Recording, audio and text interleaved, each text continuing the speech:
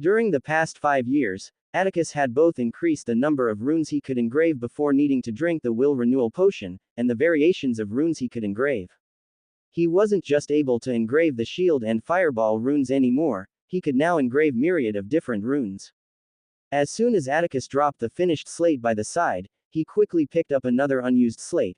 Focusing on his intent, he swiftly engraved the word, illuminate, on the slate, which does exactly as it sounds, illuminating the surroundings.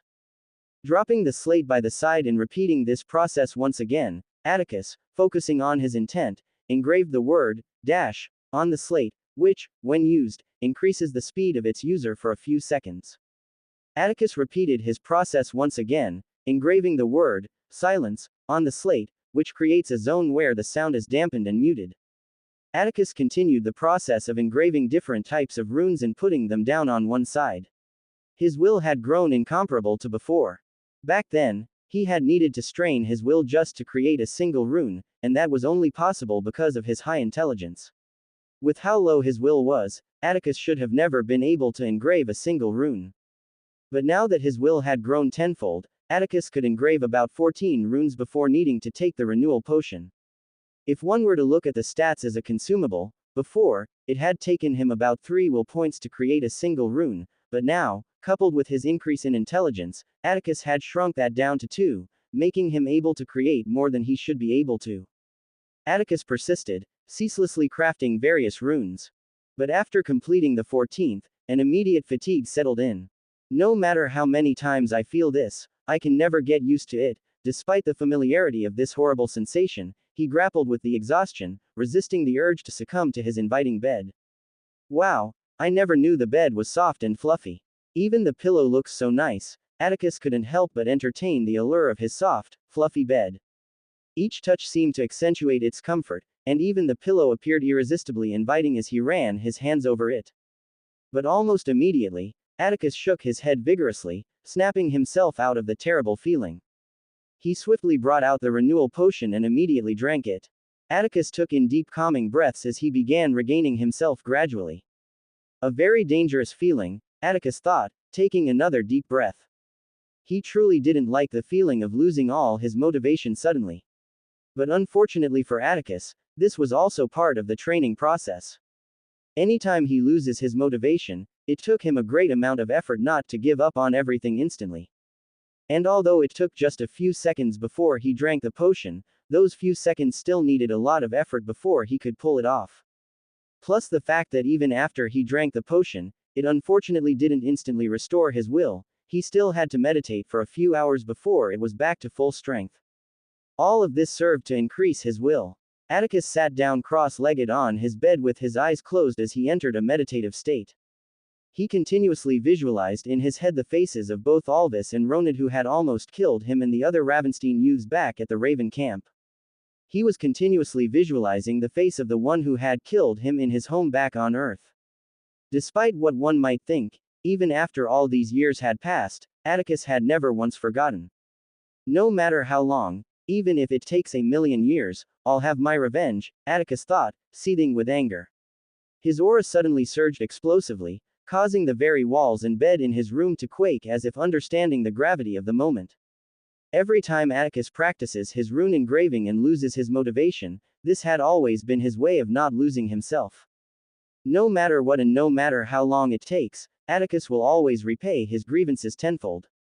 He continued meditating for about 30 minutes. And when he felt like he had regained his will fully, Atticus continued his process of making runes once more. But this time around, Atticus didn't get to 14 runes like earlier. He had to stop at 13 because of the warning Grimstone had given him back when he was just learning how to engrave runes. He couldn't use the will renewal potion more than once a day. 14 was his limit, and if he got to that number again, he would lose practically all his motivation. And since he couldn't use the potion, he would have to make do and recover his will over time normally.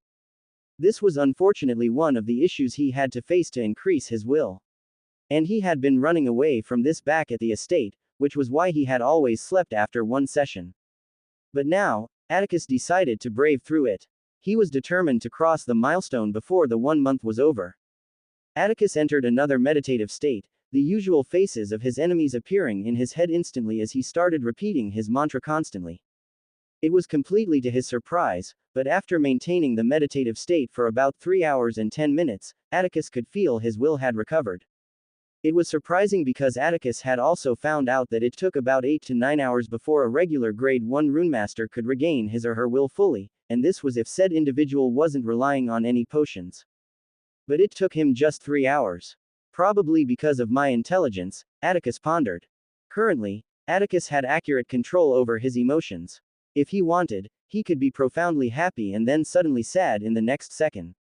And Atticus was sure that this had everything to do with his high intelligence. The best and the most appropriate way of regaining your will was to always trigger your emotions, ensuring they constantly fueled and resisted the urge to give up. For Atticus, the driving force was vividly remembering the faces of his enemies. Having successfully regained his will, he embarked on the same process again, once again halting at the 13th rune. And just like that, 3 weeks passed. These 3 weeks for the whole youths in the camp had been completely routine, with a few deviations for some. Each of the unit leaders followed Atticus' instructions to the last word, always waking up and gathering their respective unit members and starting their training routine. And as expected, each of the youths struggled to keep up with the demanding training.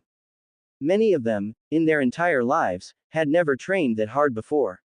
Although some had trained and strived to get stronger despite their lack of talent, this training was truly hellish. Just like the 10-year-old Ravenstein youths when they first entered the Raven camp, it was the first time they had each experienced the mana block feature. None of them had ever felt so weak before. And given the fact that they had to run multiple times around the 5 kilometers expanse, it was truly not a good first experience for each of them. But there were 2 things that kept each of them going despite the enormous strain the training was having on them. The first had been Atticus' words. His words had resonated within each of them deeply, and none of them wanted to be the one to give up. It wasn't even about the fear each of them had of him, it was the determination not to stay weak. No one loved being weak. The second reason was because, for each unit, their leaders, the Ravenstein youths, had all been in the forefront of the group every single time they were running around the expanse. The most baffling thing to them was that they were also using the mana block feature, and not even once did any of them show any signs of exhaustion. It was another wake-up call for many of them. They had initially thought that it was because of the tiered family resources and their talents that they had all been this strong. But watching each of them now, it was clear that they had worked hard, really hard to get where they were now. After running around the expanse, after a few hours break, they all moved to the training grounds and started the second phase of the training. As expected, for the heavy armored, they had all struggled to even move a few meters when donned in their gear. It was far too heavy. But the reason why they had chosen to do this training inside the training grounds started showing itself after a while. Because of the ambient mana in the air, they all improved and got used to the training faster. For the dealers, they had all donned lighter gear and started learning how to properly wield weapons. Each of the unit leaders, of course, had their way of teaching, but they were all still able to accurately teach their members. Most, if not practically all of them, chose to learn how to wield the spear. Although many of them were already proficient in wielding other weapons, they had all still decided to use the spear as their main weapon. It was simply the obvious choice. Given the fact that they would all fight as a group, and they would basically have a tank protecting them against attacks at the front, the spear was just the most effective weapon in that situation. With it, they would be able to attack from behind the armored with the longer reach of their spears. Meanwhile, the group under Eric and Arya had all received different training. Arya had trained each of them on how to improve their archery skills while Eric had trained his small group on how to be better scouts by making use of the forest. But despite all this events, they had never once let their guards down. They were all still keeping watch over the forest, and during this 3 weeks, the horde of beasts never once showed their ugly faces again. The only time there was a slight deviation to their routine was after 2 weeks, when the Ravenstein youths had each felt that the youths had at least gotten a little stronger. They decided to start hunting beasts in the forest. The Ravenstein youths had of course asked for permission from Atticus, who had been initially skeptical about the idea. But after a lot of thinking, he eventually agreed for them to go. It wasn't without being completely cautious though. They were all going to hunt periodically, with at least 3 Ravenstein youths accompanying each unit anytime they were going to hunt. Like this, each units were all able to gain experience and finalize their battle style. The 3 non-combatant groups that Atticus had formed were also making significant progress, especially the blacksmith and medical group. It turned out that Zara's family was a family of blacksmiths, which would explain the firm muscles Atticus had seen earlier. She was already well versed in blacksmithing and hadn't had any issues extracting and utilizing the information she got from the book. Although Zara had helped her father in his workshop, she hadn't learned the trade officially, so she was still lacking a lot of information she was able to extract and understand from the book Atticus had purchased and given to them. After a few days, Lucas had asked Nate to make an earthen forge in the camp. It was easy as there was a detailed outline on how to make one in the book. Plus, with the equipment Atticus had bought, this was where every repair and even modification were made. The medical group also made significant progress with their work. Theirs was a little more easy and straightforward. During the past 3 weeks, this was the life of everyone in camp except Atticus, who had been constantly engraving runes upon runes within the confines of his room. And today, Atticus could feel it, he was finally going to have a breakthrough. During these 3 weeks, Atticus had constantly been engraving runes and recovering his will, repeating this cycle over and over again. And today, Atticus could feel it, he had finally passed the milestone. Atticus had initially wondered how exactly he would become a grade 2 rune master. And from his research, he learned that it wasn't that, while passing the milestone, one would experience or undergo any obvious changes. On the contrary, it would be as though nothing happened at all. The only change Atticus would feel was only in the way he engraved runes. Anytime Atticus wanted to engrave runes, he was always careful with his intent, always making sure to think simple things. But this didn't mean he hadn't tried to add his own variations to them or even make more complex runes. Actually, Atticus had tried multiple times in the past, but he had always failed every time. Anytime he tried, it was as though his body was instinctively letting him know that he didn't have enough will to support what he wanted to do. It was a surreal feeling, as if his intent was being blocked by some unseen force. But now, looking at the slate in front of him, Atticus felt no such restriction. Atticus channeled his mana into his space ring, bringing out a vial of the will renewal potion. This was the first time he was going to try to engrave a grade 2 rune, and this was just barely after passing the milestone. Atticus had every intention of being careful. He put the vial in his mouth, so he would be ready to gulp the contents at a moment's notice. Atticus took in a deep breath, clearing his head of any thoughts. He focused his whole attention on what he was about to do. He had just finished mediating not so long ago, so his will was in full power. After calming and clearing his mind for a few seconds, Atticus's eyes suddenly snapped open, focusing on his intent. The tip of the engraver in his right hand suddenly let out a deep red glow. Atticus swiftly brought down the engraver on the slate, instantly engraving the words, "Impenetrable Shield," on it with extremely beautiful penmanship. But just as the tip of Atticus's engraver left the surface of the slate, he immediately felt a huge drain as his will instantly plummeted to staggering levels. There was no delay, it happened instantly as Atticus lost his motivation to do anything. But luckily, Atticus had already anticipated this outcome. Atticus struggled to fight the effects of the demotivation as he quickly gulped down the will renewal potion. Atticus allowed his back to fall on the bed as he started taking in deep breaths, focusing and trying to let the potion do its job. After a few moments, Atticus finally felt his grip on himself returning. Atticus exhaled deeply. "Thank God I put the vial in my mouth," Atticus thought, very glad he had thought and planned ahead. But damn, this one was even more terrible than normal. It was as if the intensity of the demotivation increased twofold, which was completely unlike anything he had ever felt. If he hadn't planned ahead by putting the vial in his mouth, Atticus would have already been in dreamland by now. After feeling like he had calmed down enough, Atticus sat upright and turned his gaze toward the slate, letting out a blinding red light in front of him. Atticus picked it up. I can't feel any difference, Atticus pondered while examining the slate. The weight didn't change, even the density of the mana coalescing around it was the same as the grade 1 rune he had been making. But then, Atticus turned his gaze toward the letters engraved on the slate. They were all currently letting out a red glow, but that wasn't what Atticus was focused on. What his attention was on was the power radiating out of the letters. It wasn't that the mana increased. No, it was as though the words on the slate held a huge weight. I need to test this. Atticus decided to test out the effect of the grade 2 rune himself. He meditated for about 20 minutes, and when he felt his will had recovered enough, he stood up from his bed and left his room. Walking down the hallway of the barracks, Atticus noticed that it was completely empty and devoid of people. On getting outside, he saw that no youth was walking around the camp, but he was able to find out why as he heard the clattering sounds of metal and different youths shouting from the direction of the training grounds.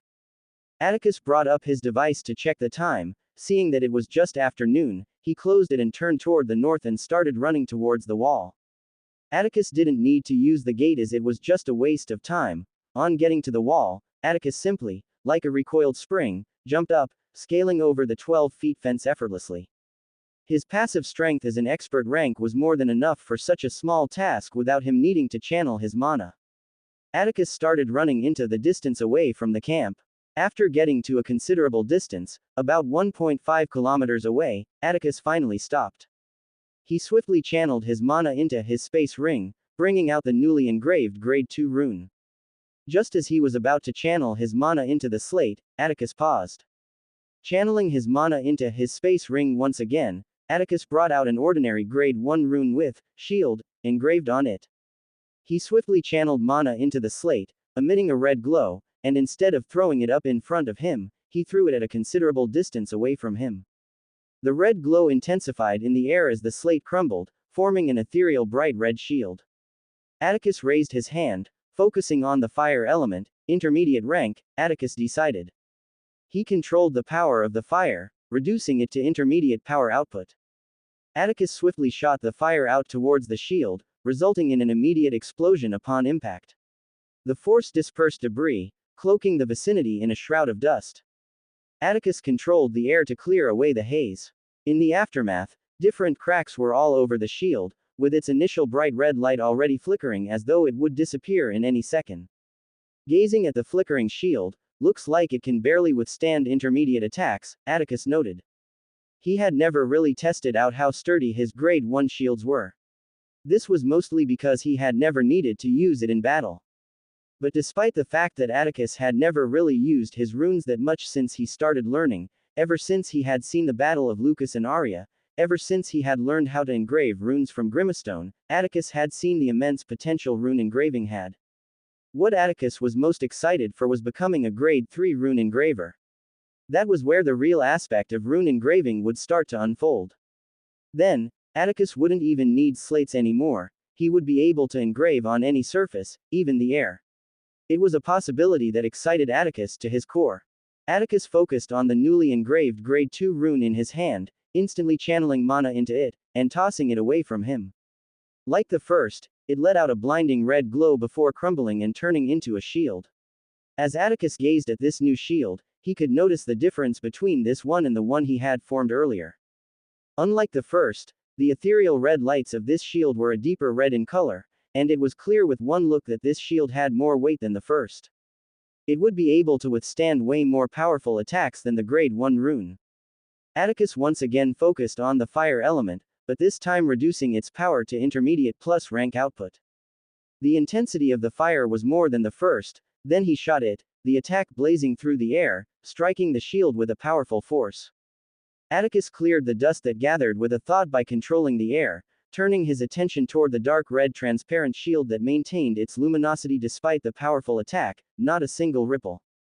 Atticus smirked. Increasing the intensity of the fire to advance rank, Atticus fired another shot toward the shield. It landed swiftly with a more intense boom, the area becoming covered with dust.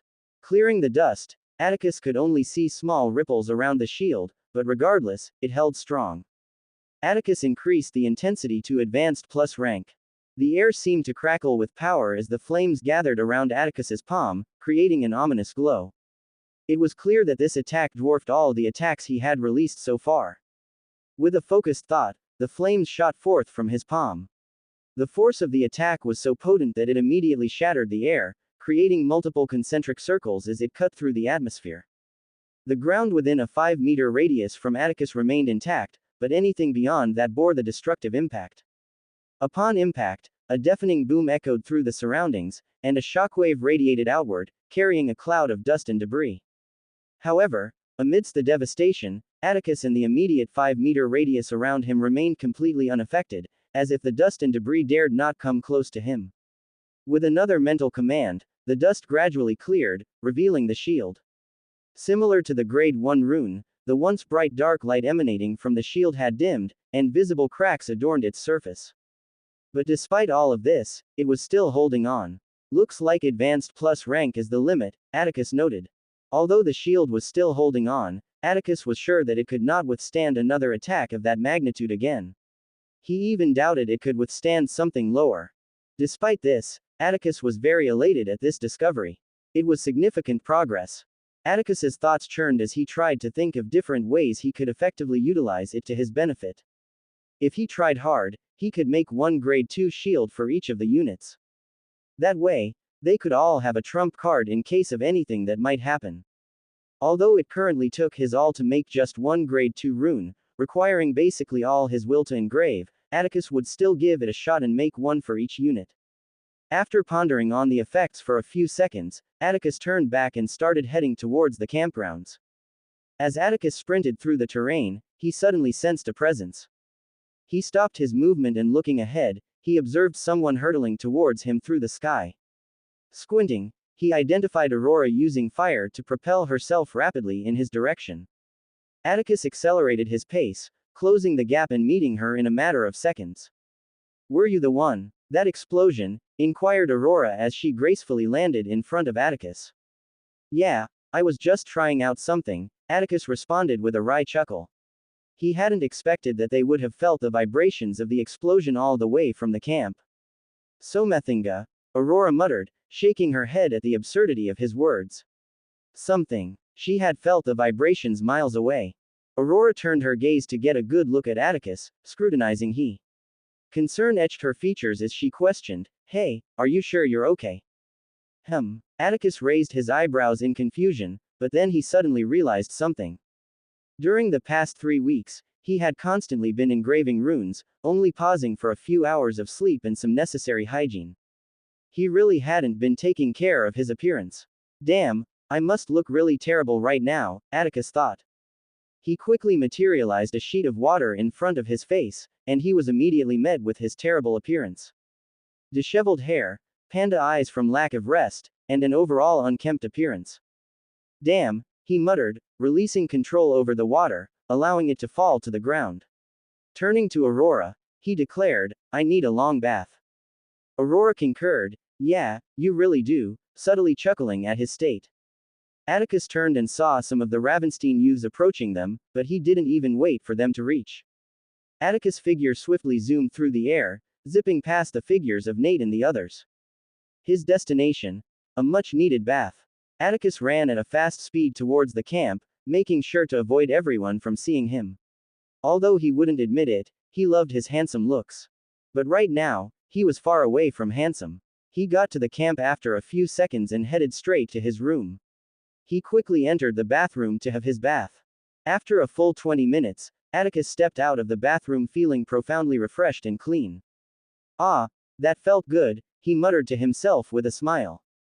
After wiping himself off with a towel, Atticus brought out a clean robe from his space storage and put it on. Before he left the estate, Anastasia had made sure to pack lots of clothes and other necessities for him. Just as he finished putting on the clothes, Atticus suddenly heard a ding sound followed by an AI robot sound. "Aurora Ravenstein is at your door. Open," Atticus instructed immediately, and the door slid open to reveal Aurora, who walked into the room with a tray of food in her hands. She immediately spotted Atticus's refreshed figure. "Well, at least you look like a human being now," Aurora remarked with a slight chuckle. Atticus responded with a sneer, "Even my ugly, worn-out look is way better than you'll ever be," Atticus quipped, his words making Aurora freeze in her tracks. Atticus had always had a way of making witty comments that got under her skin. Never once had she won in their bantering before, and this was always because of a single reason: take that back, or you don't get any food. Aurora's form started emitting steam as her hands got scalding hot. The tray struggled to withstand the temperature as it began melting. Aurora was always quick to get triggered. Atticus struggled hard to hold back his laughter, looking at Aurora's form emitting steam once again. His gaze turned to his food. He knew if he didn't do anything, it was about to be burnt to ashes. Okay, I was wrong, you're the prettiest lady in all of Eldoralf, Atticus relented, his hands raised as a sign of defeat. Hearing this, Aurora calmed down a bit, her temperature returning to normal. She released an audible, HMPH, before setting down the tray on the table by the side and sitting down on the bed. Atticus chuckled, seeing her still furious. Thank you for the food, Atticus expressed his gratitude and then sat down on the chair to start eating. He couldn't help but notice Aurora stealing glances at him. It was obvious she wanted to ask something, but she was still pretending to be angry, so she didn't want to. After a while, she couldn't hold it in anymore, finally breaking the silence. Are you finally done?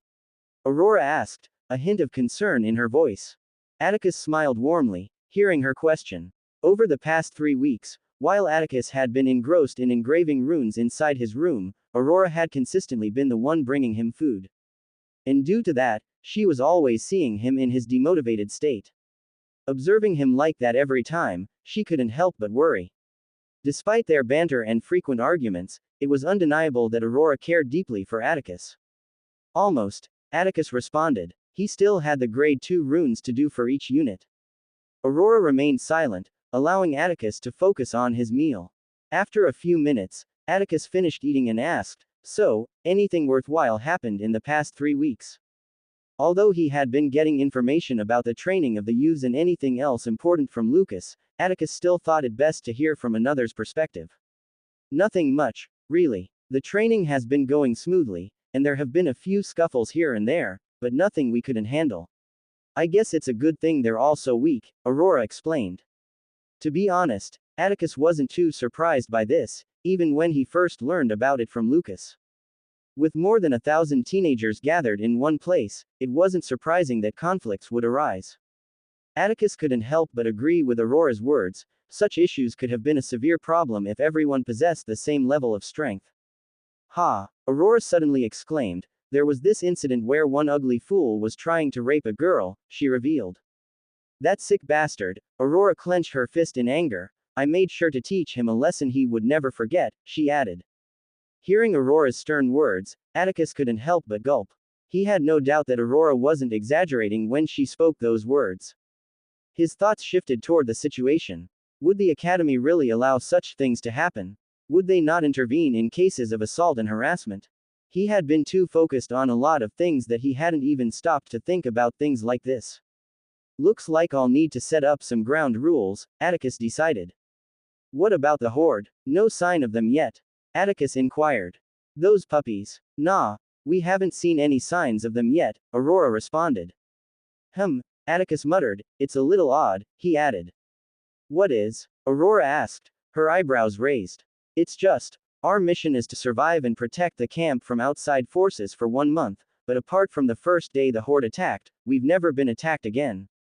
It truly was an unusual situation. Atticus was certain that the Academy wouldn't assign them an objective that easy, there had to be something more to it. It's already past the 3rd week, when do they plan on attacking again? Atticus's mind raced as he considered various possibilities. In less than a second, he arrived at 2 likely reasons. Either they want us to let our guard down and surprise us suddenly with an attack, or they plan to strike at the end of this 1 month, giving us less time to prepare for the event afterward. Atticus shared his conclusions with Aurora, who nodded in agreement. Atticus believed that both scenarios were plausible. Some might assume that the attack wasn't coming, thereby lowering their guard. If the Horde attacked close to the end of the 1-month period, Atticus had no doubt that the intensity of the assault this time would be much greater than the first. After that attack, they wouldn't have much time to prepare for the subsequent event at the end of the month. Looks like I need to explore that forest, Atticus decided.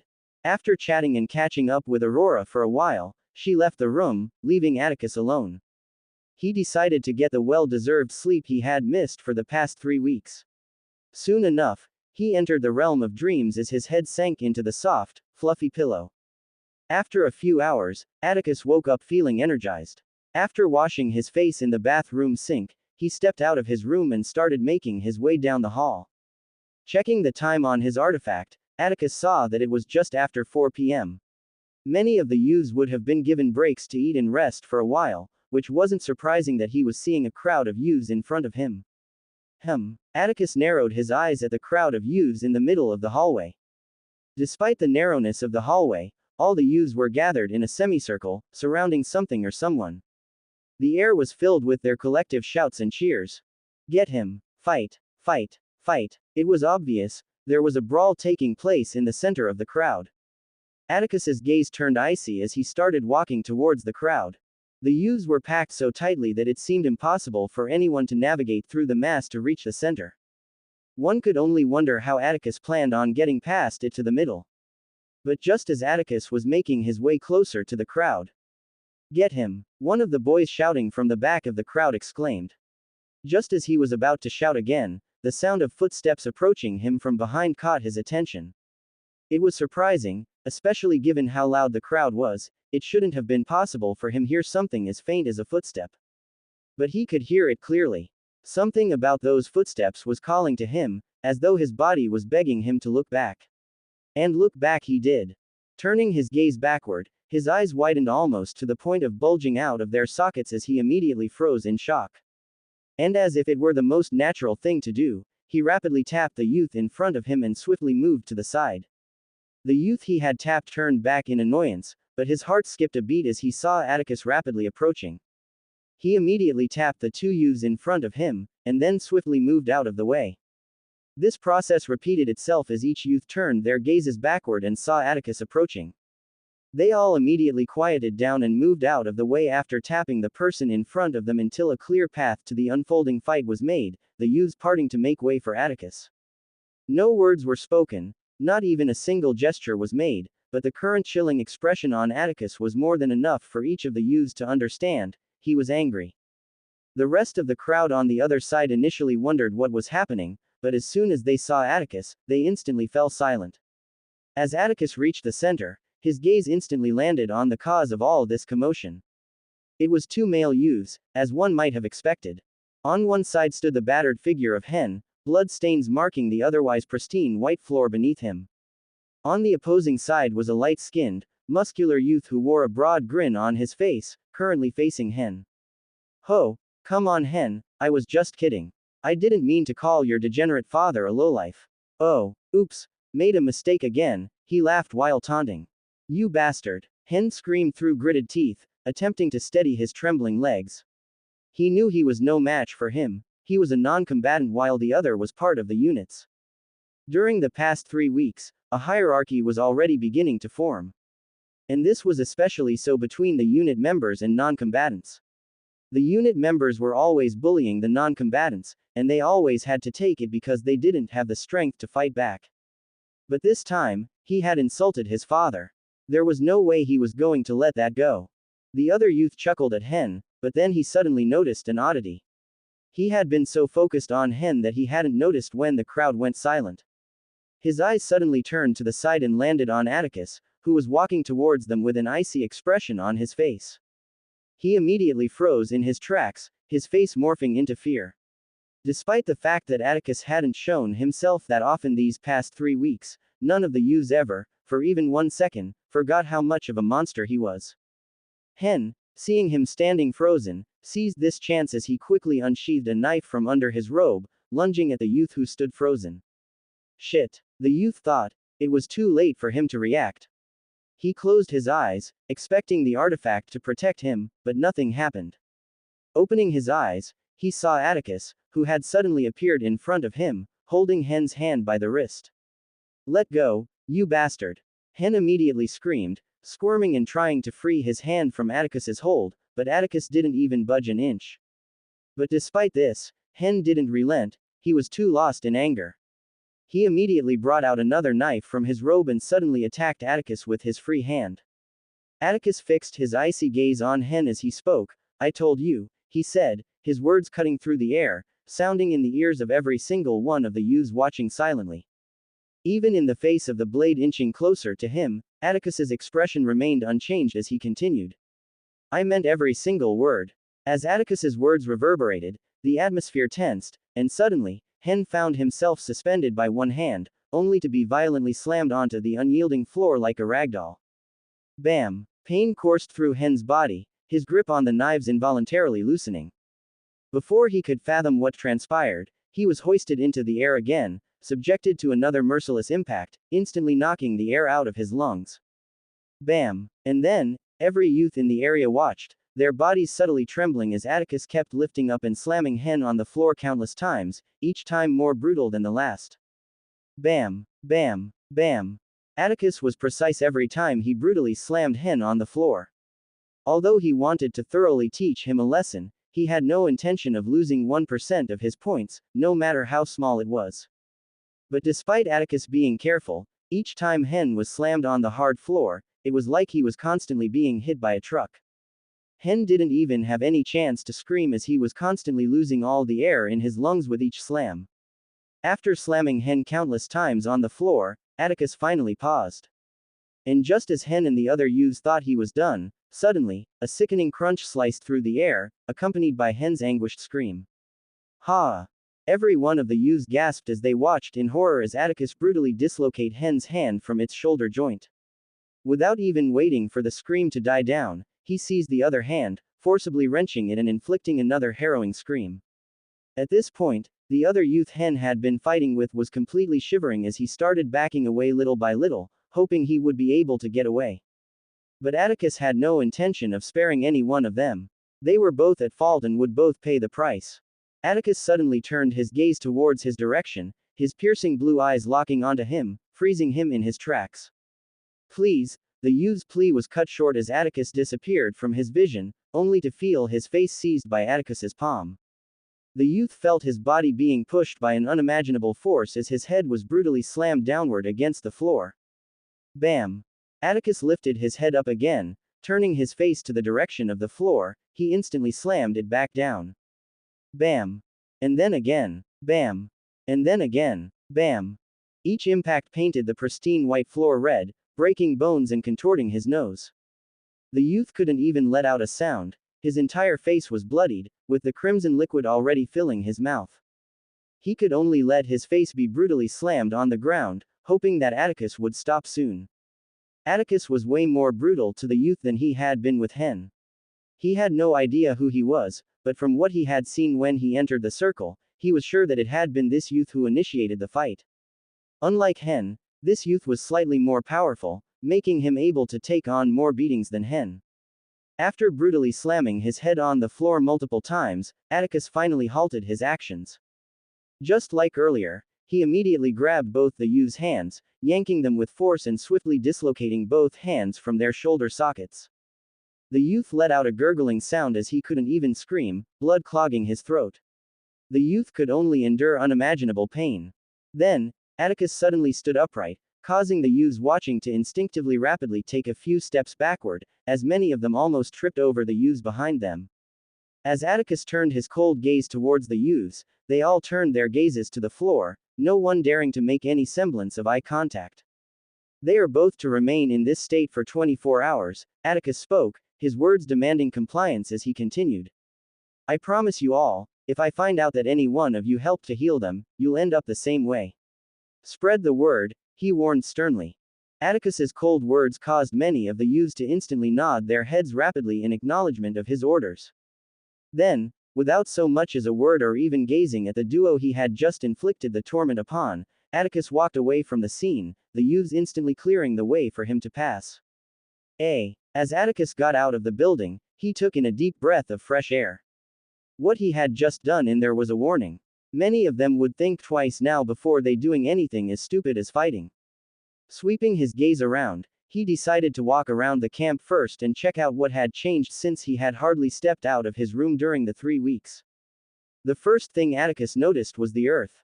When they had first got here, it had been filled with a grass landscape. But now, because of the sheer number of youths moving around the camp, different pathways had already formed.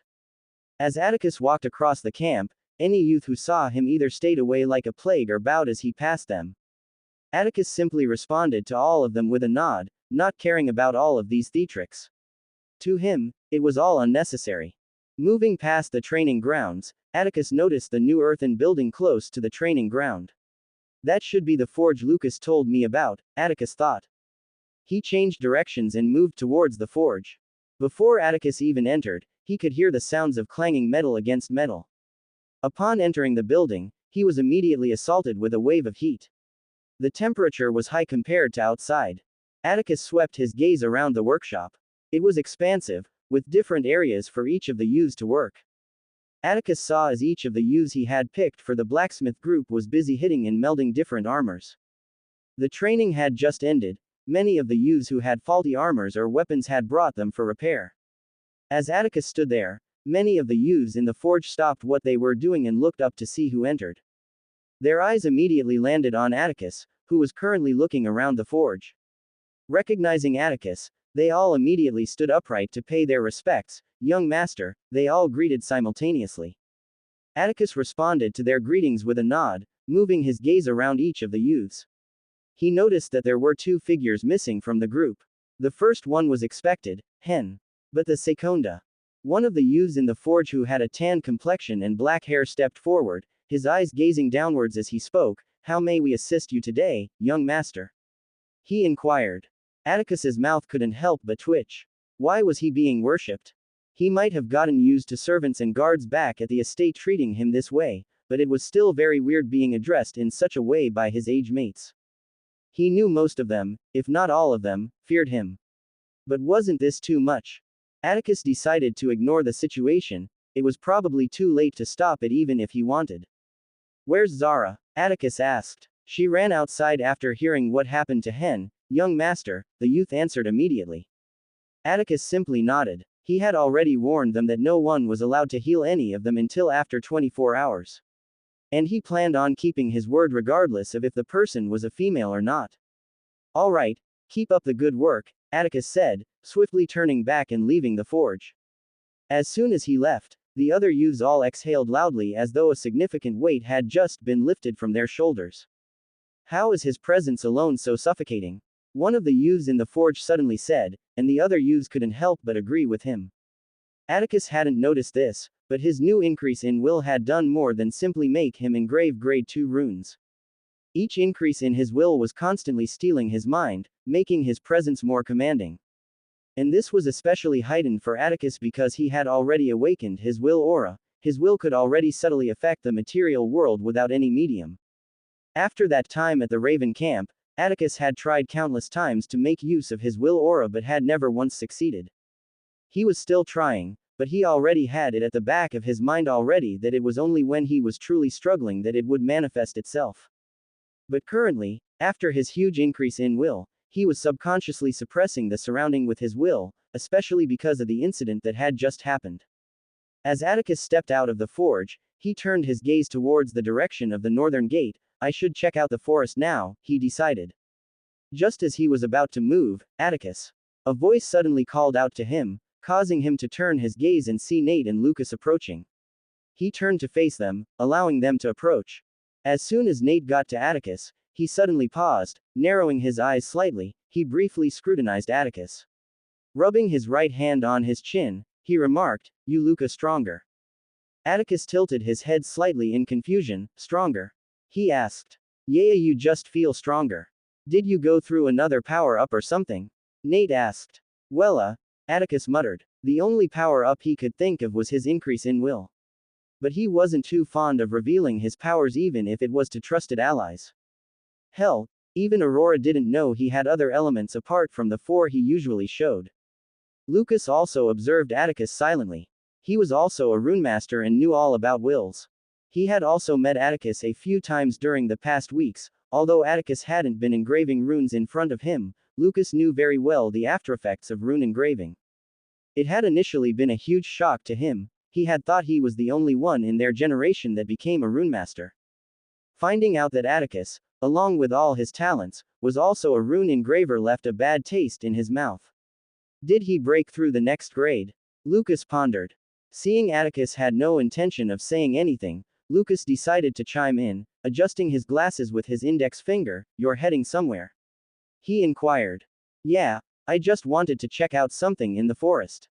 "I'll be back soon," Atticus said, making Nate's ears perk upward.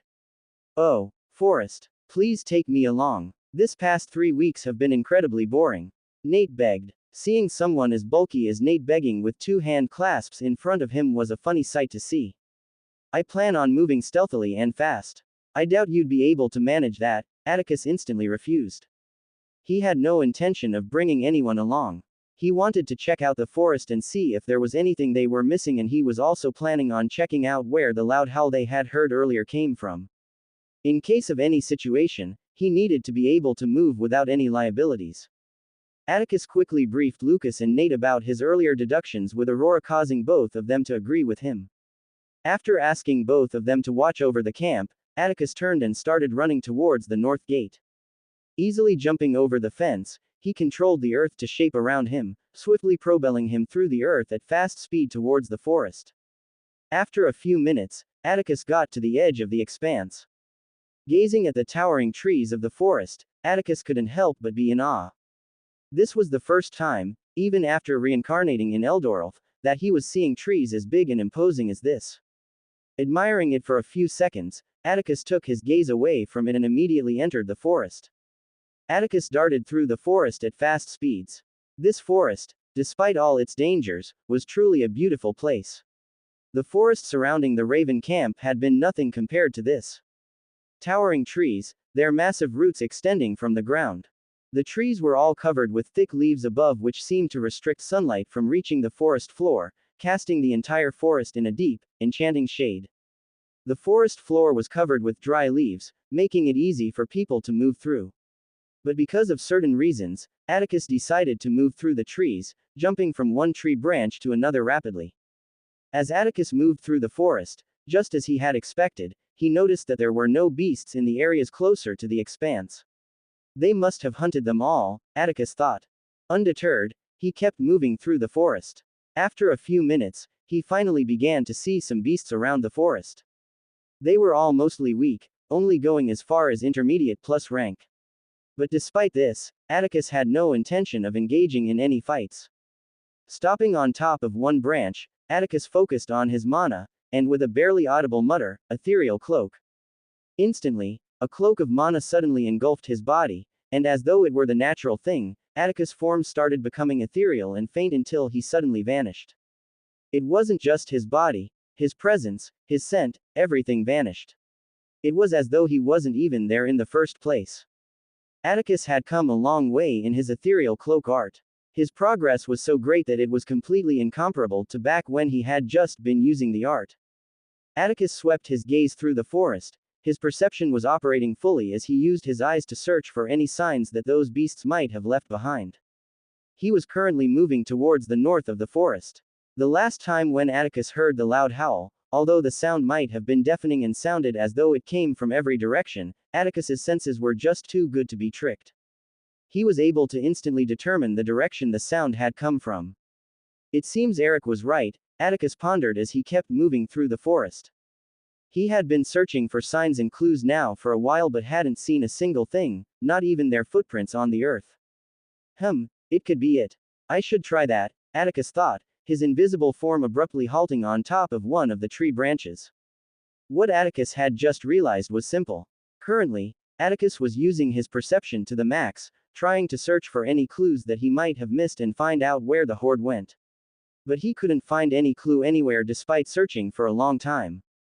And this particular scenario seemed very similar to what he had experienced back when he had fought that Nebula family youth. It felt odd. There was no way thousands of beasts could just disappear into thin air without leaving any clues behind. Atticus felt like he wasn't seeing everything. So he decided to feel. Focusing on his mana core, Atticus instantly released a pulse of mana that rippled outwards, creating a chain reaction.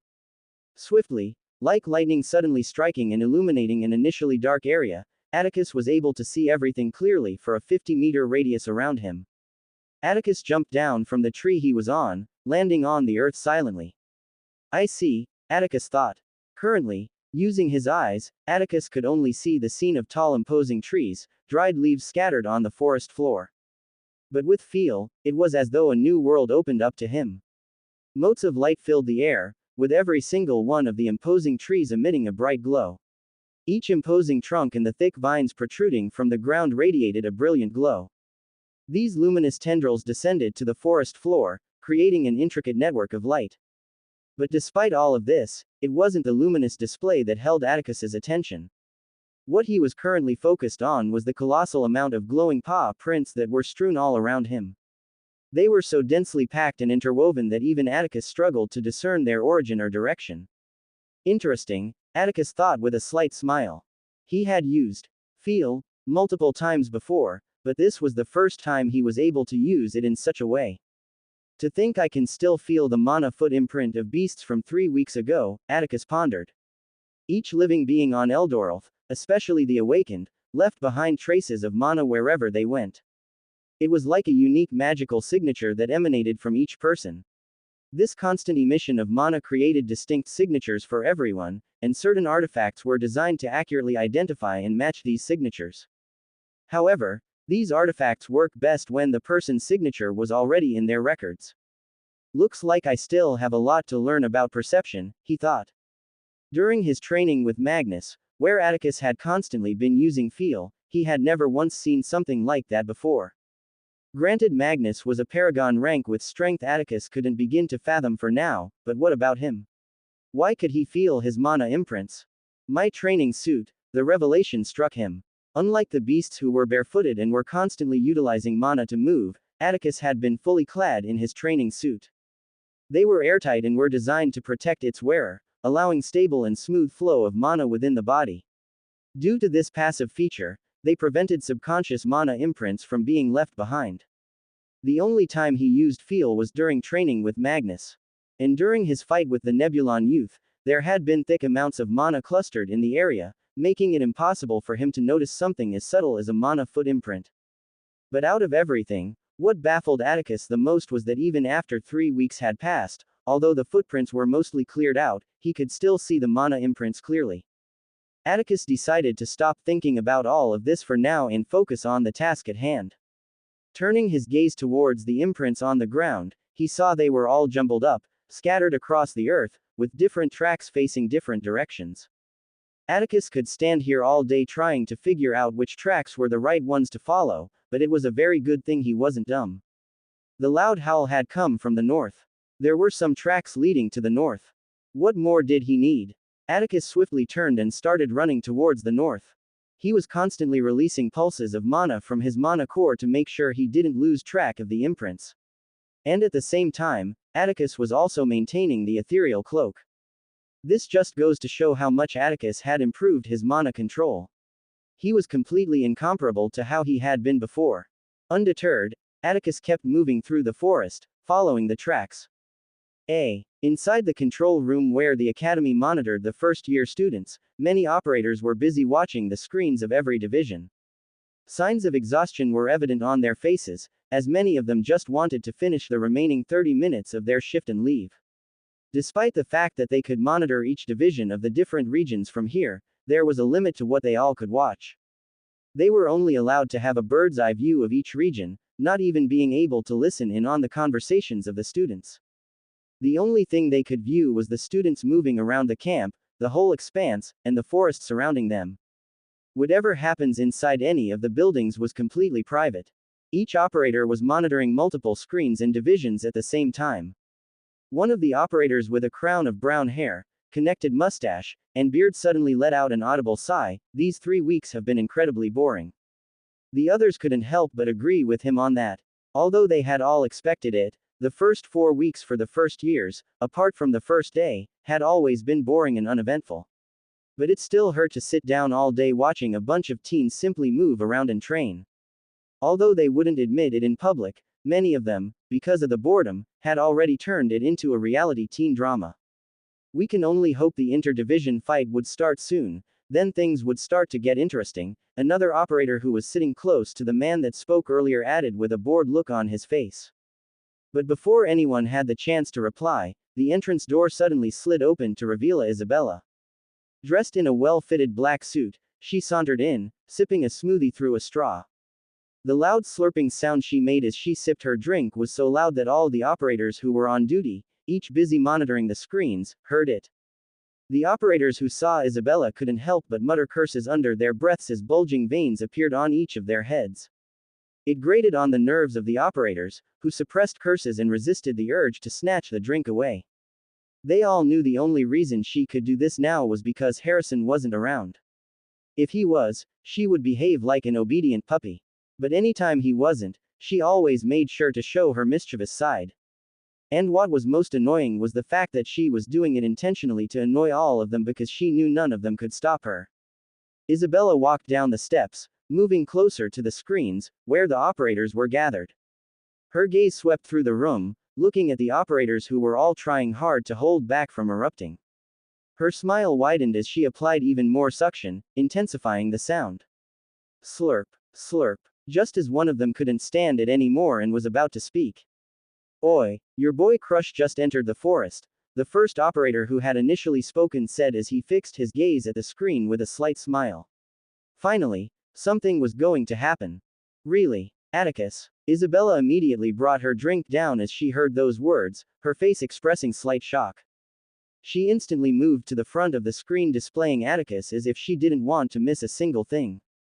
The rest of the operators in the room couldn't help but roll their eyes at her exaggerated response.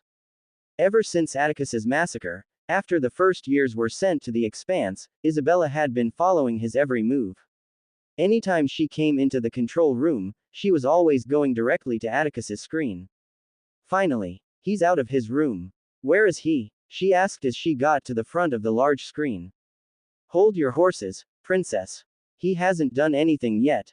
Many would be surprised with the way the operator was addressing Isabella, given her background as the daughter of the vice principal of the academy. But Isabella, even from a young age, had always been free with everyone. It was easier for people to lose their guards a little, especially given the fact that she was always pulling pranks and looking for trouble.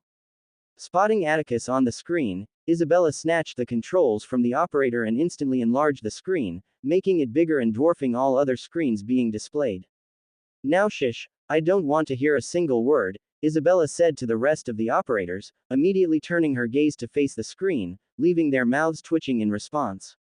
Seeing as neither of them had anything better to do, they all turned their gazes toward the large screen while, of course, still keeping an eye on theirs.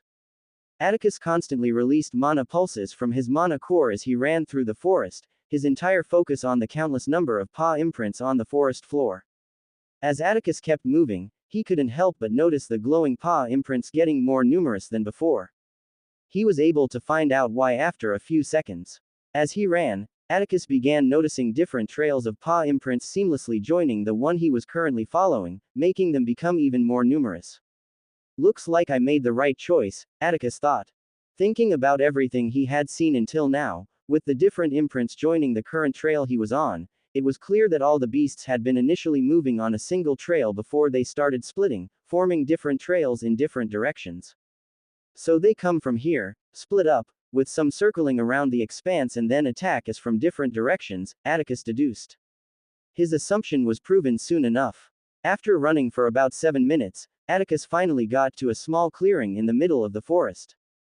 And in front of him was what many would call a dead end. A towering cliff face. The rock wall looked completely ordinary, and any normal individual would have thought nothing of it other than it was a normal earthen wall.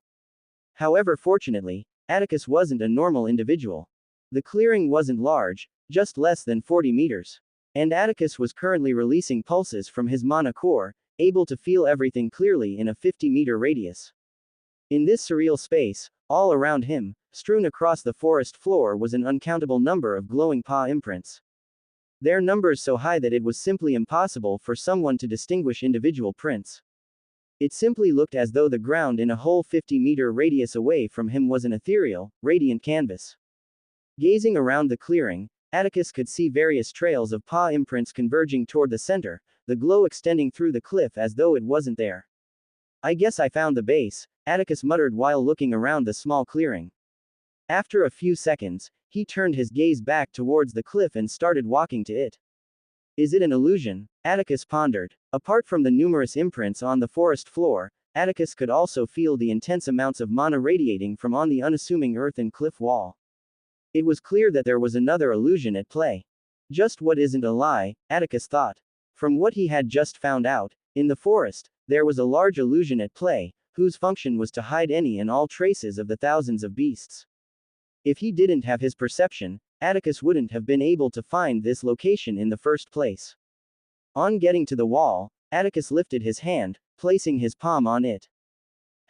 Atticus muttered. If one was only relying on their vision, it looked exactly as if he was actually touching an ordinary earthen wall.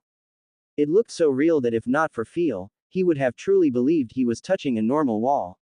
His mind raced as he tried to think of multiple ways to get past this obvious barrier, arriving at a solution in less than a second. Would it work? Atticus muttered to no one in particular.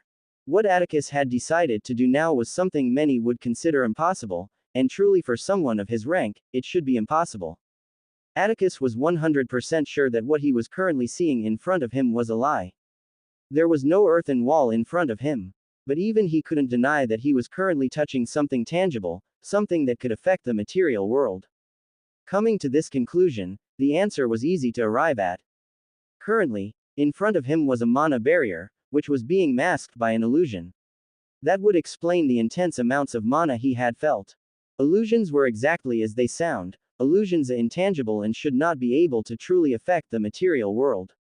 Atticus had always believed that power could make even the most impossible possible.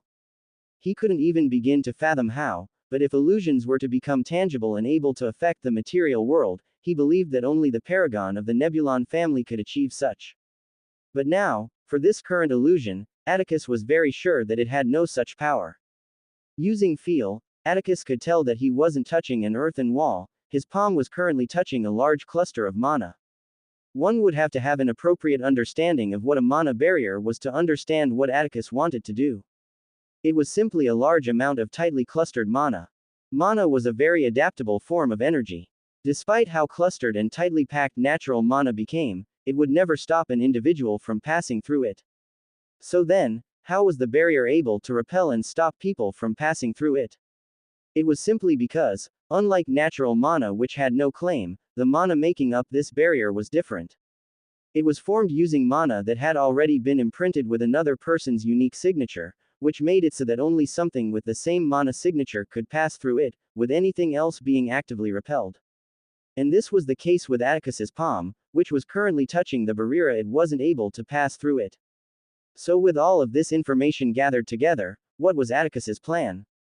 It was simple. He was going to mimic the signature of the mana barrier for a brief moment, enabling him to pass through swiftly. Of course, this action wasn't as simple as it sounded. There was no way the Academy would not be aware of such a glaring weakness of mana barriers.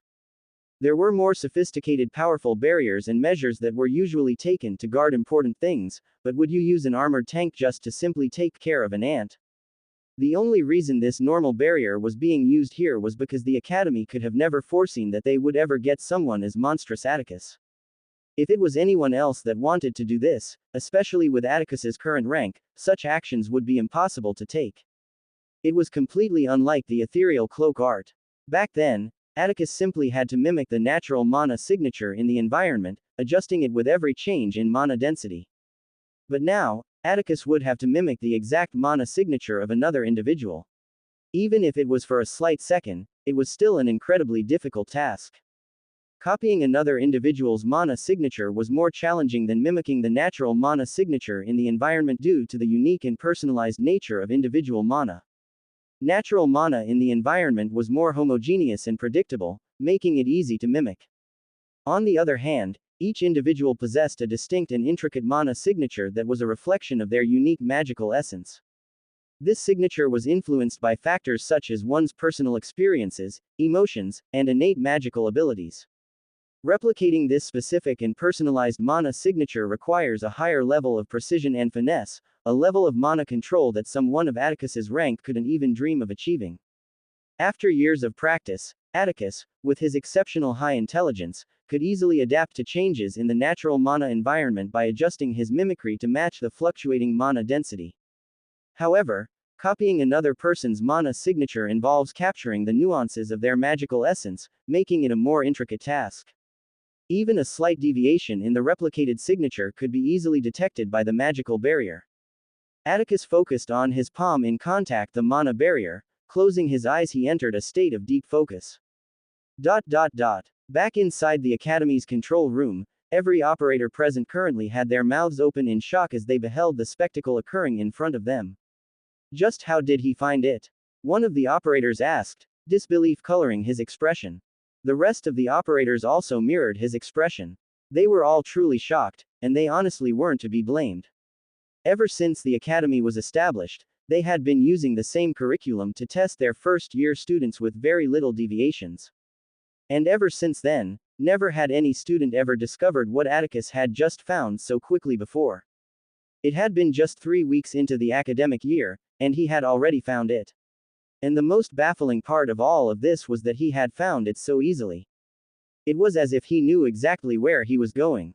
Should we report this? One of them asked with slight confusion. This was the first time that this had ever happened. The academy had never foreseen that such a situation could ever happen, that they hadn't even put any protocols in place. Isabella smiled while looking at the screen. No, leave it for now. Even if he found it, there's a mana barrier there for a reason.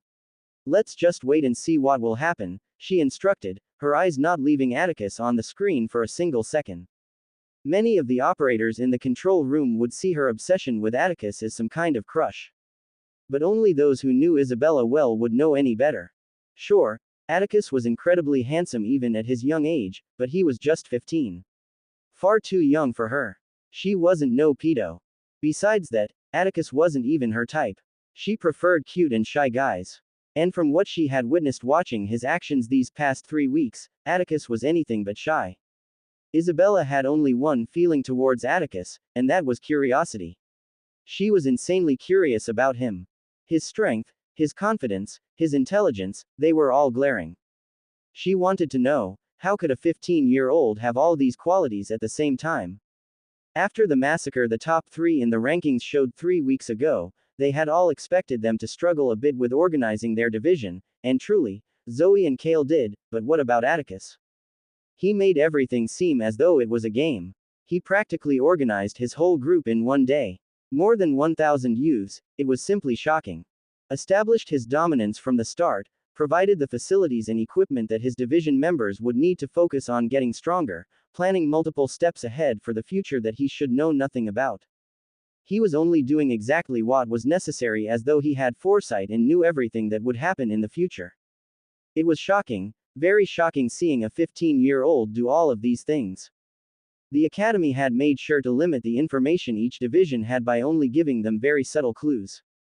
It was one part to prepare them for the future. During wars, you would mostly have to work with little to no information. It was better for them to get used to these things earlier. The other part was simply to test their intelligence. And seeing the fact that Atticus, on the very first day, had been focused on increasing the strength of his division members, it was clear that he had caught on to all these subtle hints and had acted accordingly. What a frightening mind, Isabella thought with a smile as she observed Atticus on the screen. What is he doing now? One of the operators asked, seeing Atticus placing his palm on the mana barrier and closing his eyes. Isabella too tilted her head slightly to the side, gazing at Atticus's actions with slight confusion. What is he trying to do? She thought to herself. Meanwhile, Atticus, completely oblivious to the fact that he was being watched by Isabella and the other operators, was diligently trying to focus. Thanks to his remarkable intelligence, he possessed an extraordinary analytical capacity that allowed him to dissect and comprehend the intricate details of the mana signature contained in the mana barrier. There was just one problem: it required a considerable amount of time. Atticus's entire focus was on his palm in contact with the mana barrier, trying to dissect and comprehend the intricate details of the mana signature contained in the mana barrier. During this analysis, he meticulously fine-tuned his own magical output to mimic the specific signature.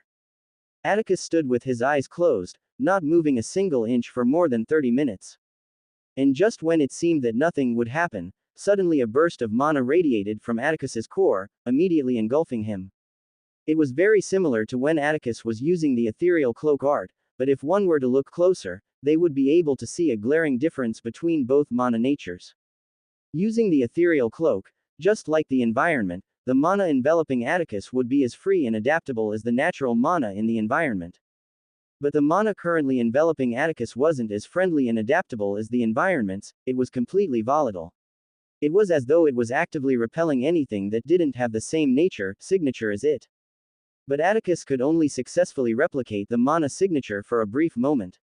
The reason lied in the dynamic nature of magical signatures, which are not static but constantly influenced by the individual's emotions, experiences, and state of being, even when the individual was hundreds of miles away. Atticus's intelligence allows him to grasp these intricacies momentarily, but sustaining the accurate replication over time becomes progressively difficult as the target's magical essence changes. As soon as the cloak of mana enveloped each part of his form, Atticus immediately took a large step forward. And as though the earthen wall in front of him wasn't there in the first place, his body simply phased through it, leaving the small clearing. Back in the control room, Isabella's smile widened as she gazed at the screen displaying Atticus. He copied the mana signature of the barrier. Her heart raced as she figured out what Atticus had just done. A first-year student of the academy, a 15-year-old boy, perfectly replicated the mana signature of another individual contained in a barrier for a split second and used that to pass through said barrier. If Isabella were to tell this to anyone, even her closest friends, without backing it with concrete proof, there was only one question they would all ask her: is your brain functioning properly? And they truly shouldn't be blamed for reacting that way. It was just too mind-boggling. It was history-making. It was generation-changing. Just what did the Ravenstein family birth this time around, Isabella thought. Her initial curiosity about Atticus couldn't help but subtly tilt to fear. Magnus had been a monstrous talent, Avalon had been one, but with what Atticus had just done, he could not even be classified as a talented youth or even a monstrous talent anymore. Isabella had seen a lot of talented youths come and go in the academy, but Atticus was basically a new species she had no idea how to handle. Oi oi oi, is he even human? Isabella's thoughts were interrupted by the frantic mumbling of one of the operators.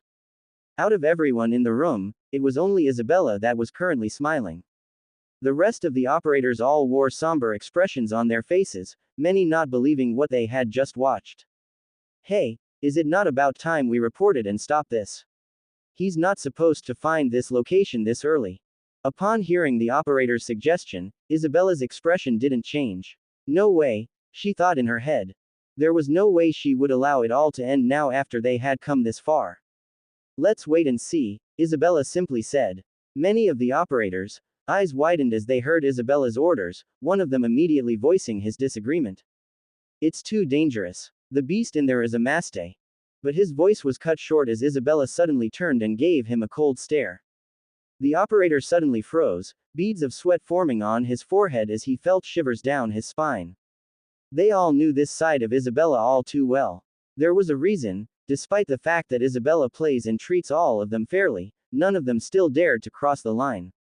And it was because they all knew too well, she could become a demon in human skin at any moment's notice.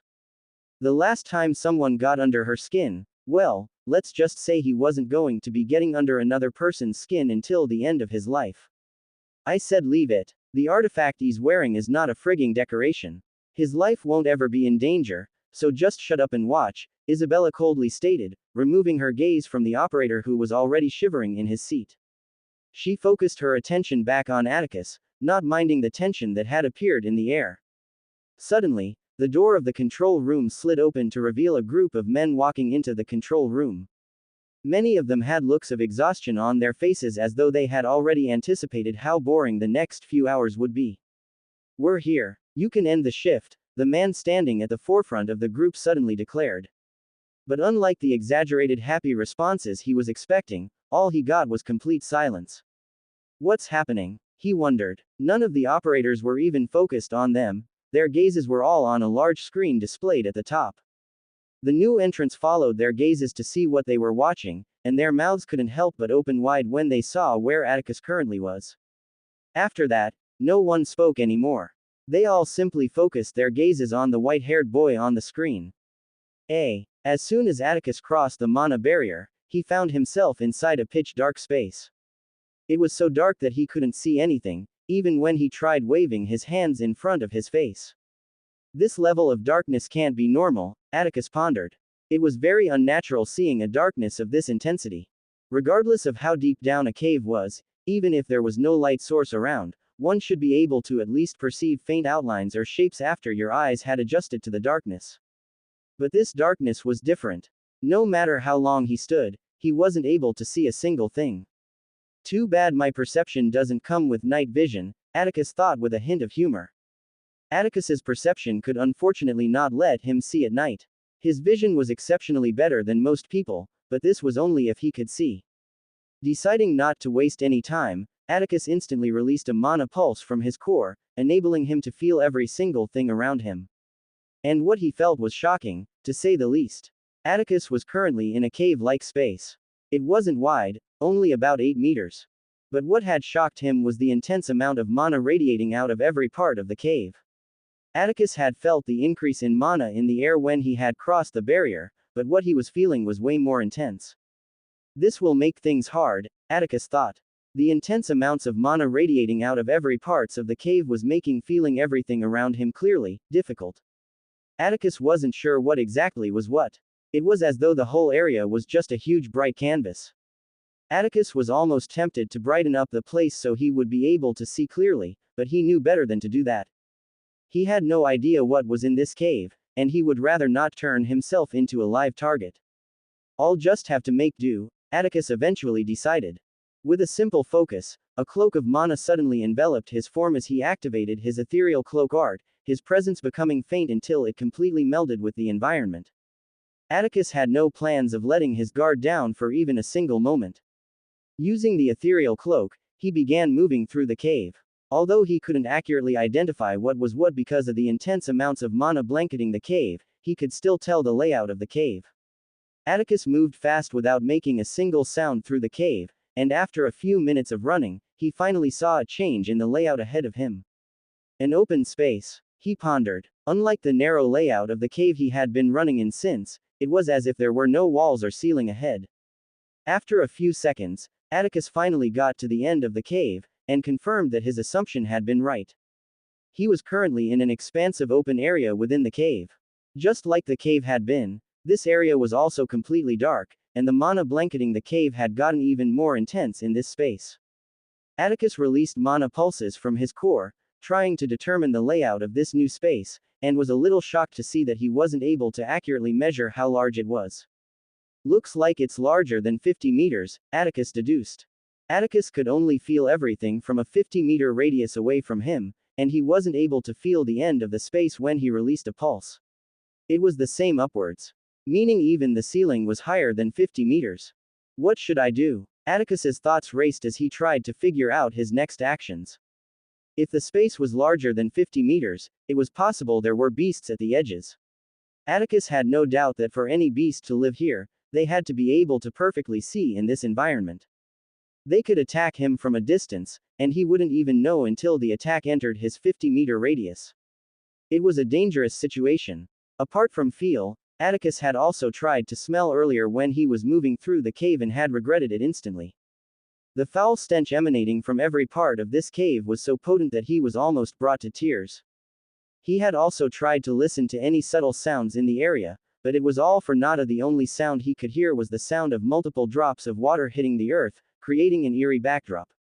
Feels like I'm in a horror movie. If not because he had come too far just to turn back, he would have already left. But why am I so calm?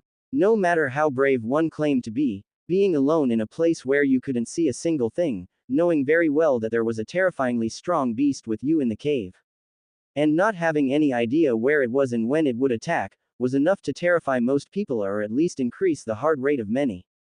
But since he had entered this cave, Atticus's heart rate had remained its constant normal rate, not changing for even 1 second. It was enough to baffle him. Atticus knew himself well enough. Although he had gone through a lot of things in this life, he wasn't this brave. But regardless, he wasn't complaining. It was actually a good thing for him. Being able to remain calm in difficult situations was very important. Atticus took in a deep breath. It was an instinctual action. He wasn't trying to calm himself, he was already calm. Here goes. Still maintaining his ethereal cloak, Atticus stepped into the expansive cavern, his movements utterly silent, with only the soft echoes of water droplets resonating through the space. After covering a few meters, Atticus abruptly halted his steps. What made him pause his steps was because of what his sense of feel had just detected. In front of him was a large outline of a figure. Standing at 30 meters in height and half as wide. Atticus struggled to discern its nature because the same intense mana in the cave also blanketed the figure. Is it a rock? Immediately he noticed it. Atticus had used all his senses to probe it, but he had turned out blank. The figure was completely stationary, having the same potent stench emanating from the whole cave, not making even a single sound. There was no indication whatsoever that would indicate that it was a living entity. Coming to this conclusion, Atticus decided to keep moving. Seeing as the boulder was blocking his way, he circled around it. This space is really big. As Atticus continued forward, he marveled at the vastness of the space, oblivious to the two sinister, red reptilian eyes that slowly flickered open within the supposed boulder he had just passed, instantly locking onto Atticus's form. No. Watch out! One of the new entrants suddenly exclaimed as he started walking towards the screen displaying Atticus. All the other operators in the control room turned their gazes toward him, their faces morphing into the same expression of confusion. Is his brain working properly? How the hell was Atticus supposed to hear him? They were all watching him through a screen. If they all didn't know better, they would have said they were all currently watching a horror movie. The man seemed to realize his stupidity as he suddenly cleared his throat, his face turning crimson in embarrassment. Ahem, sorry about that, he said, retreating back a few steps. The others didn't pay much attention to him and swiftly turned their gazes back toward the screen. They had no intention of missing a single thing. The one person who hadn't taken away her gaze from the screen, even for a single moment, was Isabella. Her eyes were completely glued to the screen. Isabella had a feeling. She had a feeling that this white-haired boy would still show them something mind-blowing. Back in the caves, Atticus kept on waking forward while releasing mana pulses from his core. He had no plans of letting down his guard for even a single second. He had already circled around the boulder and had passed it for about 20 meters. Just as Atticus took another step forward, his form abruptly froze. Something's off, Atticus's thoughts raced. Even before he was reincarnated in Eldoralf, Atticus had always been able to recall even the subtlest of details of something he had noted once. And with each release of mana pulse from his core, Atticus was taking note of everything in a 50 meters radius away from him. Atticus's intelligence was just far too high to miss a difference as glaring as what he just noticed. When he had first felt it, the supposed boulder was only about 30 meters in height and half as wide. But now, it had put on an extra 20 meters in height, and not only that, Atticus had also moved 20 meters away from it, so why was it now only 10? A magical beast. Atticus's realization was as swift as his movement, immediately stimulating his fire bloodline. His form instantly flickered to the side, narrowly avoiding 3 distinct attacks that cleaved through the space he had just occupied. Instantaneously releasing a massive burst from his legs, Atticus's legs shot upwards, his head and torso descending, aligning with his legs in the air as the same attacks whizzed through the space where his legs and head had been. The sudden burst of fire briefly illuminated the area, allowing him to see the forms of the attacks of black tendrils. Without even giving him a chance to breathe, as silent as a whisper, Atticus detected multiple tendrils darting through the air towards him. Reacting with lightning speed, Atticus unleashed short, rapid bursts from his legs and arms with dangerous precision. Each of his limbs moved in different directions in a burst of speed as he deftly evaded every attack targeting various parts of his form. I'm at a disadvantage, I have to distance myself. Even with how precarious this situation was, Atticus's heart rate didn't change for even a single second as he calmly assessed his situation. Reacting immediately, Atticus pointed his hands downwards and released a colossal burst from his legs and arm, his form instantly shooting up into the skies. Atticus knew very well that he was at a major disadvantage while he was in the air. His attacker clearly had a means to attack from a long distance. But he had to create a distance between both of them because he had no idea what he was fighting, and remaining very close to it was dangerous. Let's fix the lighting first, he decided. Instantly focusing on his space ring, Atticus brought out multiple illumination runes, immediately imbuing each with mana and deftly tossing them each in different corners of the expansive space, this action done in less than a second. Each of them simultaneously let out a blinding light, immediately illuminating the entire space. And Atticus's heart couldn't help but clench at the horror he saw. The cave was very expansive, being more than 500 meters wide. The ceiling was half as high, adorned with stalagmites whose pointed tips were deadly sharp. But this obviously wasn't what made Atticus's heart clench. It was two things. The first being the incalculable number of dog-sized holes that were on every part of the space surrounding them, all looking as though anything could spill out at any given time. And then the second was the terrifying magical beast he had assumed was a boulder earlier. Shadow Seraphim, he instantly identified the beast. Given all the information he had, Atticus had made a list of beasts that could be responsible. And amongst these beasts, the Shadow Seraphim fits all the criteria. The loud intense howl, the ability to control smaller weaker beasts, and the intense darkness of the cave he was in. It all pointed toward it. Atticus's gaze scrutinized the creature's form, examining its features. It possessed blood-red reptilian eyes that cut through the darkness, a massive round torso, and a smaller, equally round head exuding an intimidating presence. An uncountable number of dark tendrils, each with gleaming sharp ends, extended from both its rear and head. Its massive torso, which was what Atticus had termed a boulder, alone was 30 meters tall, but now using its tendrils from its rear to raise itself higher, it reached almost a staggering 70 meters. But amongst these things, what made Atticus's eyes widen was one fact.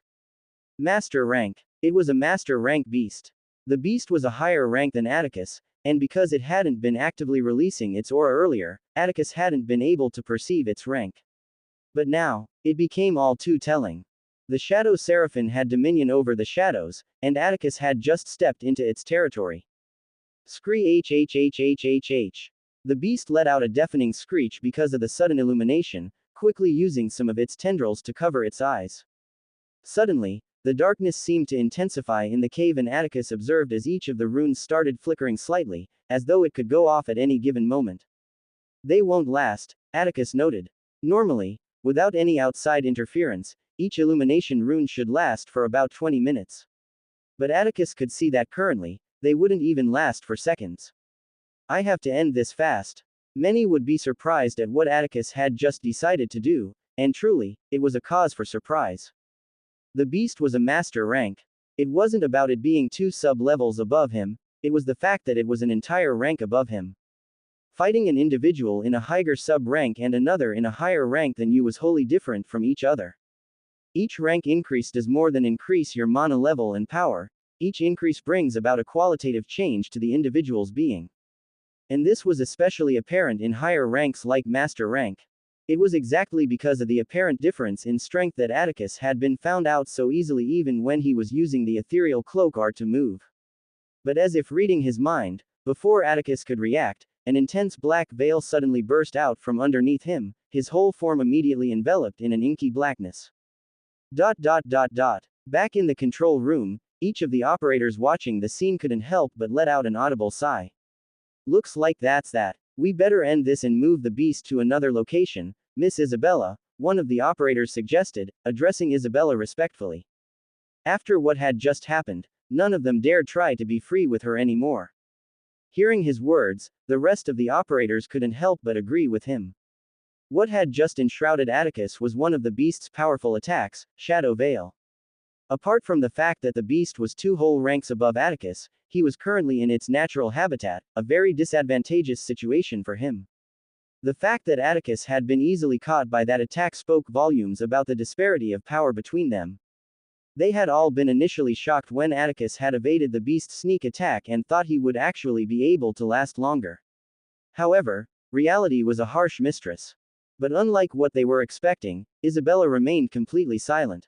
They each turned their gazes towards her and were shocked to see her lips had curled up to an intense grin, her eyes still tightly glued to the screen.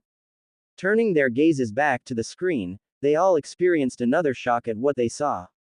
The control room instantly went silent once again, all eyes focused on the screen. A few seconds ago. Looks like I have to use it, Atticus thought. The veil was currently enshrouding his vision, even going as far as to restrict his movements. Ever since Atticus had awakened this element, he had always used it sparingly and never out of training. It was one part because he didn't want people to find out he had other elements apart from the basic 4, and another part because he had never needed to use it. There was only one way to fight intense darkness, and that was with intense light. Atticus focused on one of the elements he hardly ever used, and instantly his form became cloaked in an eruption of blinding radiance. From the outside, it appeared as though beams of light were piercing through the shadowy shroud enveloping Atticus from every conceivable angle. With a sudden, intense eruption, the blinding light shattered the veil, instantly illuminating the entire cavern. Shriek. The beast emitted another agonized scream in response to the sudden burst of light, utilizing some of its tendrils to shield its eyes. Determined to eliminate the source of light, the tendrils above the beast coiled like springs, their sharp ends gleaming with a dangerous glint. At a blinding speed, numerous tendrils shot toward Atticus's radiant form in the air, each targeting every inch of his body. Atticus immediately stimulated his light bloodline with his mana becoming attuned to the light element. He heightened his perception to full power, causing the initially supersonic movements of the tendrils to seemingly slow down. And then, akin to sunlight filtering through leaves, Atticus performed a mesmerizing dance in the air, easily weaving through the numerous dangerous tentacles. Undeterred, the beast shot even more tendrils, an incalculable number of tendrils immediately filling the air, all darting towards his form. Atticus's movements were fluid and graceful, mimicking the gentle sway of beams as he gracefully evaded each tendril with ease. Swiftly retaliating, fireballs flickered to life behind him, their massive forms instantly shooting towards the enormous beast. But before they could even get close to the beast, tendrils of darkness suddenly enveloped each fireball, extinguishing their forms in an instant. Before Atticus could comprehend what had happened, another shroud of darkness enveloped him once again. But Atticus wasn't one to fall for something twice. He instantaneously released another eruption of blinding light, swiftly dispersing the veil. But his eyes couldn't help but widen the next instant as a beam of darkness, shot from the beast's maw, materialized inches away from his form. It's too late to dodge, Atticus realized, crossing his arms in front of him and focusing every bit of light surrounding him as a protective shield. The beam struck his form with great force, propelling him through the air. Atticus's eyes widened as he suddenly remembered something, swiftly turning his body and facing his hands upwards. He immediately released a massive burst, stopping his momentum and preventing his form from impaling itself on the sharp stalagmites protruding from the ceiling. Without even letting him breathe, another dark beam was instantly directed toward his airborne form. Just as Atticus was about to move out of the way, he instantly felt his body go weak. His whole body felt sluggish, as though he had to apply considerable effort to move. The dark beam. He swiftly identified the cause. Atticus had felt some kind of draining sensation when the beam had appeared close to him, which was exactly why he had used the light element to protect himself. But even at that, it had still affected him a great deal. Looks like it's time to stop playing. Atticus's gaze suddenly turned cold, his right hand gravitating towards the katana hilt on his left waist. As Atticus's hands gravitated towards the katana hilt on his left waist, an eerie silence enveloped the cavern. No words were spoken, no sound made, the silence disrupted only by the subtle hum of the approaching dark beam. And then, like a lightning bolt, an incalculable number of silver streaks filled the air, each slicing through the dark beam like millions of sharp blades, its once menacing form disintegrating into the void. The beast unleashed an angry screech as it witnessed its attack being effortlessly blocked. Suddenly, a palpable dark aura erupted from the beast's form, its blood-red eyes igniting with an intense glow. The thousands of dark tendrils, both above and below it, seemed to elongate and expand in both height and mass, until each one became as big as colossal tentacles reminiscent of an enormous octopus. Its torso and head maintained their original size as the thousands of massive tendrils whipped about in the air, each movement causing the cave to quake. The sharp ends of the tendrils seemed to have become even more razor-edged as each tendril coiled and strained backward, the air vibrating with intensity as though anticipating what was about to erupt.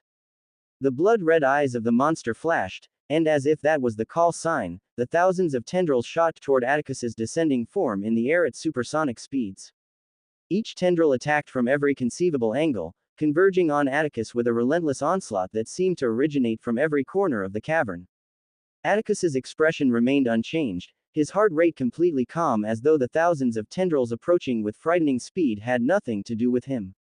Atticus had truly never liked drawn-out battles. Although he loved the thrill that came with battling, he never liked prolonging battles. They were truly unnecessary and a huge waste of time. He had always seen his katana arts as too overkill, especially considering the opponents that he usually faced. And truly, they were overkill. The strength of the katana arts in the past could never be compared with how strong they were currently.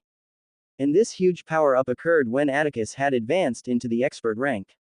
That day, He had tested the arts on one of the training robots in the advanced training room, and the result had left him utterly and completely astounded.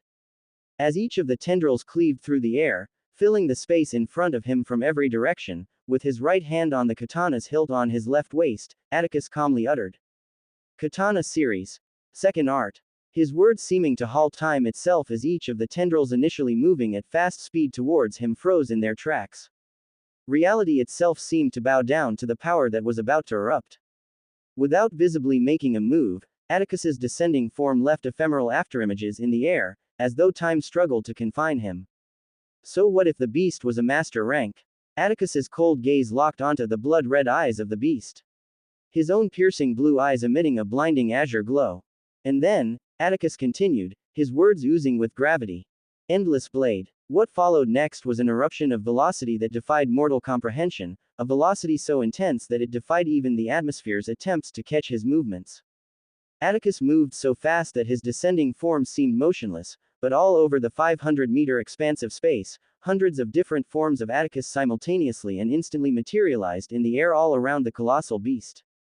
Each of them emitted the same blinding radiance Atticus emitted, each of them having a katana strapped to their left waist. The whole space seemed to crackle with energy as every one of the katana glistened, vibrating with an eerie intensity. And then, simultaneously, every one of their figures blurred, and a torrent of strikes that defied all attempts to track it was suddenly unleashed. The vast space was instantly filled with thousands of azure slashes, transforming the once dark surroundings into an azure-colored realm. Each slash cleaved through the air, parting it as if the very atmosphere feared to draw too near. Like a smoldering knife through butter, each slash cut through the massive thick tendrils of the beast. Without Atticus visibly moving an inch, with his form still gracefully descending, every single one of the thousands of tendrils initially shooting towards him was mutilated in an instant. Scree cccccchhhh. A piercing, deafening screech echoed through the cave, its intensity causing the very walls to quake and shake. A spray of black substance filled the air, gushing out from the mutilated tendrils. In response to the anguished screams of their master, as the cave reverberated with the scream, thousands of blood-red eyes flickered open in response from the dark, dog-sized holes that surrounded the cave walls. The scene resembled the sudden illumination of thousands of red light bulbs. "Fuck," Atticus muttered, as though he knew exactly what was coming. Then, hundreds of thousands of rabid wolf-like beasts surged forth like an unstoppable tsunami from each hole, hitting the ground with the force of a massive wave. The cave was quickly filled, creating a surreal scene as millions of creatures converged. Every single blood-red eye locked onto Atticus, who had manipulated the air and was now floating above the imminent chaos. Then, they all immediately started charging from all directions, the quaking of the caves increasing before the intensity of their march. As they gathered beneath him, Atticus watched as they all suddenly started coalescing at different points around him, with more creatures joining in, forming multiple living, grotesque ladders that just kept expanding in height, all converging towards him in the air. Atticus, his expression not changing one bit, silently placed his hand on the katana, and immediately, the air thumped with an intense energy as Atticus's blue eye blazed with furious intensity. But just as Atticus was about to unleash another wave of power, he froze. A moment of contemplation seized him. No, he thought, taking a brief pause to consider his next move. That would be better, Atticus muttered, decisively choosing his next action in the span of a second. And then suddenly, Atticus stopped controlling the air element, allowing himself to descend towards the ground where thousands of beasts eagerly awaited him. In the air, Atticus swiftly shifted his focus to the fire element. His form ignited into an infernal brilliance, flames spiraling around him as he raised his hands, releasing a massive burst from his palms that accelerated his descent to unimaginable speeds. Atticus plummeted from the skies like a blazing comet, landing amidst the cluster of beasts that had gathered below. Boom. The aftermath was nothing short of catastrophic. A tempest of scorching fury swept through in every direction, leaving a wake of devastation. The unleashed power surged with an unrestrained force, reducing hundreds of once menacing beasts to mere ashes in the blink of an eye. Within the heart of the newly formed crater, Atticus stood amidst the inferno, his silhouette flickering in the intense flames as his form was completely engulfed in a blaze. Without waiting for the ranks of beasts to close in around him, his blazing form tore through their numbers at supersonic speeds. In no time, He reached the entrance he had used to access this space earlier, blazing through it without a hint of hesitation, leaving the deafening screams of the pursuing beasts in his wake. His decision was clear: retreat. However, escape wouldn't be that straightforward. With a unified, angry scream, every single one of the thousands of beasts charged towards the entrance of the space. Their collective movement bore a singular intent: tearing Atticus into pieces. A splash. The control room was enveloped in an eerie silence, shattered only by the abrupt sound of Isabella dropping her smoothie. Every single one of the operators in the control room had their mouths wide open, and this time around, even Isabella wasn't excluded. What just happened? Stammered one of the operators, his expression in complete disbelief that mirrored what every single one of them was feeling. What had they just witnessed? Those same exact words resonated within each one of their heads as they grappled with the power Atticus had just unleashed.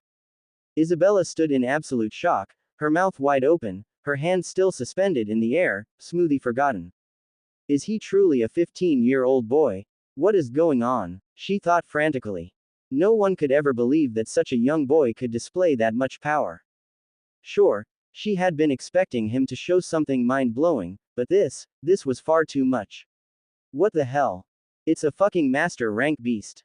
From what Atticus had just shown, it made it abundantly clear that if he had wanted, he could have mutilated the beast from the very beginning. She had always wondered why, despite the fact that he was always going around with a katana strapped to his left waist, he had never once used it before. She had completely brushed it off, thinking maybe it was just for an aesthetic sense. But never would she have ever imagined that she was way off the mark. It was clear now, very clear, that the only reason he hadn't used it before was because he hadn't seen any need to. It would have truly been overkill. A 15-year-old boy that could easily kill a master rank beast. The world truly isn't fair, Isabella thought. The most baffling part of all this was the fact that a beast was inherently more powerful than a human of the same rank. So didn't that mean that Atticus, a first-year student of the academy, a 15-year-old boy, was stronger than a master rank individual? What the actual fuck did we admit into this academy? But Isabella's thoughts suddenly took on a more serious turn.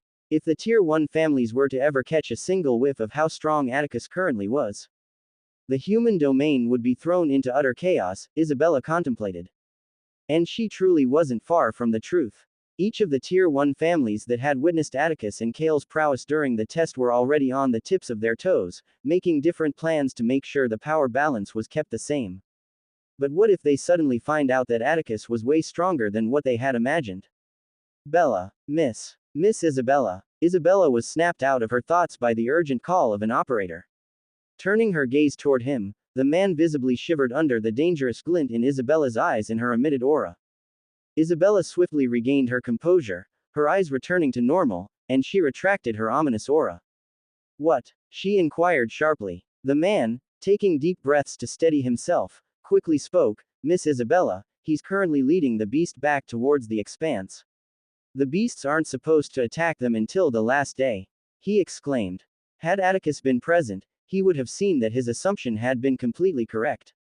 The academy usually waited until the last day of the 1-month period to attack them with the beasts. Isabella turned her gaze towards the screen and saw that he was speaking the truth. Shit. She had been so lost in her thoughts that she hadn't even registered what was happening. It's too early, she contemplated. If the beast were to attack the students now, they wouldn't be able to utilize them later. Just as Isabella was about to issue the command to recall back the beast, her words were abruptly cut off. You would do no such thing. All eyes in the control room turned towards the back to see Harrison, who stood with unwavering focus, his gaze fixed directly on the screen displaying Atticus. You would do no such thing. As soon as these words sounded, all eyes in the control room turned backward to see Harrison, who stood with unwavering focus, his gaze fixed directly on the screen displaying Atticus. Dad, Isabella stammered. When did he get here?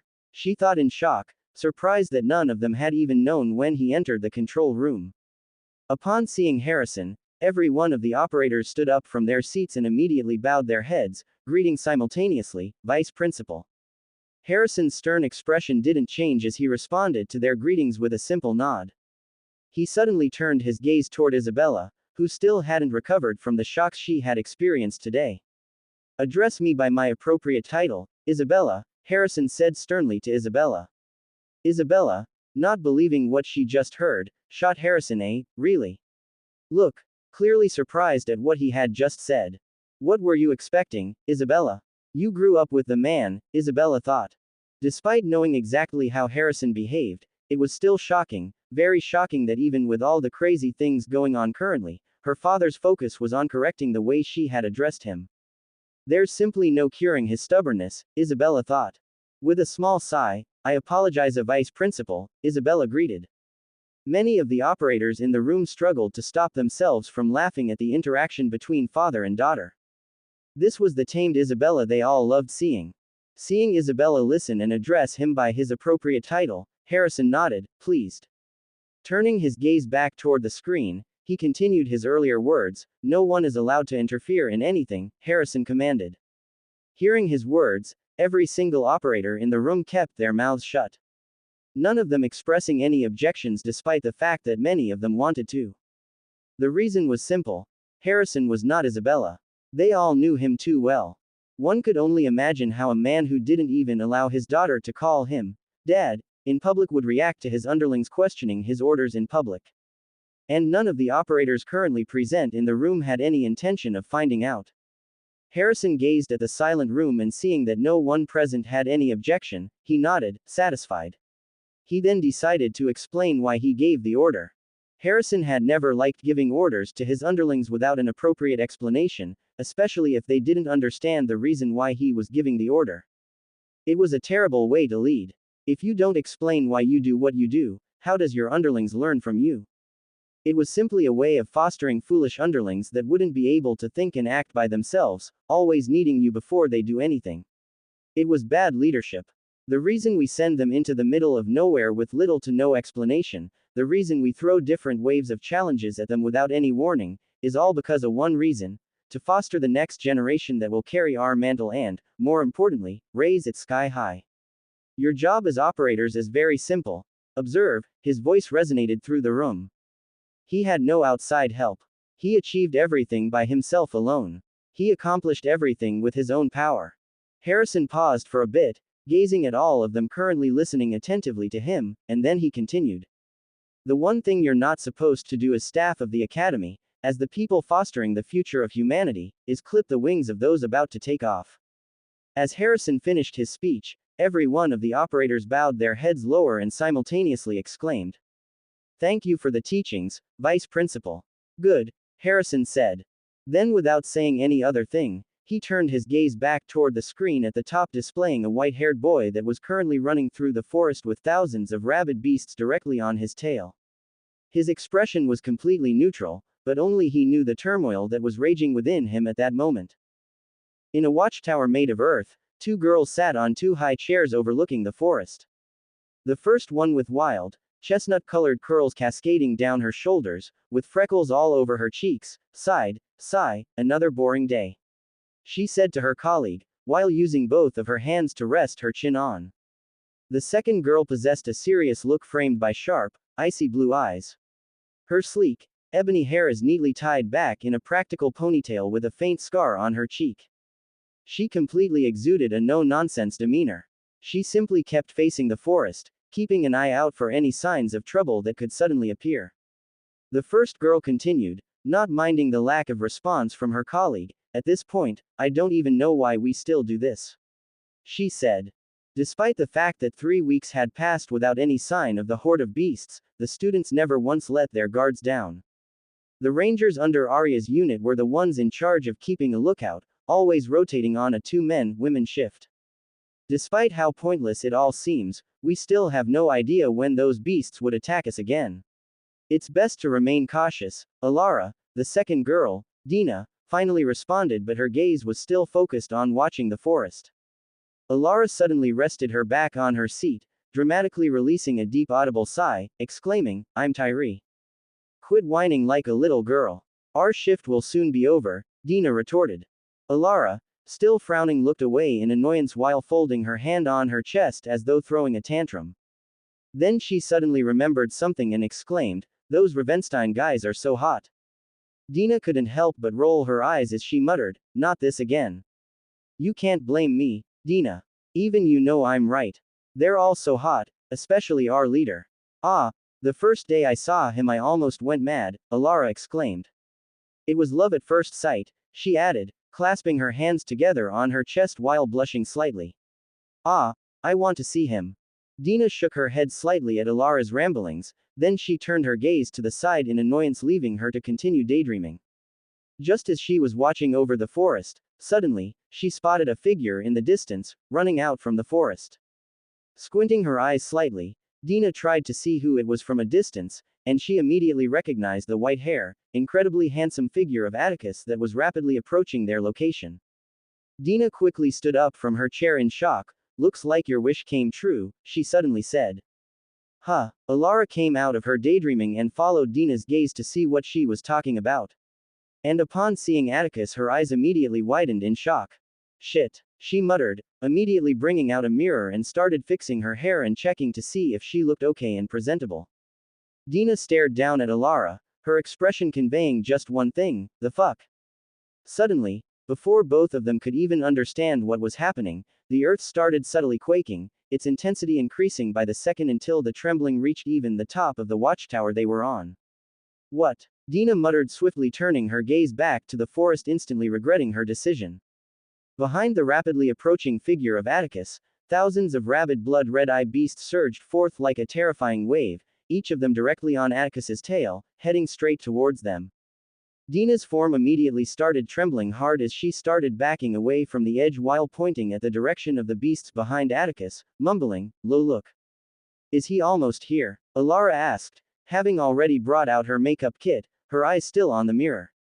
Look, Dina shouted. Geez, okay, I'm looking. She reluctantly removed her gaze away from the mirror and directed it towards where Dina was pointing, and her eyes almost bulged from her eye sockets as she saw the tsunami of beasts running behind Atticus heading directly towards them. What is his? She stammered, also immediately shivering as she dropped her mirror on the floor. Dina shook her head, clearing away all her thoughts as she swiftly composed herself. We need to act now, she screamed, immediately equipping her bow strapped behind her back, swiftly retrieving a large arrow with a big fiery tip. Without hesitation, she fired it into the air immediately. Upon reaching the arrow suddenly exploded into a blinding brilliance that seemed to shine even more than the sun. It was clear that regardless of where anyone was, they would be able to easily notice the light. Dina turned her gaze to the side to see Alara trembling while tapping her artifact. What the hell are you doing? Dina screamed.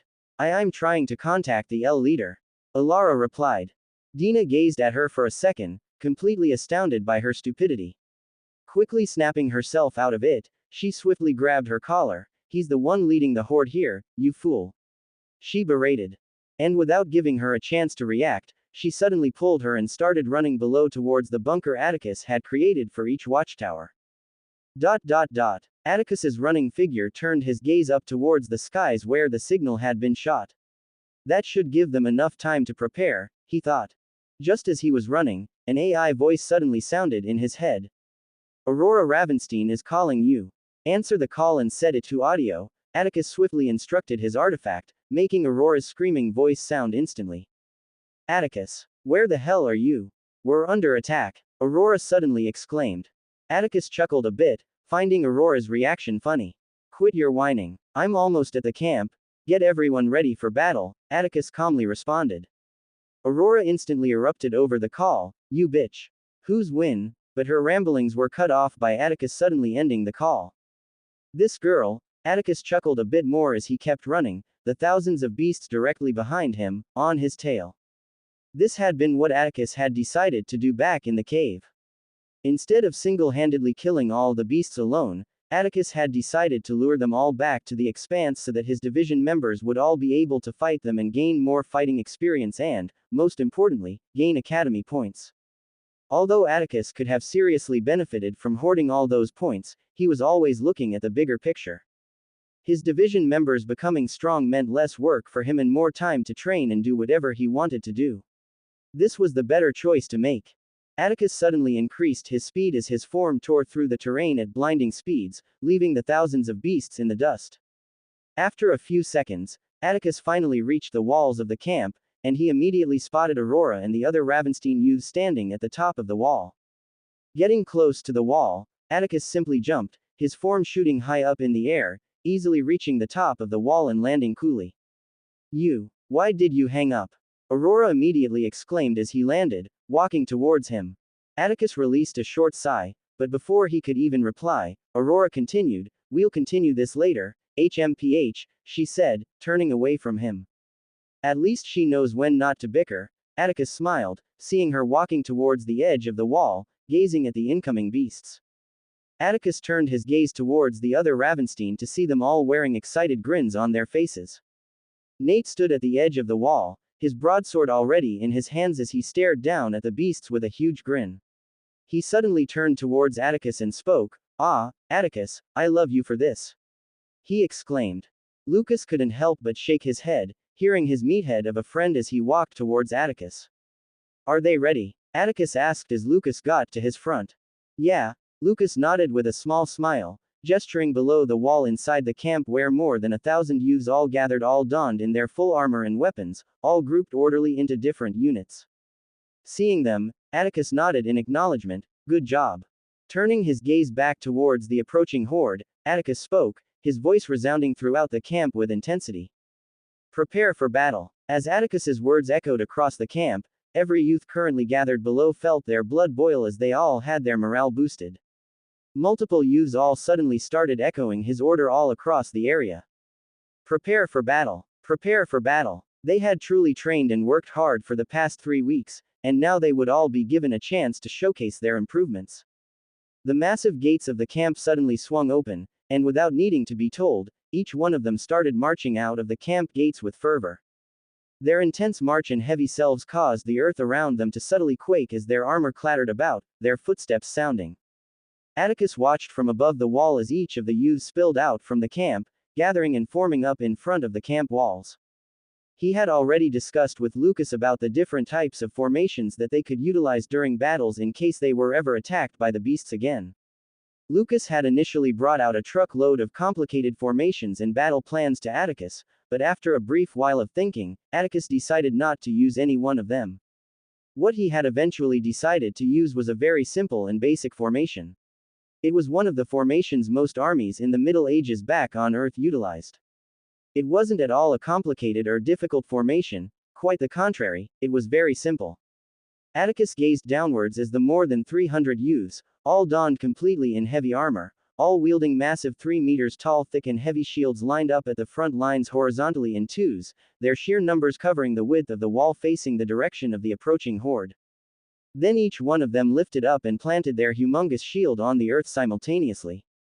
Bam! The loud sound reverberated across the area as evidence of the shield's might. Then each of the youths, who were each standing close together, got even closer to each other, immediately interlocking their shields together, tightening the line.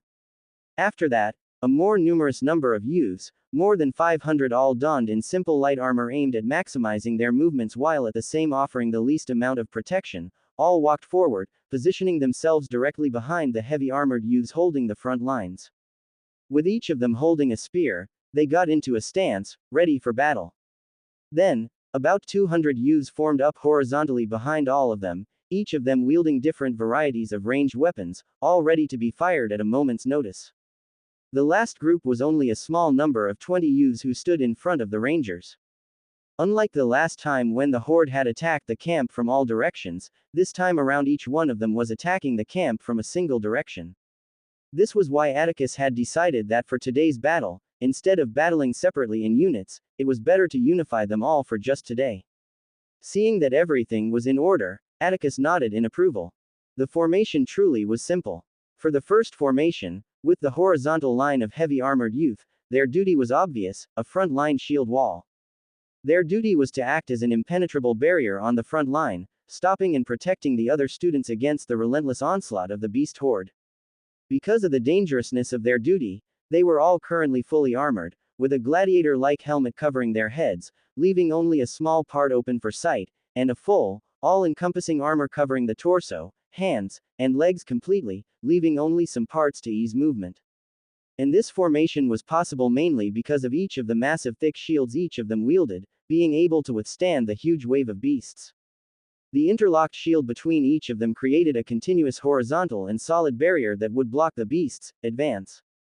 The duty of the second line of heavy armor positioned directly behind them was simply for a rotating system. This was put in place so those holding the front line could rest periodically during the battle. The youths positioned at the secondary line just behind the heavy armor were, as termed, the dealers. Their duty was to keep killing the beasts that the heavy armor were blocking and keeping at bay, whittling down their numbers continuously.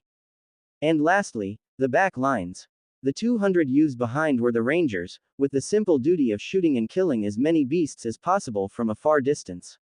With the 20 youths positioned in front of them, all to protect them against any beasts that managed to get past the formation. Every single one of the youths stood at the ready, their determined gaze forward.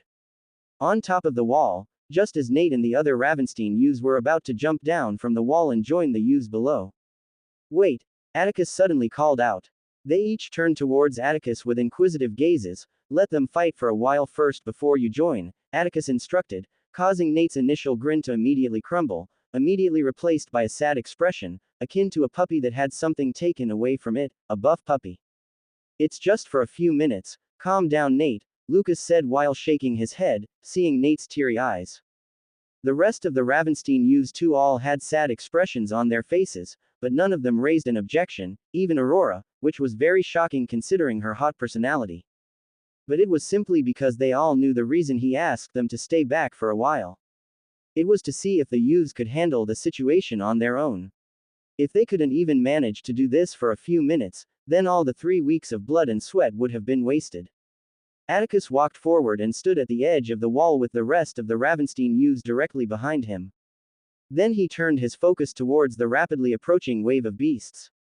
Just like the last time, each form of the beast was just as tall as an average-sized dog, but the sight of thousands of them with their blood-red eyes, razor-sharp canines and claws, plus the sheer size of the approaching horde, would be enough to wet the pants of many, and it wasn't the good kind.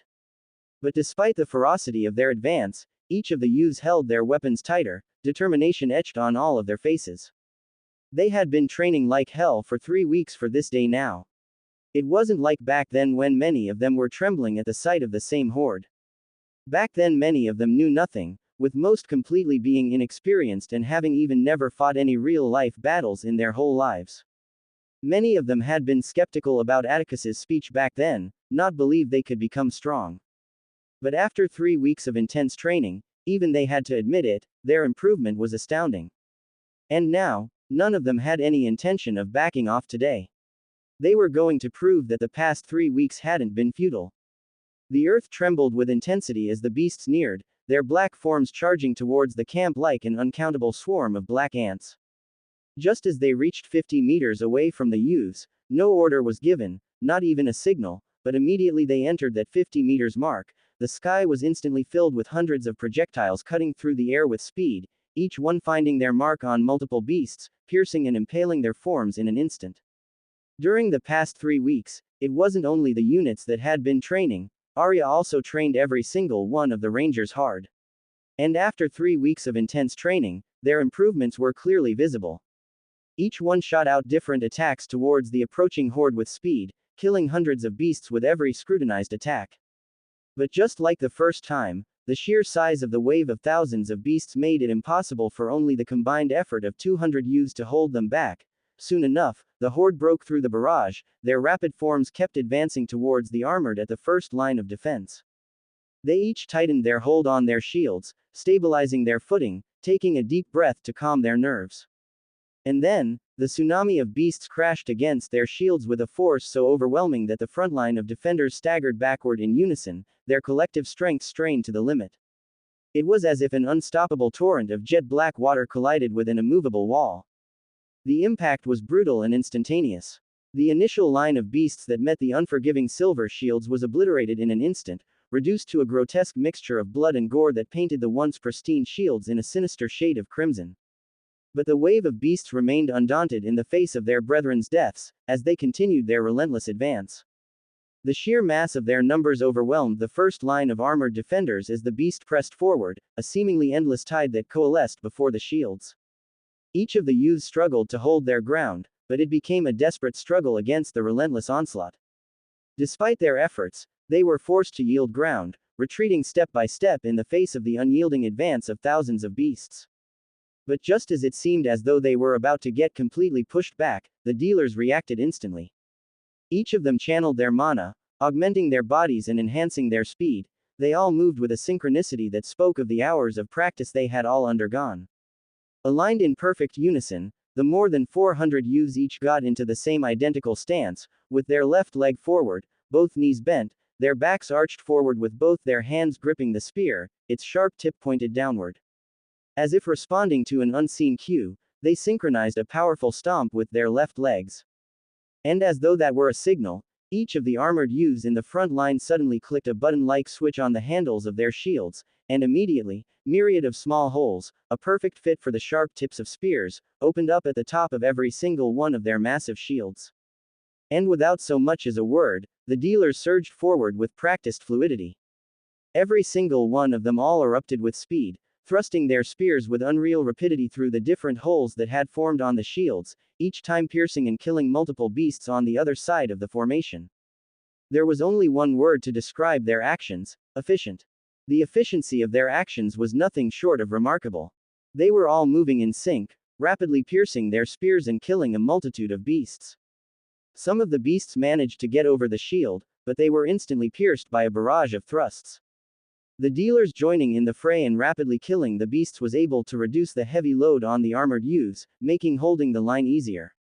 They swiftly started pushing back the beasts. Not bad, Aurora remarked behind Atticus, her gaze on the chaotic battlefield. Although she had always watched them while they were training, this was the first time she would see them in battle. Watching the unfolding battlefield, Atticus also nodded his head in approval. If they were to compare the youths currently fighting down below with their past selves when they had just come to the expanse, it was like comparing heaven and earth. It was truly a major improvement. It wasn't some major mind-boggling kind of power-up. They each didn't get insanely strong. Heck, any of the Ravenstein youths could still walk all over them easily. But it was a major progress. And to him, this progress was good news. It meant that they weren't all that hopeless.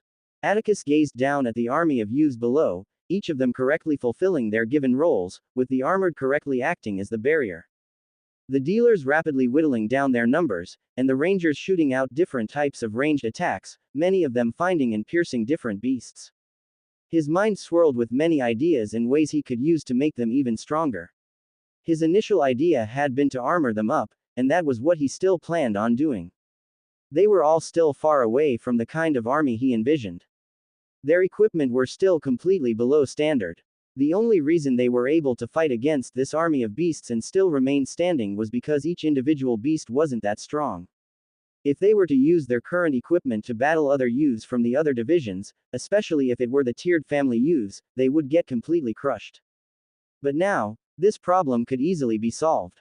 After this battle, they should all have enough points to get better equipment, Atticus pondered. This had been one of the reasons why he had lured all the beasts here. He wanted the youths to be able to obtain a lot of academy points and purchase better equipment. The academy shop had practically everything one could ever need.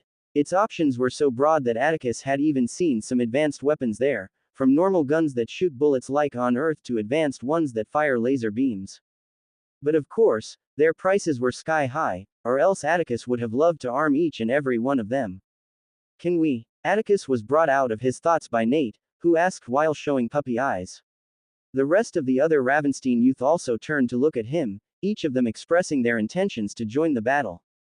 Seeing as he had accomplished what he wanted to do, yeah, Atticus said, giving them the go-ahead. Yes. Thank you, Nate exclaimed, immediately bringing out his broadsword from his space ring again. Walking to the edge of the wall, he swiftly jumped downwards, landing on the ground with a strong impact, his form dashing towards the unfolding battle. Seeing that Nate had joined the battle, each of the Ravenstein youths also jumped down from the wall, joining the fray. Aurora turned to Atticus, narrowing her eyes slightly. Later, she said, and without waiting for a response, she immediately released a burst from her feet, propelling herself into the air. Her form immediately combusted as she blazed towards the battlefield. I guess I know who to avoid after this, Atticus thought with a slight chuckle. Turning his gaze back down at the battlefield, Atticus muttered. Now, what should I use this time around? He asked no one in particular. Despite the fact that Atticus had brought the horde of beasts for the other youths to gather points, he had no intention of missing out on this truckload of points. Besides, there was no way the youths would be able to single-handedly kill this many beasts on their own without him joining in. Despite their great improvements, if they continued killing and utilizing their strength at this high intensity, they were all bound to get tired. Atticus had every plan on joining in the battle, but he wanted to decide what element he should use to go on a rampage this time around. He felt like he had been neglecting some of his elements, especially the ones he didn't see any reason to use. If he had to be honest, this was mostly due to his lack of real-life battles. The only time Atticus had a chance to use his elements was when he battled the robots in the advanced training rooms. Atticus was sure that, if not for the advanced training facilities, he wouldn't have had the chance to battle with a variety of people possessing different powers.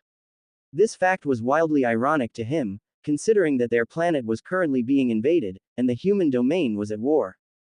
Atticus had been so worried the first time he found out about the war, but growing up, if he hadn't been explicitly told about it, he wouldn't have known there was a war going on. Apart from the Raven Camp incident, everything was just so peaceful. Atticus was sure it was partly because of Anastasia. That woman had gone completely overboard with protecting him. This line of thought suddenly made him remember Anastasia, which immediately brought a smile to his face. I miss her, he thought. But almost immediately, the smile crumbled as another woman's face suddenly entered his head. Mom, Atticus thought with a sad expression on his face. His mother on Earth. Despite the fact that all these years had passed, there was absolutely no way Atticus would forget about his own mother. She was still constantly in his thoughts. He had no idea how she was currently doing. It had already been 15 years since he reincarnated, and he wasn't even sure if the perception of time on Earth was the same for Eldorolf. It could easily have only been 1 year or even 30 years back on Earth. Atticus quickly cleared his head of this line of thought. He had thought about all of these issues and possibilities thousands of times already, thinking about it now wouldn't change anything. His goal would remain the same: find and make the bastard who sent him here pay. Spoiled my mood, Atticus clicked his tongue in annoyance. Every time he thought about this, he always felt his blood boil in anger. An anger he had nowhere to let out. But this time, gazing down at the horde of beasts, I'll use water, Atticus decided. The water element had to be the most underestimated element amongst all the bloodline elements people awaken. Back then, when Kaldor had awakened the water element, he had shared this same sentiment. And this was mostly because it was mainly used for healing purposes in the early stages. Enveloping your hands in water and punching with it would obviously do nothing but cushion the blow, a very terrible offensive element. But water, just like every other element, could be extremely offensive, but this could only be done by individuals with a higher level. Then, said individual would be able to wield and control water without needing to directly be in contact with it. And currently, Atticus was at level 3 in all his basic elements. Atticus shifted his focus to the water element, and the air surrounding him became increasingly humid. Within a 20-meter radius, large water molecules began to materialize, swirling around him at a deliberate pace initially, before accelerating rapidly. The orbs of water grew in size, swirling at supernatural speeds until they amalgamated into a colossal tide that surrounded Atticus. It was clear that anyone unfortunate enough to come into contact with this watery onslaught would be torn apart immediately. The tide of water suddenly condensed around Atticus, effortlessly lifting him into the air. With relentless force, he shot into the skies, a formidable storm of water in his wake. The other combatants, including Aurora, Nate, and the Ravenstein youths engaged in the brutal battle below, abruptly shifted their attention skyward. There, they witnessed Atticus descending from the skies, surrounded by a turbulent vortex of water. Not this again, Aurora suddenly exclaimed in frustration, the rest of the youths all sharing her sentiment. If this monster joined the battle, he'd hoard all the beasts for himself. But Atticus completely ignored them as he plummeted from the skies, landing far away from the other youths, in the middle of the wave of monsters with a resounding boom. The surging tide of water moved with extreme circular speed, an unstoppable force that instantly obliterated any beast unfortunate enough to make contact. The impact painted the battleground with mincemeat, blood, and the shattered remains of the beast. Who said water couldn't be an offensive element? Multiple surges of swirling water suddenly manifested around him, surrounding him from all sides. Each surge swirled with an escalating intensity, expanding in both size and height until they reached a staggering 20 meters in diameter. These towering water tornadoes, akin to colossal funnels, each spun with an unmatched vigor. They were propelled by such force that they generated a whirling air current around each of their forms, heightening their lethality. With a mere thought, Atticus set each of the swirling waters into perpetual cycles around him, rapidly increasing in width with every passing second. The torrents of water spiraled with unprecedented speed, their ferocious waves mercilessly tearing through any unfortunate beasts that dared to make contact. The army of beasts was decimated at an unreal rate, thousands being killed in an instant, their forms reduced to mincemeat. A profound pause enveloped the entire battlefield as each of the youths gazed at the colossal water tornadoes. These once clear waters had now turned a deep crimson, stained by the blood of the hundreds of beasts they had mutilated. Each of them couldn't help but suck in a cold breath. No matter how many times they witnessed his power, it was always so unbelievable. Many already had a hard time grappling with the fact that he had multiple elements, but seeing him utilize each one with such mastery was even harder to stomach. Nate, his entire form covered in earth, cleaved through the horde of beasts, killing multiple creatures every second. His eyes didn't even move to look at Atticus's decimation, but he could feel it. The metallic scent in the air significantly increased as soon as Atticus had joined the battle. He suddenly let out a self-deprecating chuckle. To think I actually considered him my rival, he thought. Nate was truly a simple person. His life wasn't complicated, there was only one thing he wanted as his goal, and even that was straightforward. Become a warrior that he and his parents could be proud of. This was why he had trained hard from a young age. When he first saw Atticus's strength back at the Raven camp, he had wanted nothing more than to surpass him. But despite never being the most smartest one in the room, even he had to believe that it was a fool's dream. There was simply no catching up to that monster. Nate let out another chuckle as he remembered the time he had wanted to challenge Atticus the first time he saw him. His decision that day to turn back, even now, was the best decision he had ever made in his life. He simply kept cleaving through the forms of the beasts, not minding the carnage unfolding on the battlefield. Atticus surveyed the aftermath of his onslaught, his gaze traversing the gruesome scene that stretched before him. Thousands of beast carcasses lay strewn across the battlefield, a haunting scene of devastation that extended an astounding 100 meters in every direction. The once clear swirls of water, now transformed into colossal crimson tornadoes, the air heavy with the acrid scent of blood.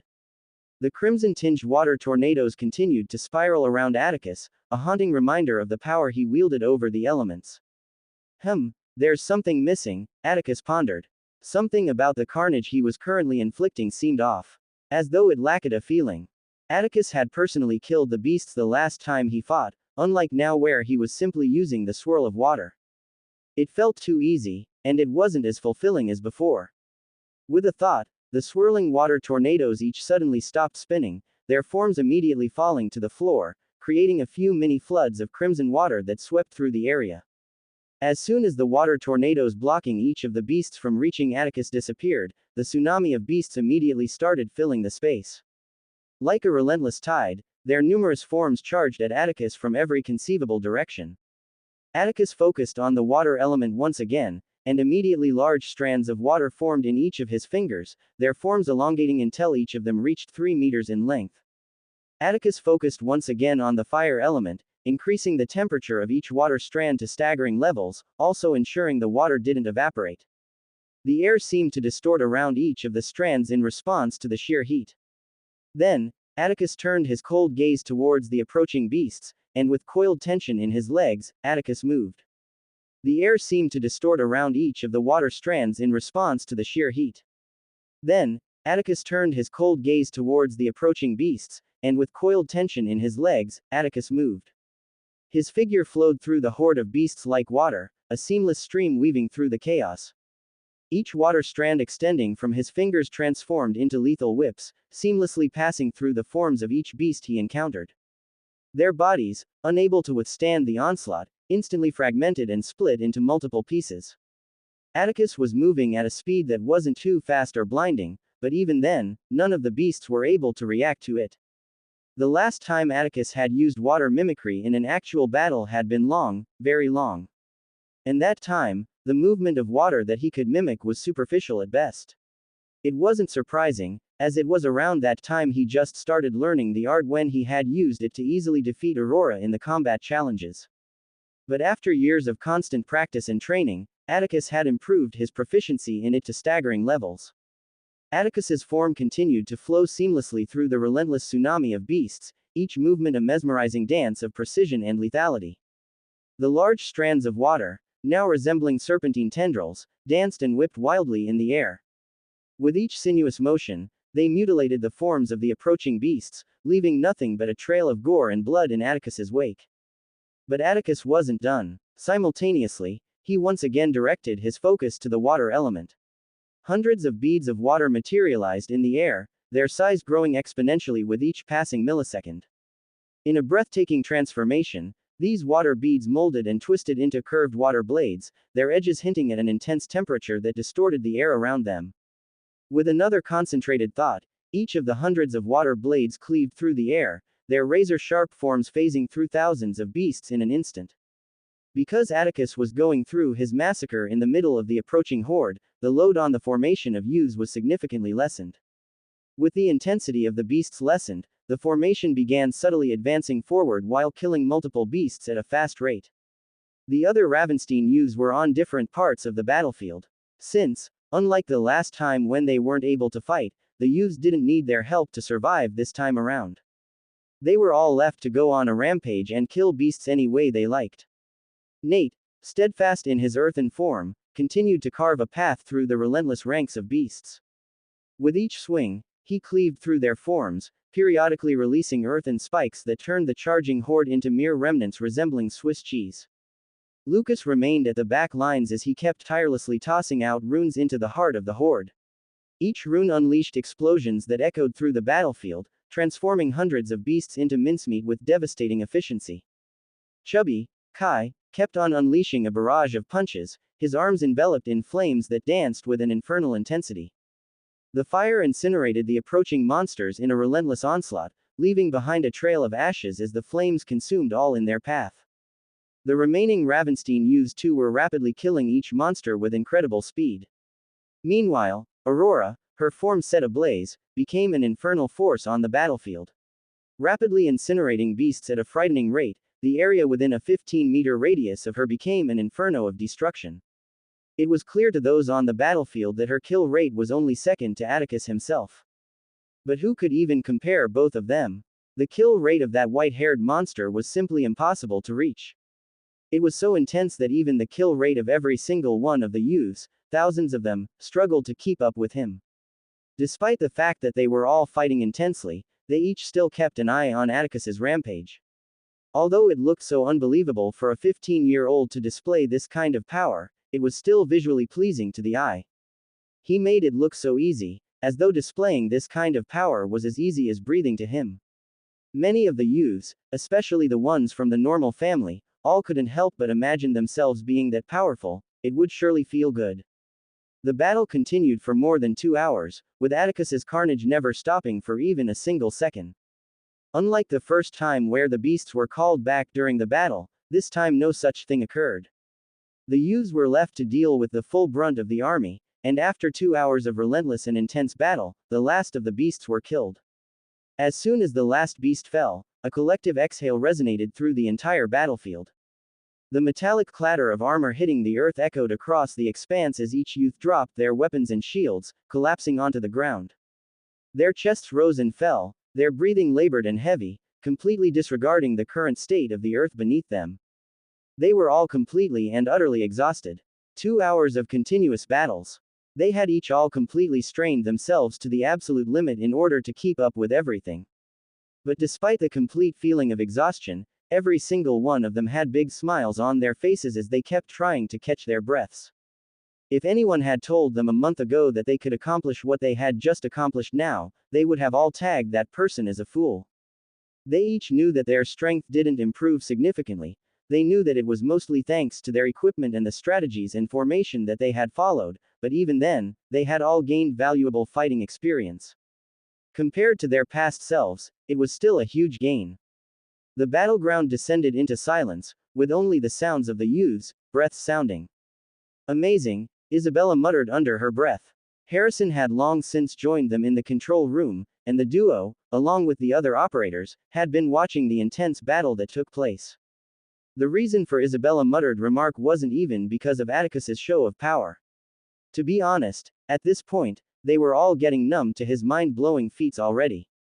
And besides, what he had displayed during this battle still paled in comparison to what he unleashed in the Shadow Seraphine's caves. The reason she had said that word was because of one thing: his other division members.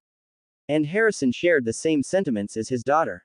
It was crucial to remember that each one of them were the lowest of the low, complete weaklings with little to no fighting experience.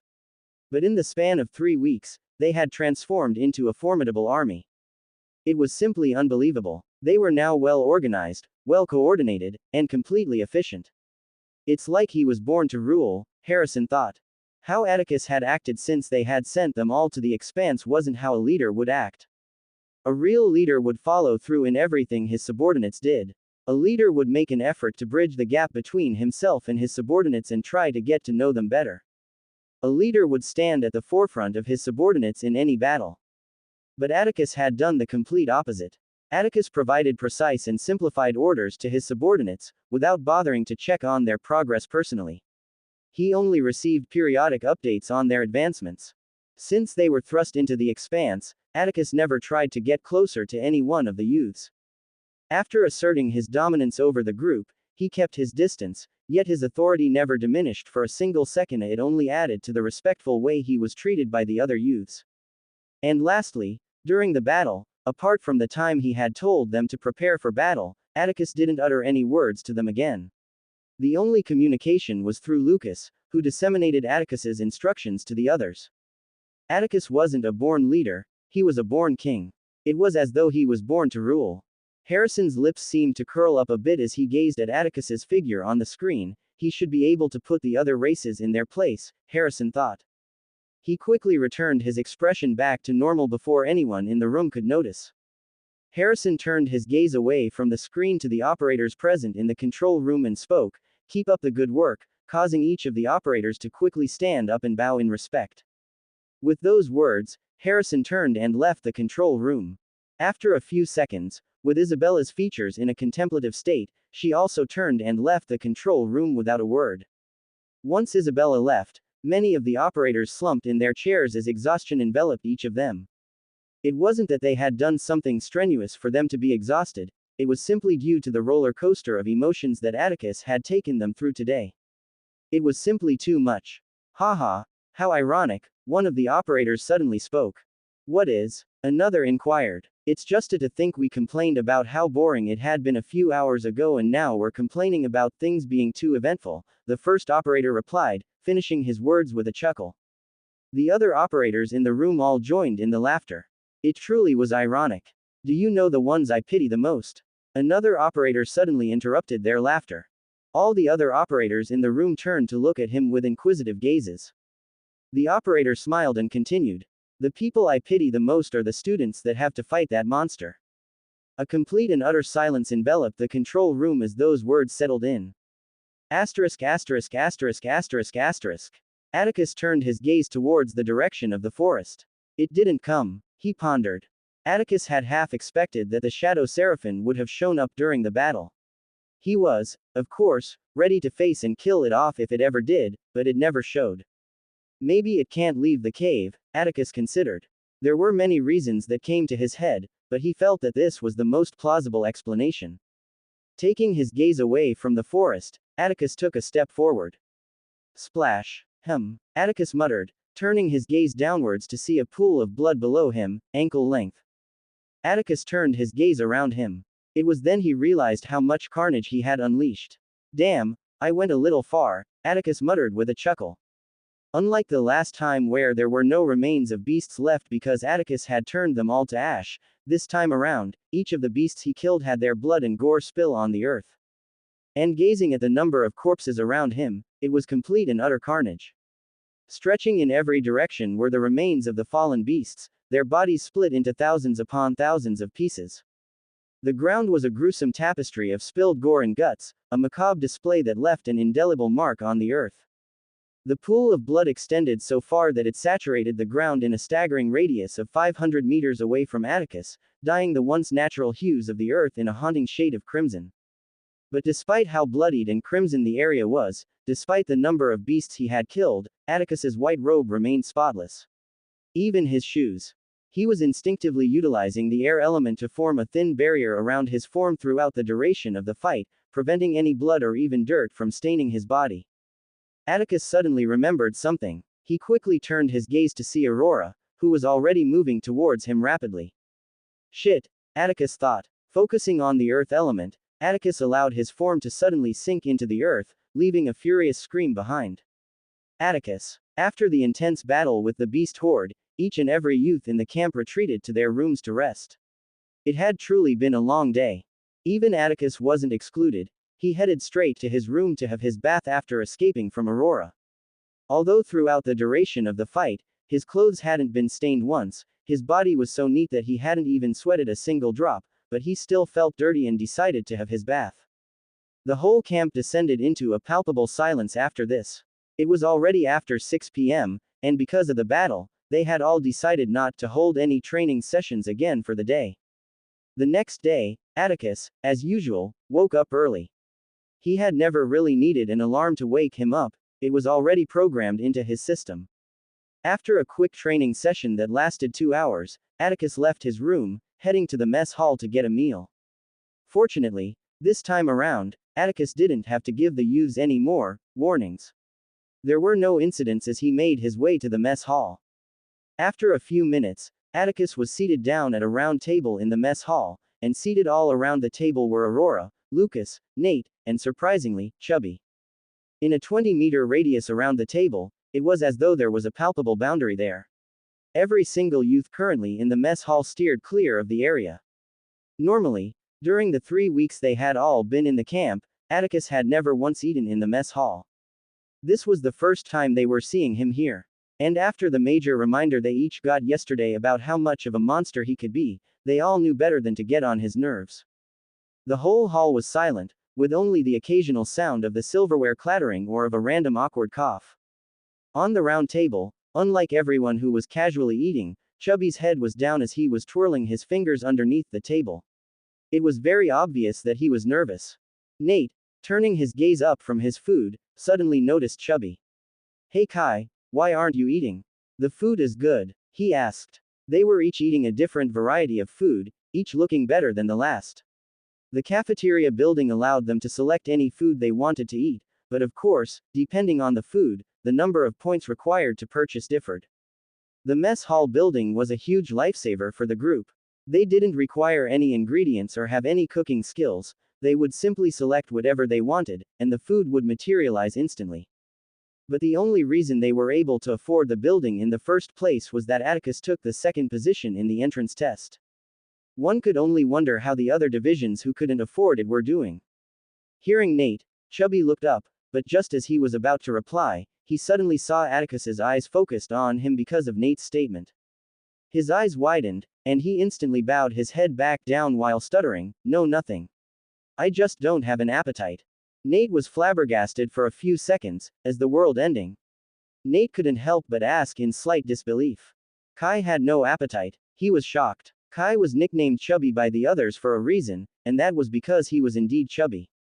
Chubby had never for even one day missed taking multiple portions of meals in each meal of the day. But now he had no appetite. Atticus gazed at Chubby for a few seconds. "Am I really that scary?" he pondered. Although Chubby had said that he had no appetite, Atticus's perception was too great to miss the glaring hints. Atticus knew it was because Chubby was scared of him.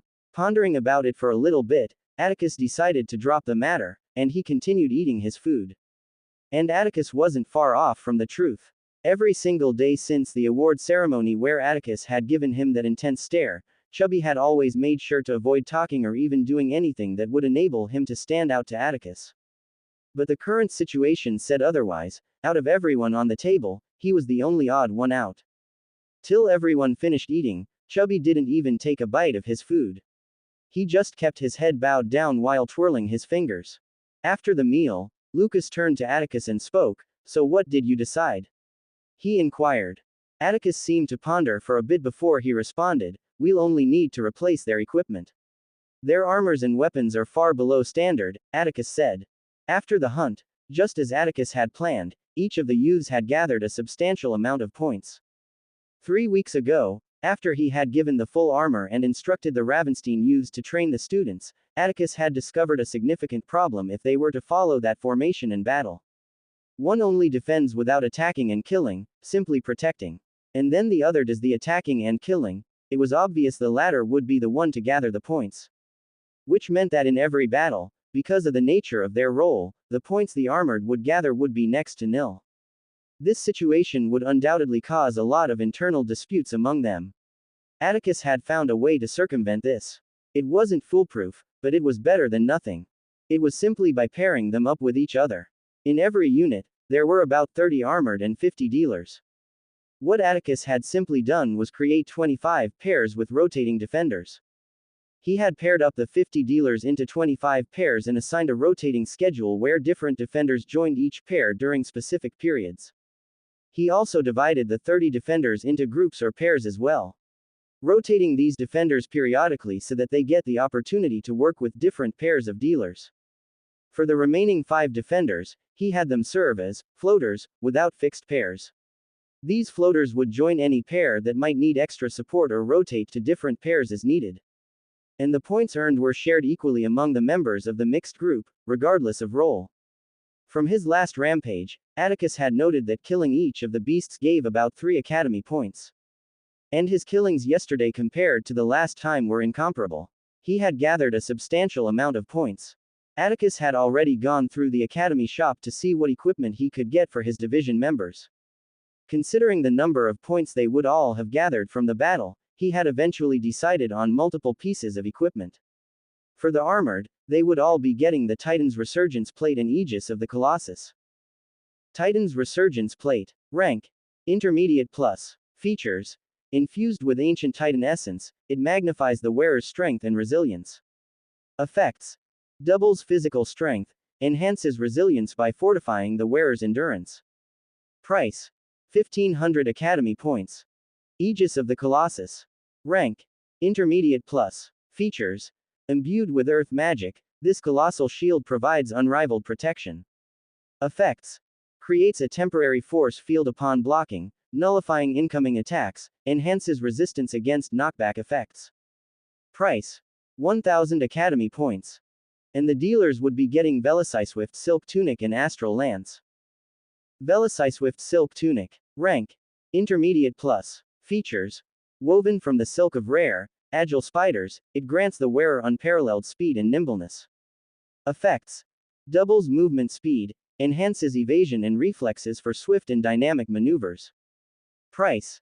1200 academy points. Astral Lance. Rank. Intermediate plus. Features. Infused with the essence of celestial energies, it utilizes mana to magnify the spear's piercing capabilities. Effects. Sharpens the spear to a magical edge, allowing it to pierce through armor effortlessly, grants increased attack speed. Price. 1400 academy points. They all had very good features that were very useful to their fighting style and would enhance it greatly. Atticus decided to leave the selection of weapons for the archers to Arya. Lucas nodded at Atticus's instructions, and after a few minutes of light talks, they each left the mess hall. Immediately after Atticus left the hall, the youths in the hall all let out a large exhale. He's finally gone. Not even a few seconds passed, and the whole hall erupted into chatter and talks. Only Chubby remained seated at the table, he hadn't followed the group out. As soon as Atticus had left the building, finally, he immediately started wolfing down his food, finishing it under a minute. He swiftly stood up and went to get another portion, wolfing down that one too even faster than the last. He had been too hungry. After ordering and eating multiple times, Chubby sat down on the seat with his head raised up against the chair, his hand on his bulging belly while letting out a relieved sigh. "Food is good," he muttered. After leaving the mess hall, Atticus decided to address something before it could fester. Since they had all killed a lot of beasts yesterday, the earth outside the camp was filled with the scattered remains of the beasts. Atticus had decided to handle them before they started to decompose and stink up the whole camp. He and Aurora, having the most potent fire element, incinerated all the remains of the beasts in only a few minutes. After that, the camp continued its routine, with the youths all continuing their daily training. Atticus had given Lucas the instructions on what all the youths were required to purchase from the academy store and had also agreed that they would start training with the new equipment the next day. After a few hours, past 4 p.m. in the afternoon, inside one of the rooms in the barracks, a dark-skinned, black-haired girl was feeding an equally dark-skinned boy with blue hair. Both of the boy's hands were completely bandaged from the shoulder down to his wrist. From the way it looked, completely new and tidy, it was clear that he had just been recently bandaged. He currently had an angry expression on his face as he kept eating the food the girl was feeding him. After a few minutes of silence, the boy couldn't hold in his frustrations anymore, breaking the silence with an angry tone. "That stupid white-haired bastard," he said through gritted teeth. "Watch your mouth, hen, or do you want to get your hands broken again?" Zara immediately admonished him with a serious tone. "I told you constantly not to get into trouble. Stay low, but you just had to do the exact opposite. What the hell is wrong with you?" Zara exclaimed. Hen was shocked. His usual shy and gentle Zara was shouting at him like this. His shocked expression lasted a second and suddenly morphed into anger. "Why are you taking that bastard's side, Zara? What was I supposed to do when someone insulted my father? The unit's members have been bullying us for so long, and yet he did nothing. This is how the tiered are, Zara, they only care about themselves and being in power." "So what?" Zara asked. Hen was confused. "What do you mean, so what? This is not how things show," but he was interrupted by Zara continuing to speak. "Do you know what my father told me when I said this same thing to him?" Zara asked, and without waiting for Hen to respond, she continued. "He said they can do whatever they want because of only one thing, power. You whining here constantly about how unfair everything was or about being mistreated is completely and utterly useless. You don't like the system? Then get power and change it. You can't get that power? Then shut up and adapt." Just as Hen was about to refute, Zara continued. "I truly don't understand you, Hen. From what I've seen about the leader so far, we are very lucky. He had been completely fair to everyone. He promised us points for our services, and he delivered them without fail. Tell me, Hen, how many people with his strength would even bother to do all these things? You should be happy that we weren't turned into slaves, but here you are causing trouble everywhere, hating on someone who hasn't done anything to you." Zara stood up from her seated position, dropping the tray of food, and started walking towards the door. Before stepping out, she turned towards Hen and said, "Use your head, Hen." With those words, she turned and left the room, leaving Hen to ponder her words. The next day, each of the youths all purchased their equipment as planned and began training with them immediately. The camp entered another routine period again.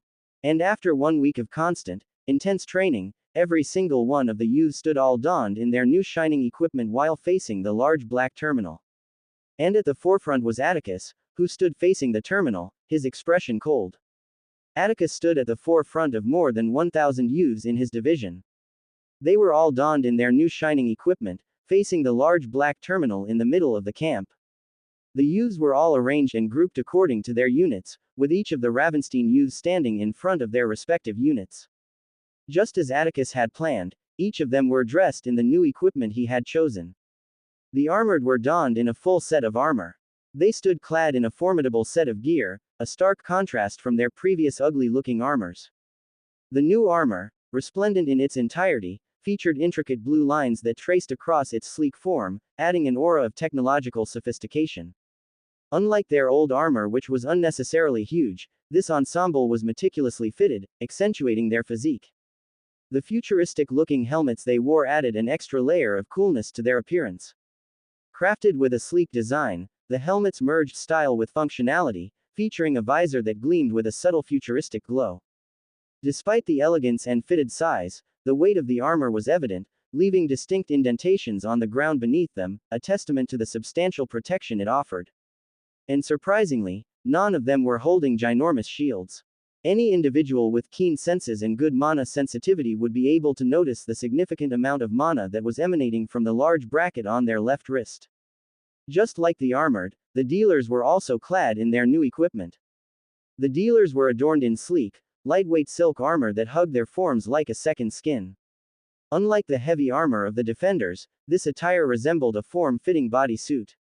Similar to the armored gear, the dealer's silk armor boasted intricate blue lines tracing across its surface, adding a touch of sophistication. In contrast to the substantial weight of the defenders' gear, the dealer's ensemble was remarkably light, allowing for swift and agile movements. At their waists, each dealer sported a 10-inch pole, each with a pointed tip. Just like the armored bracelets, mana emanated from the poles on their waists. Each of the youths stood with their backs straight, all of them maintaining their formation even though there was currently no battle. At the rear of the group, Arya's group of 200 rangers and Eric's small group of 20 stood. Many of them were clad in different kinds of new weapons and equipment. Unlike the units where Atticus had chosen exactly what they should all buy, he had left Arya and Eric to decide what their groups would purchase. He had done this because each of the youths all used different types of weapons unlike the units who had practically the same equipment. Directly behind Atticus were Aurora, Nate, and Lucas. They were also all facing the terminal with serious expressions. However, what every one of the youths were focusing on wasn't just the terminal, their gaze was fixed on the giant holographic display showing a timer that was actively counting down. Earlier in the morning, when they had woken up for their normal daily training, on stepping out of the barracks, they had found the timer displayed above on the terminal, already counting down. 6 hours had passed since then, and each of them were all focused on the timer, which currently had only 40 seconds left. Atticus gazed at the timer, his expression neutral as his thoughts raced. Looks like I was right, he thought to himself. Atticus had felt the situation was odd from the start. There was no way the academy would reward them with that sum of points for simply surviving. There had to be something else. He had predicted that something important would happen after the 1-month period that they were given elapsed, and this assumption was affirmed the moment he saw the timer this morning. Upon seeing it, he had made every one of the youths do only light training today, simply jogging to warm up their bodies. He had no idea what they were going to do and he wanted his division members to be in top form just in case of anything. And 10 minutes before the end of the countdown, Atticus had gathered everyone here, making them all put on their full gear.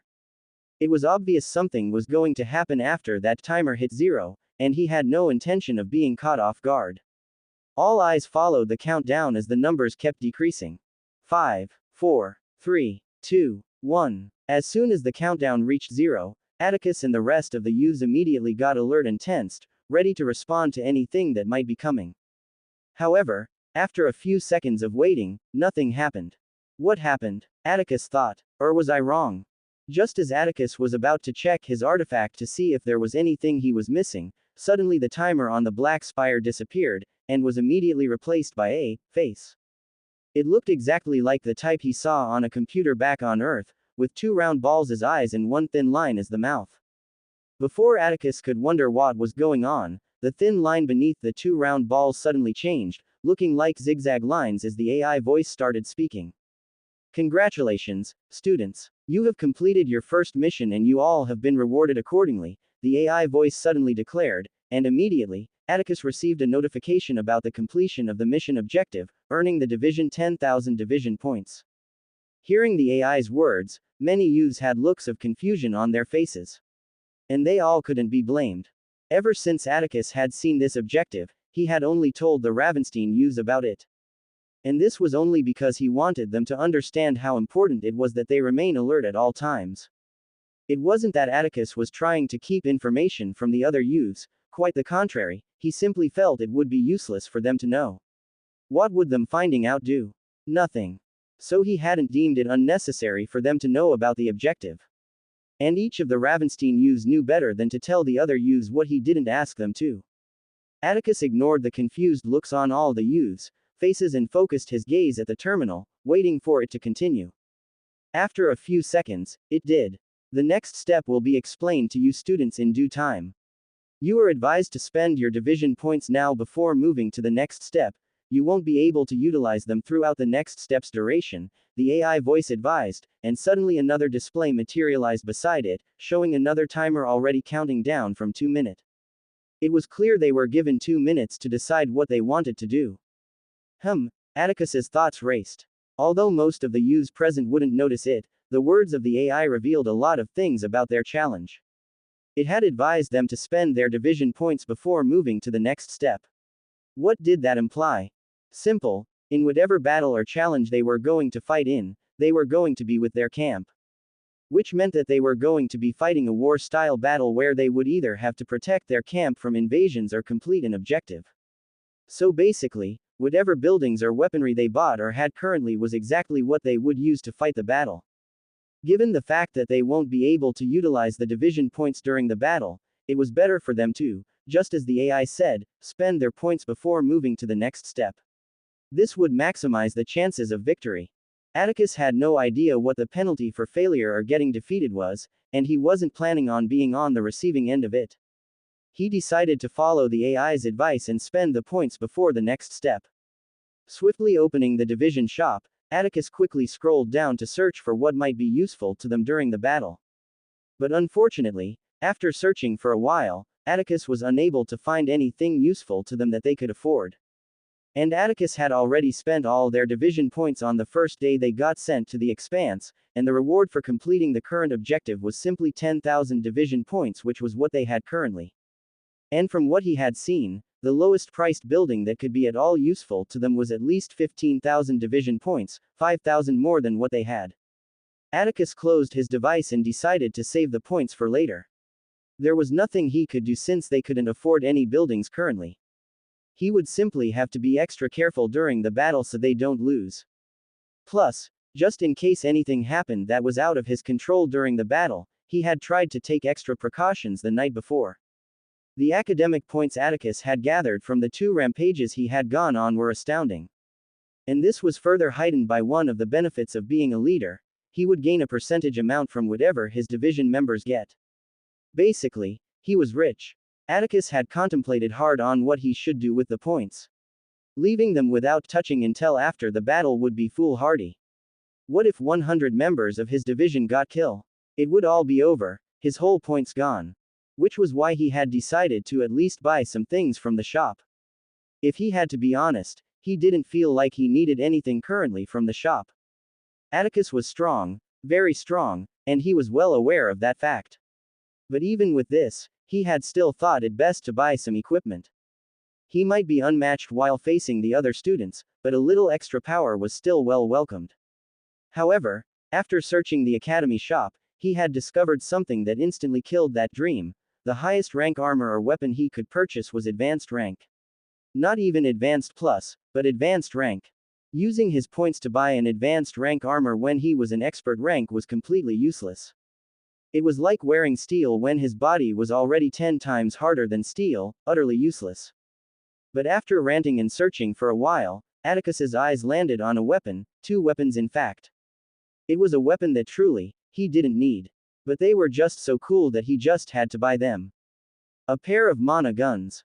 And this same pair are what was currently holstered to his left and right waist. These guns, identical in appearance, featured intricate carvings adorning their handles. They resembling mini-action rifle shotguns and were colored in a striking combination of white and black. And just as their name implied, they release a shot of deadly mana beam depending on how much mana was channeled into them. The highest mana one could channel was, of course, advanced rank. Atticus turned his gaze back towards the terminal and decided to wait until the time reached 0. "You're not buying anything?" Aurora suddenly inquired in a whisper behind him. Atticus turned his head to the side, also responding in a whisper, "We can't afford anything." Aurora let out an "oh" sound before suddenly chuckling. "We're broke," she joked, making Atticus also chuckle in response. After a few moments, the timer hit 0, and then immediately the terminal suddenly erupted in a blinding light that shot up through the skies. Reaching the skies, the light suddenly separated and spread, encompassing the whole expanse and the youths in it, and without a single sound, the entire expanse suddenly disappeared. Inside the control room where the first-year students were being observed, the usual quiet and peaceful atmosphere, with typically only operators manning the screens, was buzzing with many strong-looking individuals. Many of these individuals had distinct features reminiscent of the tiered families. They were all gathered together and standing on the elevated platform at the entrance of the control room, overlooking the whole room. These individuals were all instructors of the first-year students. And just like the last time they had come to watch the students' first battle with the Horde when they were first sent to the Expanse, they were all here to watch the battles that would take place between the first-year divisions today. Although this was supposed to be the general reason for their presence, most of them were here in mind to only watch some select students. The majority of those present were here to watch were the same two students that blew the minds of almost everyone in the academy that watched the entrance test with their crazy display of strength, Atticus and Kale. To be honest, I still think it's very unfair to the other students, pitting them together with those two demons. There would be no competition, just a brutal slaughter. The same instructor who had spoken the last time they were all in the control room, the instructor who was a member of the Stellaris family, Jared, spoke. And just like before, and every time he tried to speak, he made futile attempts to lower his voice, but even then, it resounded throughout the control room. The Stellaris family genes just couldn't be contained. Some of the instructors who had been close to Jared all inched away from him, their expressions all showing traces of annoyance. Although, at this point, they were already used to his booming voice, many of them still weren't able to withstand the intensity at such close distance. One of the instructors suddenly let out a deep sigh. Jared, maybe you should consider learning hand signs. You'll eventually deafen us if you keep speaking so loud, he exclaimed. The new instructor, with green hair and purple slitted eyes, wore a subtle serpentine pattern on his skin, along with sharp, pointy black fingernails. Radiating an unsettling aura, he belonged to the Vipernox family, a Tier 2 family in Sector 7 known for their bloodline related to poison. Just as the man saw that Jared was about to respond to his words, no, no, no, no. Don't say anything. He quickly intervened with a rapid wave of his hands, preventing Jared from speaking by covering his mouth. A sigh of relief escaped the instructor as he removed his hands, and he proceeded to address Jared's earlier comment. Honestly, I totally agree with you on that one, and I'm sure most other instructors do too, even if they don't say it, he said. The point of the division wars is to enable the students to grow by competing with each other and growing from that experience, but the reverse would obviously be the case with those included, he added. Just as he was about to continue, it seems old age is finally catching up to you, Zael, a sexy feminine voice interrupted the conversation from behind. Zael and Jared turned their gazes backward, revealing a figure-8 silhouette that turned heads. She had a cherubic, round face with blonde hair cascading down her back. Dressed in a revealing yellow Japanese robe, she showcased her well-proportioned figure, struggling to contain her ample cleavage. Zael's mouth twitched. What are you talking about, Shin? He asked. Shin responded with a seductive smile. Don't tell me my cute little Zael forgot how the division wars were held, she said while putting one finger on her lips. After a few moments of contemplation, I guess you're right. Power isn't everything, Zael said. He had almost forgotten how the division wars were held. But Zael couldn't be blamed, he was just too shocked by the disparity between Atticus and Kale and the other first-year students. It was far too much. The division wars were held in such a way that no one student would be able to single-handedly win any battle between divisions. They were held every month, 12 times for the 12 months of the first academic year. And during each time, they never once used the same battle theme.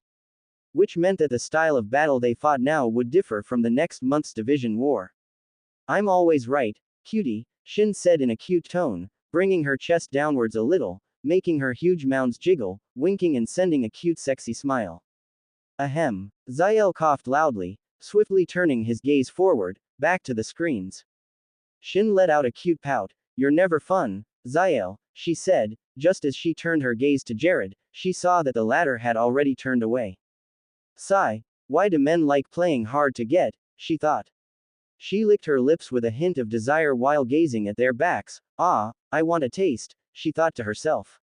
Many men would have fallen head over their heels for what Shin just did, but just like Jared's booming voice, they all knew this woman well. All men who fell for her charms had all turned out only one way, becoming empty husks of themselves, turning into love puppies whose only goal was to satisfy her. And Zael had no intention of being one of them. Just as he took deep steadying breaths trying to calm down his raging dragon that was about to erupt, the face of an orange-haired man inched closer to his ear. Putting one hand to cover the side of his mouth as though trying speaking in a whisper, can I talk now? Jared's voice suddenly boomed, making Zael's form flinch as he swiftly jumped to the side, completely startled. It was obvious Jared had tried to whisper in his ear but had failed miserably. Just as Zael was about to shout at Jared, "Stop bickering, it's about to start," one of the other instructors suddenly interrupted. Zael released a deep sigh, looking down at his crotch, where he could see something hard bulging out of it. Fuck, he thought. Because he had been distracted by Jared, he hadn't been able to calm it down. He quickly adjusted, changing the direction of his dragon, making it less visible to the others that it was erect. Letting out a sigh of relief that he hadn't been found out, he suddenly heard a cute giggle from behind. He didn't have to turn to know who it was. Shit, she saw it. He thought in annoyance. Ahem. Zael suddenly cleared his throat in embarrassment as he turned to face the screen once more, ignoring Shin. Other conversations were also swirling around as the instructors chatted amongst themselves. But the main focal point of all their conversations was about two students, Atticus and Kale. It had gotten to a point that many of them had started arguing about who was stronger between both of them. From the fight they had watched between the both of them, although Atticus had looked like he had been winning, it was clear that Kale hadn't used his full power. His transformation towards the end of the fight was a huge spectacle, one that served as a clear declaration the battle was far from over. At the forefront of all the instructors stood Harrison, and standing just behind him was Isabella.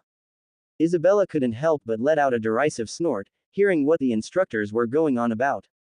Competition? Maybe if they were talking about Kale fighting the other divisions, but if it had been Atticus they were talking about, then Jared had been completely right on the mark. It would be an absolute massacre. The boy in question could easily defeat a master rank beast.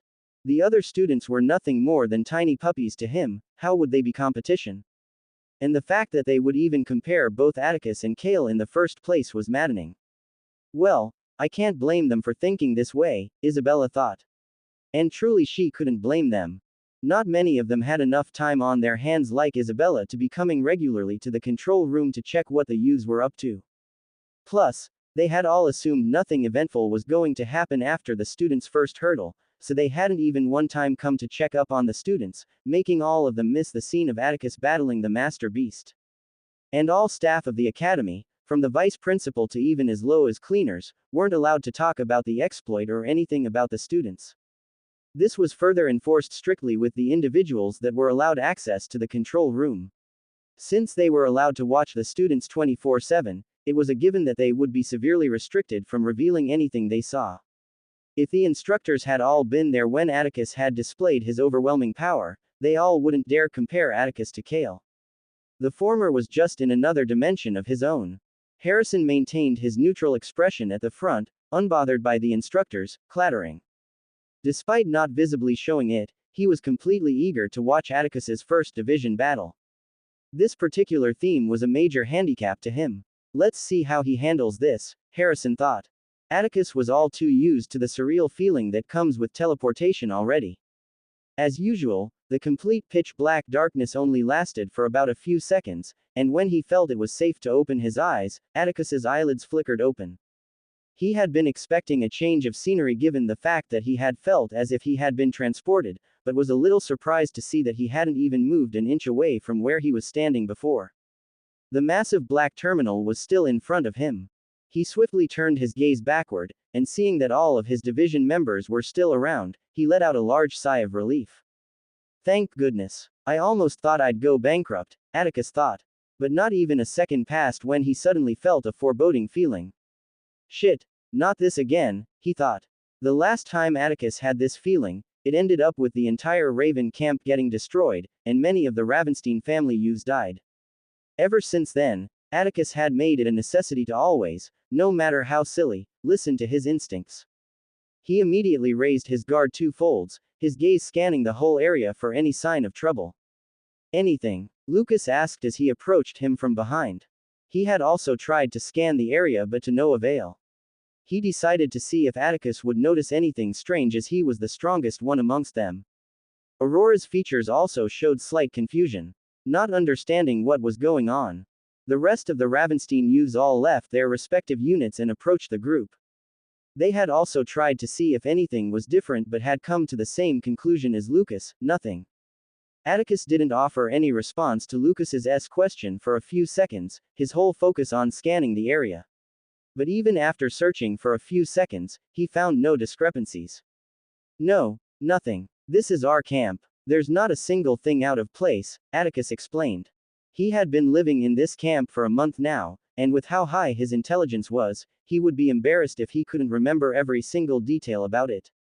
He had used his perception, his vision, and even gone as far as releasing a pulse of mana to check and see if there were any changes, but he couldn't find anything out of place. The air was the same, and even the density of mana didn't change. This is really weird, Atticus. I felt the same feeling I usually feel when I get teleported, though, Aurora voiced out, her voice laden with skepticism. The other Ravenstein youths all nodded their heads in agreement, they too had felt it. They all looked around warily, all of them becoming alert. Atticus's thoughts raced as he tried to figure out what was going on. He too was absolutely sure that they were teleported. Turning his gaze around, his eyes suddenly landed on the wall. That should be it. Atticus turned his focus to the air element, utilizing it to lift himself up from the ground. Up in the air, Atticus looked at the Ravenstein youths. Let's check over the wall, he said, controlling the air element as his body cut through the air at fast speed, his form moving towards the south wall. With his speed, he got there in a few seconds, his figure landing on top of the wall. And he was instantly greeted by a breathtaking scene. The camp was currently perched on top of a high hill, and all around them, below, was an expansive forest that unfurled in every direction, its lush canopy forming a verdant sea of foliage. Looks like we really did get teleported, with the whole damn camp, Atticus thought. Although he had already suspected that they would fight with their camps, the last thing he expected to happen was them actually being transported alongside their whole camp. He had half expected some kind of simulation, but to think their whole camp was transported. The rest of the Ravenstein youths also reached the wall, with Nate, Aurora, and the rest landing on top of the wall, their sights immediately seeing the same view. Looks like the whole camp was transported with us, Lucas voiced out while looking at the forest sprawled beneath them. Atticus nodded in agreement. Just as he was about to think of their next line of action, the black terminal at the middle of the camp suddenly burst to life with a radiant blue glow that shot upward into the sky. The azure brilliance expanded rapidly, creating a luminous cascade that enshrouded the entire camp. The light converged and solidified, weaving an intricate lattice of energy that manifested as a protective shield. This shield, translucent and tinted in hues of blue, formed a seamless dome that enveloped the camp from every angle. And then simultaneously, parts of the blue glow moved down the terminal, traveling through the ground, moving forward for a few meters away from it. It stopped at one random point, the blue glow suddenly intensifying as the shape of a small building started forming. In under a minute, an ordinary-looking building was built. Atticus and the other Ravenstein youths had all started moving back to the middle of the camp as soon as they saw the terminal light up. Just as they arrived back in front of the terminal, the AI face suddenly appeared once more on top of the terminal, immediately speaking. Welcome, students, to the next step. Any questions you have will be answered inside the small building that just formed. You are advised to proceed promptly, as the shield will deactivate in exactly 10 minutes from now, signaling the commencement of the next step. Good luck. As soon as it finished speaking, its face was suddenly replaced by another countdown timer that was already counting down from 10 minutes.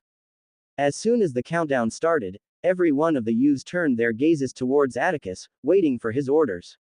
What now? Aurora asked. Let's not waste any time. We're checking out the building, Atticus swiftly declared.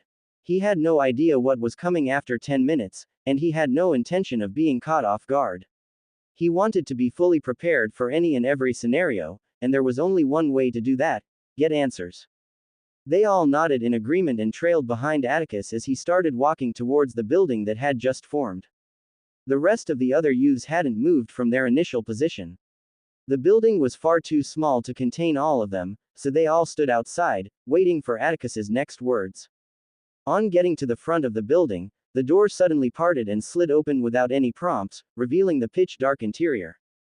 Staring at the dark interior for a few seconds, "I'll go inside first," Atticus said to the Ravenstein youths who were behind him. Nate and Aurora were about to voice their dissatisfaction, but Atticus, as though already reading their minds, suddenly turned back and gave them a look that instantly silenced them. Atticus hadn't been joking when he said he would trust his instincts 100% at all times. He had a feeling something he won't like would happen soon, and he intended on keeping his guard up until he finds out what. Some might call him paranoid, especially given his strength as an expert rank, a rank the Academy had clearly not accounted for. He was confident that he would be able to escape and even rescue the others from any traps the Academy could dish out. There was no way the Academy would test the youths with something way above their level, so given the average strength of the other youths, it was a given Atticus would be confident. But even with that, he still wasn't taking any chances. Seeing as each of them nodded in acknowledgement, "I'll be back," Atticus said, instantly stepping inside the pitch-black building, the door swiftly closing behind him. As soon as he entered, Atticus instantly released a pulse of mana from his core, fully intending on feeling everything inside the pitch-black room, but it was all for naught as the lights of the room suddenly lit up, illuminating the whole room. Turning his gaze around the room, Atticus let down his guard, but only for a little bit. A control room, he pondered. Atticus had never really been in any control room in Eldoralf, even the one at the Ravenstein estate since he had been reincarnated. But what he was currently looking at slightly resembled the ones he had seen in movies back on Earth. The only thing missing would be the myriads of screens and monitors that would usually be sprawled on the wall. Just like the building suggested from outside, the room wasn't large, only about 20 feet in both length and width. The illumination within the room emanated from a series of blue neon lights, casting a cool, cyberpunk ambiance that bathed the surroundings in a futuristic glow. The room was completely plain, with only one single thing in it, and that was the large square-shaped table in the middle of the room. Atticus walked towards the table. It featured a smooth, obsidian black surface that seemed to absorb the ambient light, creating an intriguing interplay of shadows. It spanned about 6 feet on each side. The edges of the table were sharp and angular. Seeing the obsidian black surface, he suddenly recalled the table that he had seen in Grimstone's lab back at the Raven camp. He had a hunch which he followed immediately. Just as his hands brushed the surface of the table, the top of the table suddenly lit up like a screen, displaying just one thing: Division Wars. Seeing that the room was completely free of any threats, Atticus decided to call the rest of the Ravenstein youths who were waiting outside. After a few seconds, the whole group stood inside the room, surrounding the table from all sides, all of them waiting for Atticus. Gazing at each of them and seeing them nod that they were ready, Atticus suddenly clicked on the Division Wars display at his front. Its glow immediately intensified, and the display suddenly changed to two options: General Description and Mission. Atticus quickly clicked on the General Description, and all the display disappeared, the table only lighting up at the middle where an AI face appeared above it for all to see. It immediately started speaking. Opening square bracket. Welcome to the Division Wars. The Division War is simply a war between different divisions. Every month, each division in the first years is mandated to battle a randomly selected division in a warlike format. The format will change each month, and you will all find out about said format only when the battle begins. The winners of these battles will be rewarded handsomely, and losers punished severely. The Academy advises you to take this seriously. For information on what to do next, please click on the mission icon to understand what the battle format for this month will be. Seeing the mission icon suddenly appear in front of him again, Atticus clicked on it, and the AI display changed. Instead of a face, the mission was displayed in text boldly for all to see. Mission format. Strategy. Mission description. Your division camp is currently situated on the far northern edge of the forest, on top of a massive hill. Your opponent's camp is currently situated on the opposite end of the forest, at the southern edge. All over the forest, there are a total of 8 mini-terminals, each located as indicated on the map of the forest. Each mini-terminal is situated at different locations all around the forest and serves to mark the territory of each of the 8 areas they are situated in. Rules. Capturing a terminal. To control a terminal, any team member needs to step into the designated 10-meter radius surrounding it and stay there for a full 10 minutes.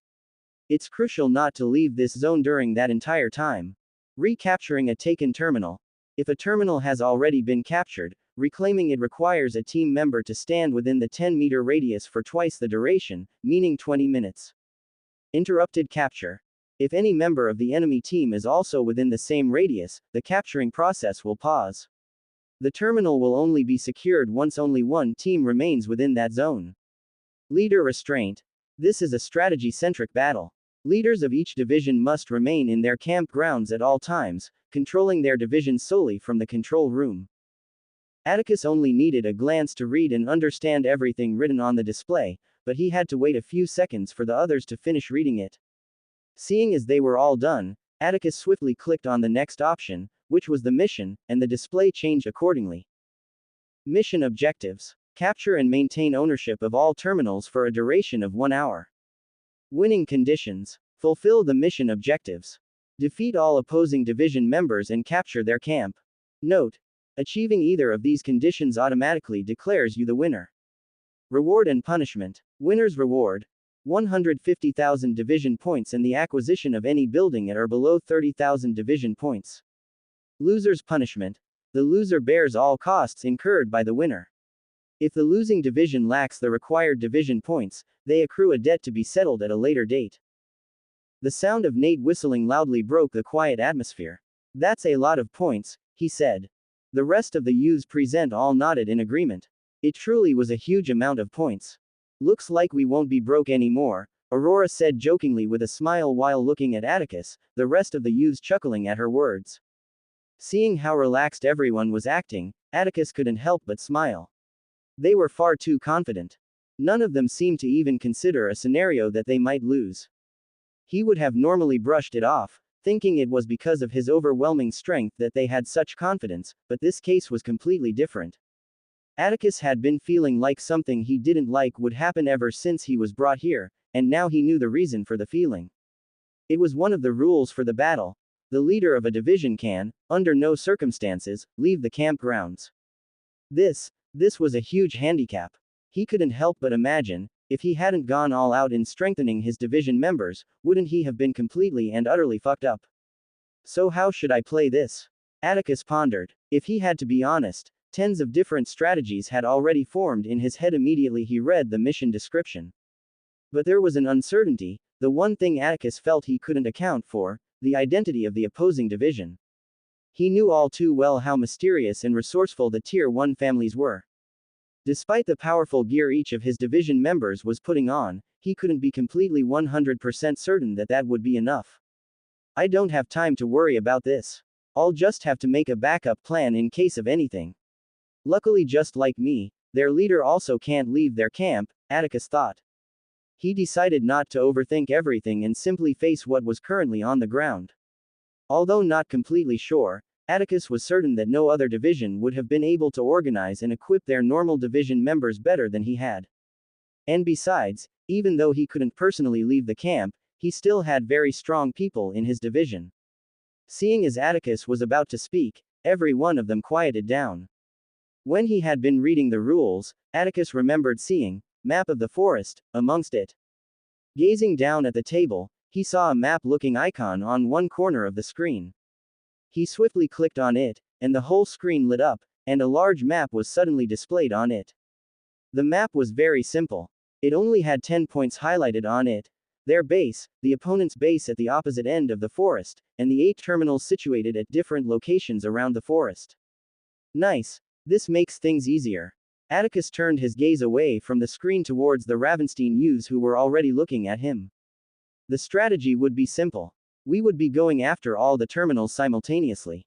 We currently have 11 units, and since there are 8 terminals, we will split that extra 3 units into equal groups who will merge with the other 8 units.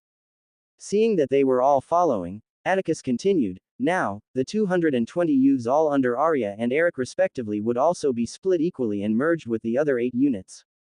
The leaders of each unit would be as follows: Lucas, Eric, and Arya would each have 1 unit under them. Atticus gazed at the trio and seeing them nod, he continued.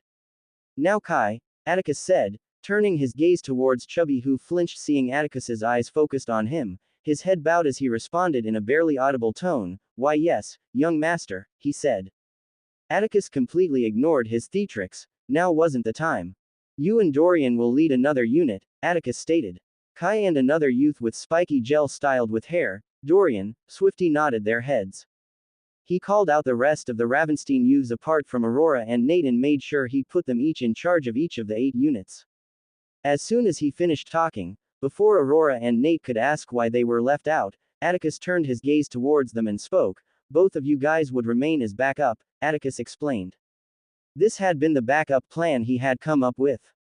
Atticus had divided each group equally and had tried to balance each of their strengths by fixing the Ravenstein youths according to their individual strengths. Chubby had been close to the weakest amongst them back when they were at the Raven camp, so Atticus had fixed him with another Ravenstein youth who was stronger than him. He had also done this with the others too, making sure that the strength of each of the 8 units was more or less balanced. What Atticus had planned for Aurora and Nate was exactly what he had termed it, backup. Those two were basically his trump cards in case anything goes wrong. Atticus had no idea what his opponents were capable of, and he had no intention of underestimating anyone. He was going to plan for every scenario he could think of and keep his guard up at all times. Throughout this battle, despite him not being able to actively participate, he wanted to make sure that no one out of his division members died. It wasn't that he cared about them, Atticus just didn't want to lose any one of his points. He would unfortunately not be able to predict the location trouble might pop up in.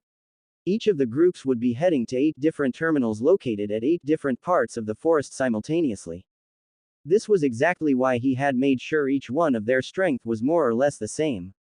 So in case of anything, any one of the groups would be able to hold on for backup.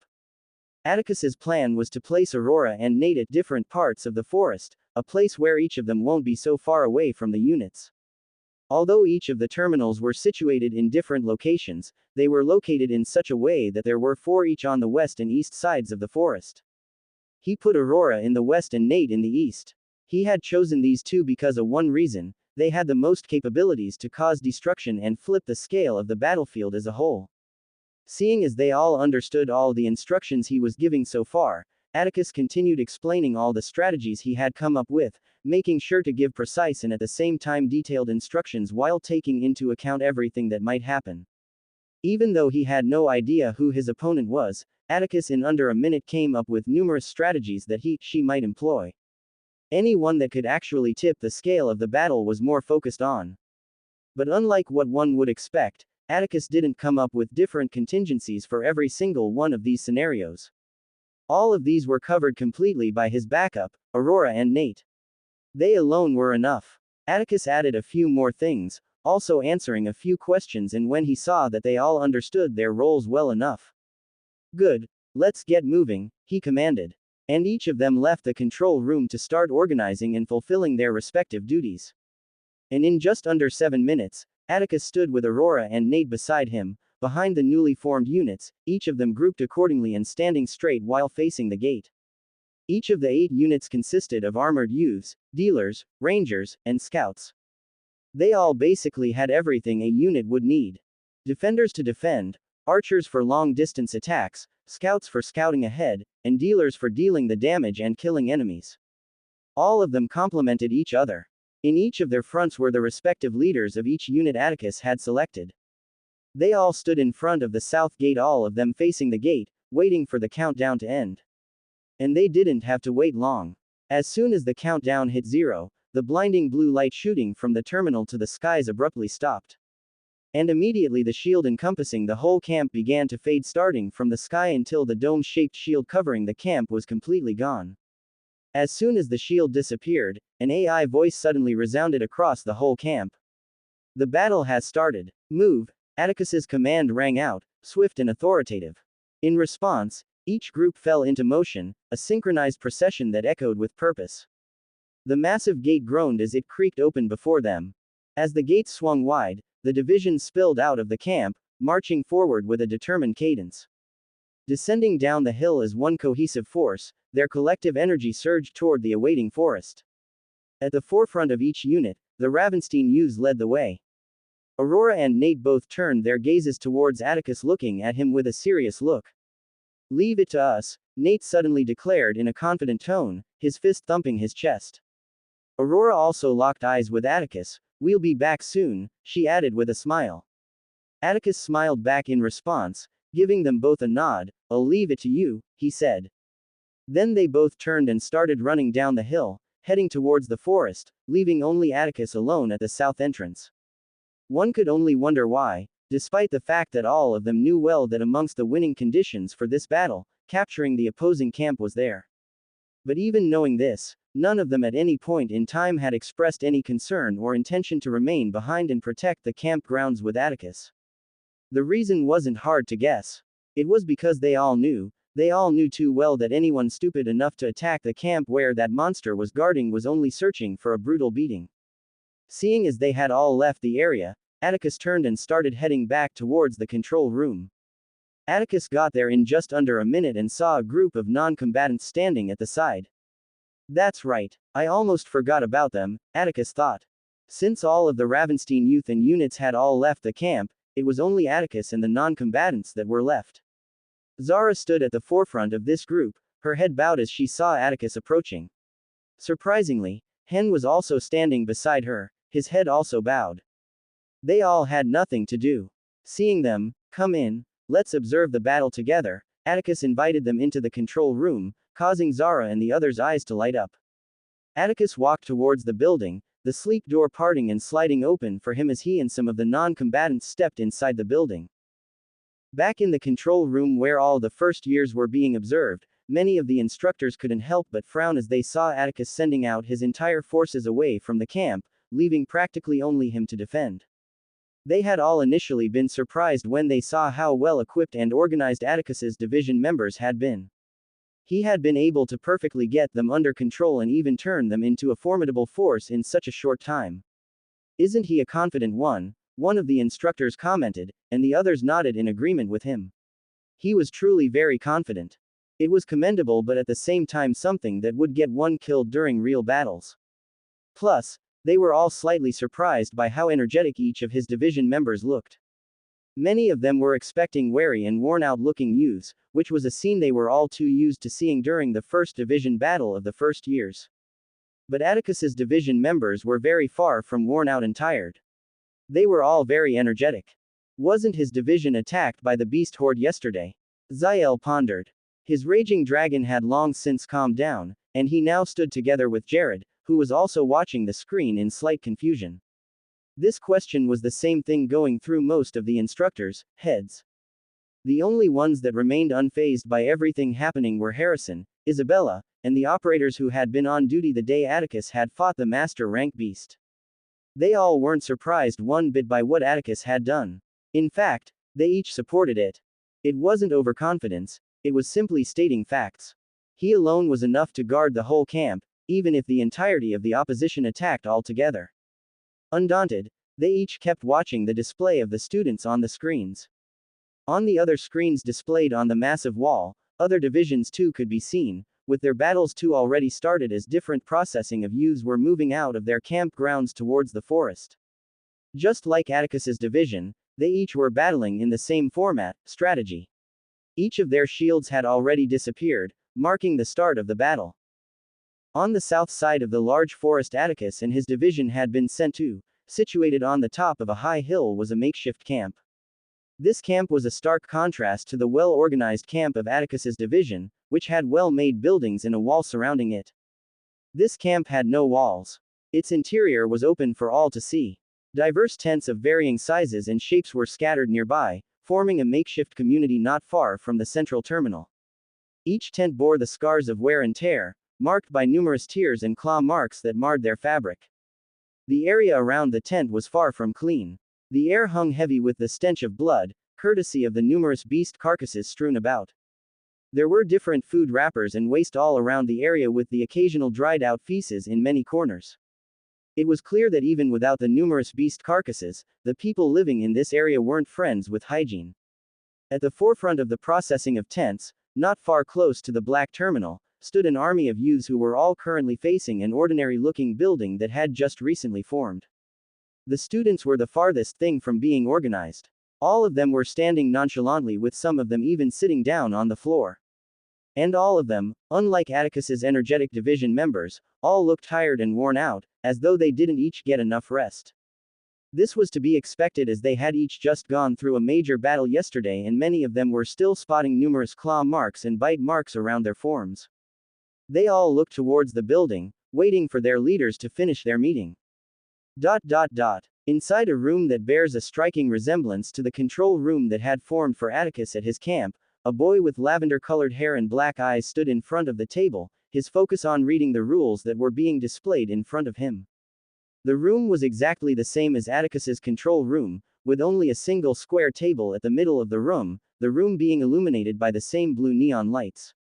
But this youth wasn't the only one present. All around the table, different youths stood with their backs straight and their gazes facing forward.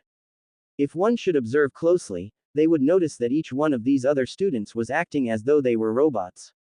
It was as if they were being controlled by something or someone.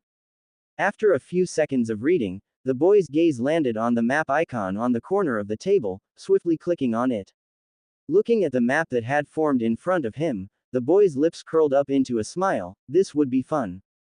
Inside the confines of a small building, with only the blue neon lights offering any semblance of illumination, a youth stood with his lips curled up into a smile, displaying his completely uneven teeth as he stared at the map displayed on the screen on the table in front of him. The room was completely quiet, but contrary to expectations, this youth wasn't alone. Behind him stood two other youths, the first one with a slender physique and stormy dark purple hair, while the second had a more buff physique, simple raven dark hair, and red eyes. Apart from these two, all around the square-shaped table were different youths, each with the same distinct features as the second youth standing behind the lavender-haired Onia raven black hair and red eyes. It was evident that they were all from the same family, and this family was most likely a tiered family. Only a tiered family could produce youths with near-identical features like this. Each of them stood up straight, hands on each side, their heads straight, and gazes forward as though they were standing at attention. Each and every one of their forms screamed robotic, with their faces completely devoid of any expression and their eyes emotionless. The lavender-haired youth muttered under his breath, breaking the silence. How should I deal with this? He pondered, his mind going through numerous possible scenarios at a fast speed. If a normal, unknowledgeable person were to catch a glimpse of how fast the youth was currently thinking, they would be completely and utterly shocked. His thinking speed was way faster than what a normal 15-year-old should be able to achieve. However, if someone knowledgeable about the tiered families in the human domain were to see this, they would be completely unfazed. Lavender-colored hair, black eyes, completely uneven teeth, and an unattractive face. These distinct features were the unmistakable traits of the Pisquillian family, a Tier 2 family under the Tier 1 family that ruled over Sector 6, the Enigmum family. In each sector within the human domain where the Tier 1 family ruled, more often than not, the other tiered families and even the general populace usually had similar bloodline powers. Although it might not be as broad nor as potent as those of the Tier 1 family, it usually shared the same properties. And this was the case for the Pisquillian family. They all had bloodlines that relied on intellectual prowess. Their family was well known because of one thing of their bloodlines that enabled them to be masters of empathic communication. They had the power to manipulate thoughts and emotions of individuals. While this bloodline might sound overpowered, and truly it was, there were reasons why they were still a Tier 2 family. The first one was obvious: their lack of a paragon rank individual. Regardless of how strong a family's bloodline was, even if it was completely overpowered, if they weren't able to produce a paragon rank individual, becoming a Tier 1 family was impossible. Regardless of how overpowered a bloodline could be, in the history of the human domain, no one had been able to best a paragon. The second reason was because their bloodline had a significant weakness. It was highly restricted. There were lots of conditions that must be met before they were able to properly use their power, and apart from this, members of the Pisquillian family were weak, incredibly so. Despite being a Tier 2 family, their physical strength and talent were mostly non-existent. But even with all these glaring weaknesses, the fact that the Pisquillian family was still a Tier 2 family spoke volumes about how powerful and useful their bloodline was. There were lots of conditions that needed to be met before they could use their power. Looking at the youths standing in the room with expressionless faces, it was clear that he was able to meet all of these conditions. His brain working at fast speeds, the youth, Emmerich, thought of multitudes of possibilities in a few seconds. I guess I should see what I'm up against first, he muttered out loud. Turning his gaze towards the far end of the table, his eyes landed on one youth. Number 6. Take about 20 students and divide yourself into groups. Let each group head to each of the locations of the terminal and scout, he instructed. As soon as he finished, as though the robotic expression on the youth had been a lie, his mouth suddenly curled up into a huge grin, his full set of teeth in full display. Immediately bending down 90 degrees, his head inches away from touching the obsidian surface. "Yes, master," he responded with fervor. And then, as swiftly as he bowed, he stood up and turned, heading outside the room. Emmerich simply watched all of this with a cold expression, unfazed by the youth's response as though he was already used to it. Turning his gaze back to the map displayed on the table, his mind once again swirled. He had come up with countless actions they could take depending on who they were up against. Even he couldn't lie. This division, while they wouldn't be the weakest, was far from calling themselves strong. Emmerich knew this well, but despite what many would think, he really didn't care about the division. There was only one thing on his mind: I'm going to enjoy this. He simply wanted the thrill of winning. No. 2. Emmerich suddenly called out to the raven black-haired youth behind him. And just like the other youth, he immediately smiled and bowed 90 degrees with no less fervor than the earlier youth. "Yes, leader," he replied while bowing. "Check to see if we have any new division objectives," Emmerich instructed. Many would be shocked at what Emmerich had just asked the youth to do. Wasn't it only division leaders who can check the division objectives? Wasn't Emmerich the leader though? Why would he ask someone else to do this? The answer was obvious: Emmerich wasn't the leader of this division. So why was he being addressed and treated with respect by all of them? The reason had to do with the Pisquillian bloodline. Every year, the number of students the academy admits is truly numerous, with the same amount all getting tested upon admission. Because of how weak physically the Pisquillian family was, it was a given that a test that focused on fighting prowess wouldn't be their forte. And because of this, despite being a Tier 2 family youth, Emmerich hadn't been able to make it anywhere close to the top 1,000 ranks. He had unfortunately not reached a level yet where he would be able to influence mindless beasts, hence making him perform terribly during the test. This was the same with the other youths who had participated in the test from the Pisquillian family. Immediately the test ended and the ones below the 1,000th rank were asked to select a leader. Just like Atticus, Emmerich had come up with multiple scenarios in his head, eventually settling on the most likely scenario. Instead of selecting leaders that were powerful and close to the top, Emmerich had chosen someone lower on the rankings, making sure it wasn't too low and too high at the same time. One of the things he hated the most was being controlled.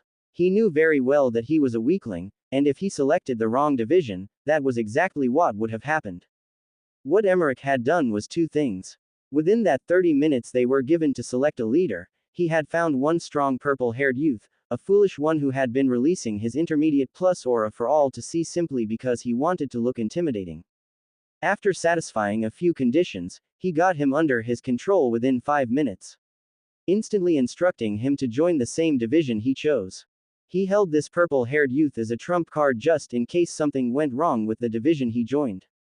Although he didn't know for sure, he was very certain that at most, the highest ranking individual the division could have was only an intermediate plus rank. Which meant that his protection was secure just in case. Emmerich had to select a leader and division that he was sure he should have no problems controlling. The names of every leader were displayed for all to see, and after searching for a little bit, spotting a known Tier 3 family youth wasn't hard. Luckily, the Tier 3 family youth hadn't rejected his request, and he and the purple-haired youth were able to join without any problems. The rest could explain itself, as after getting to the expanse, Emmerich was able to take control over the division without any problems. And because of this particular fact, Emmerich had absolutely no problem with sacrificing the members of his division. Anyone dying wouldn't affect him in any way, so why should he? "No, leader," the raven black-haired youth instantly replied after checking his artifact. Emmerich nodded in response. Focusing on the map, he decided to wait for his scout to inform him about their opponents before acting. As soon as the Ravenstein youth descended from the top of the hill, they all split up into their respective groups, each heading towards different directions through the forest. Initially, since the map of the forest was displayed on the table, Atticus had wondered how each group would navigate through the forest to reach where each of the terminals was located. But after a single question to the oracle on his artifact, he was able to find out how to transfer the map from the table towards each of the Ravenstein youth's artifacts. As each of the groups moved through the forest while following the maps on their artifacts, they noticed that the forest was completely devoid of any magical beasts. It was clear that the Academy wanted each of the divisions to focus solely on the battle. With no beasts in the forest, each group marched quickly through the forest. The terminals were located at varying distances from each other, some closer to their camp, others to the opposing camp. Eventually, each of them got to their destinations after some time. Coming out of the foliage of trees, Lucas, who was walking at the forefront of the group, was met with about a 500 meters wide expanse. In the middle of this expanse was a 10-meter tall black terminal. It was completely incomparable to the imposing form of the terminal at their camp. Undeterred, Lucas kept walking forward towards the middle with the small army of youths following behind.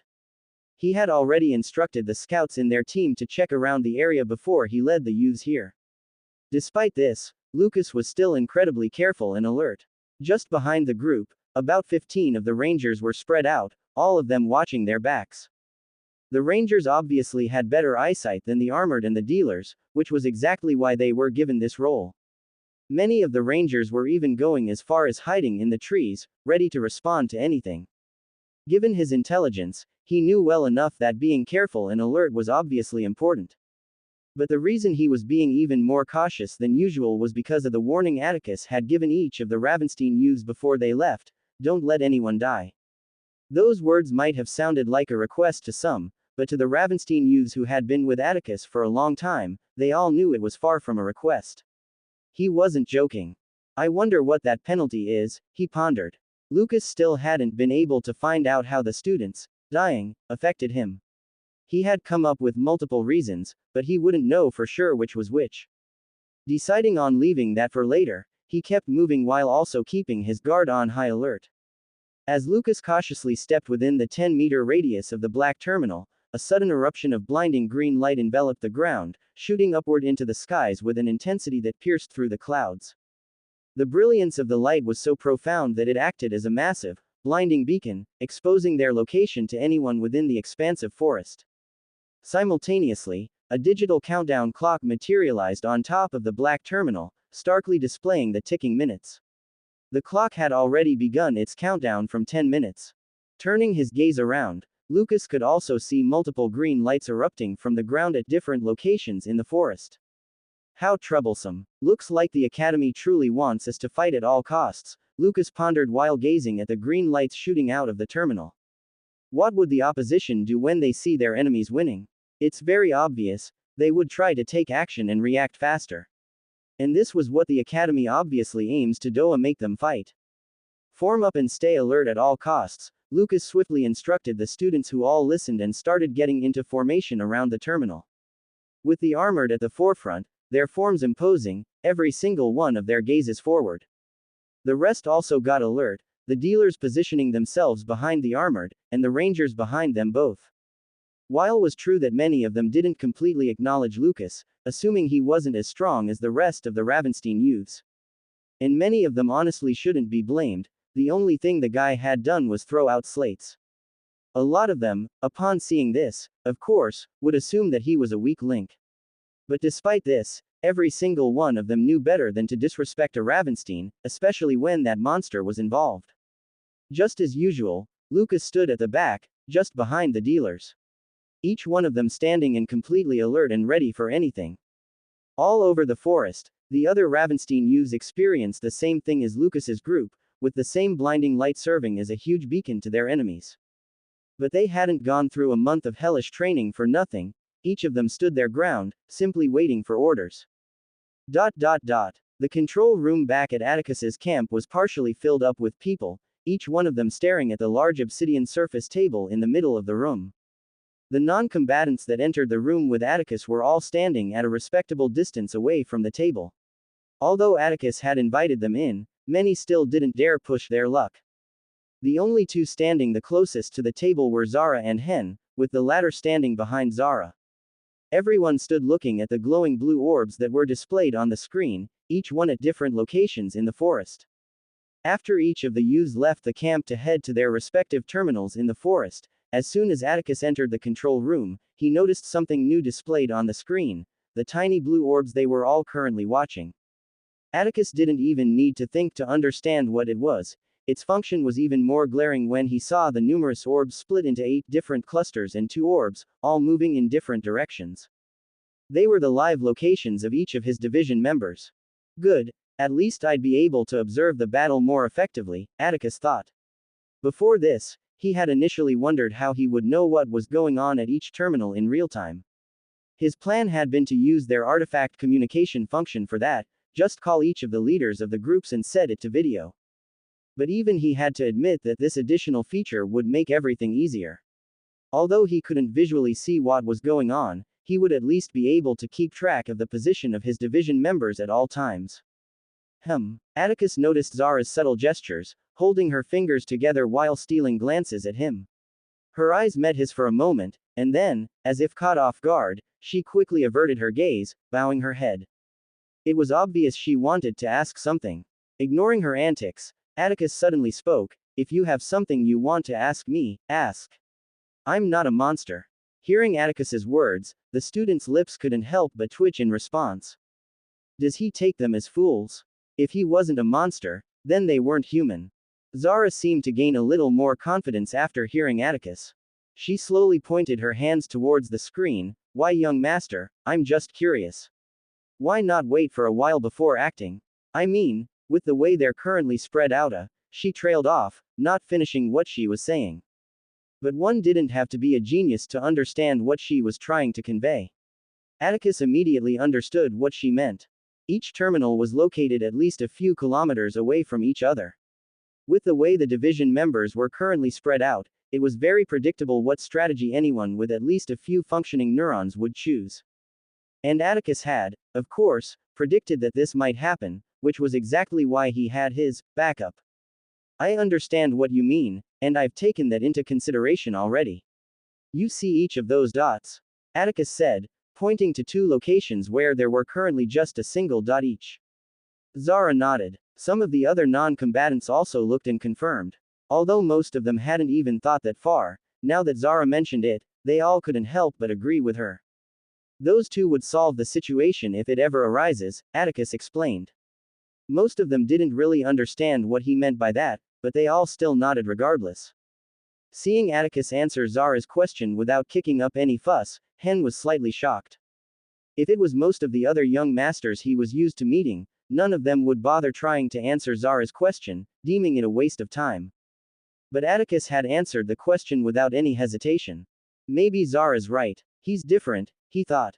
Back at the opposition control room, Emmerich had finally gotten a report from the scouts he sent.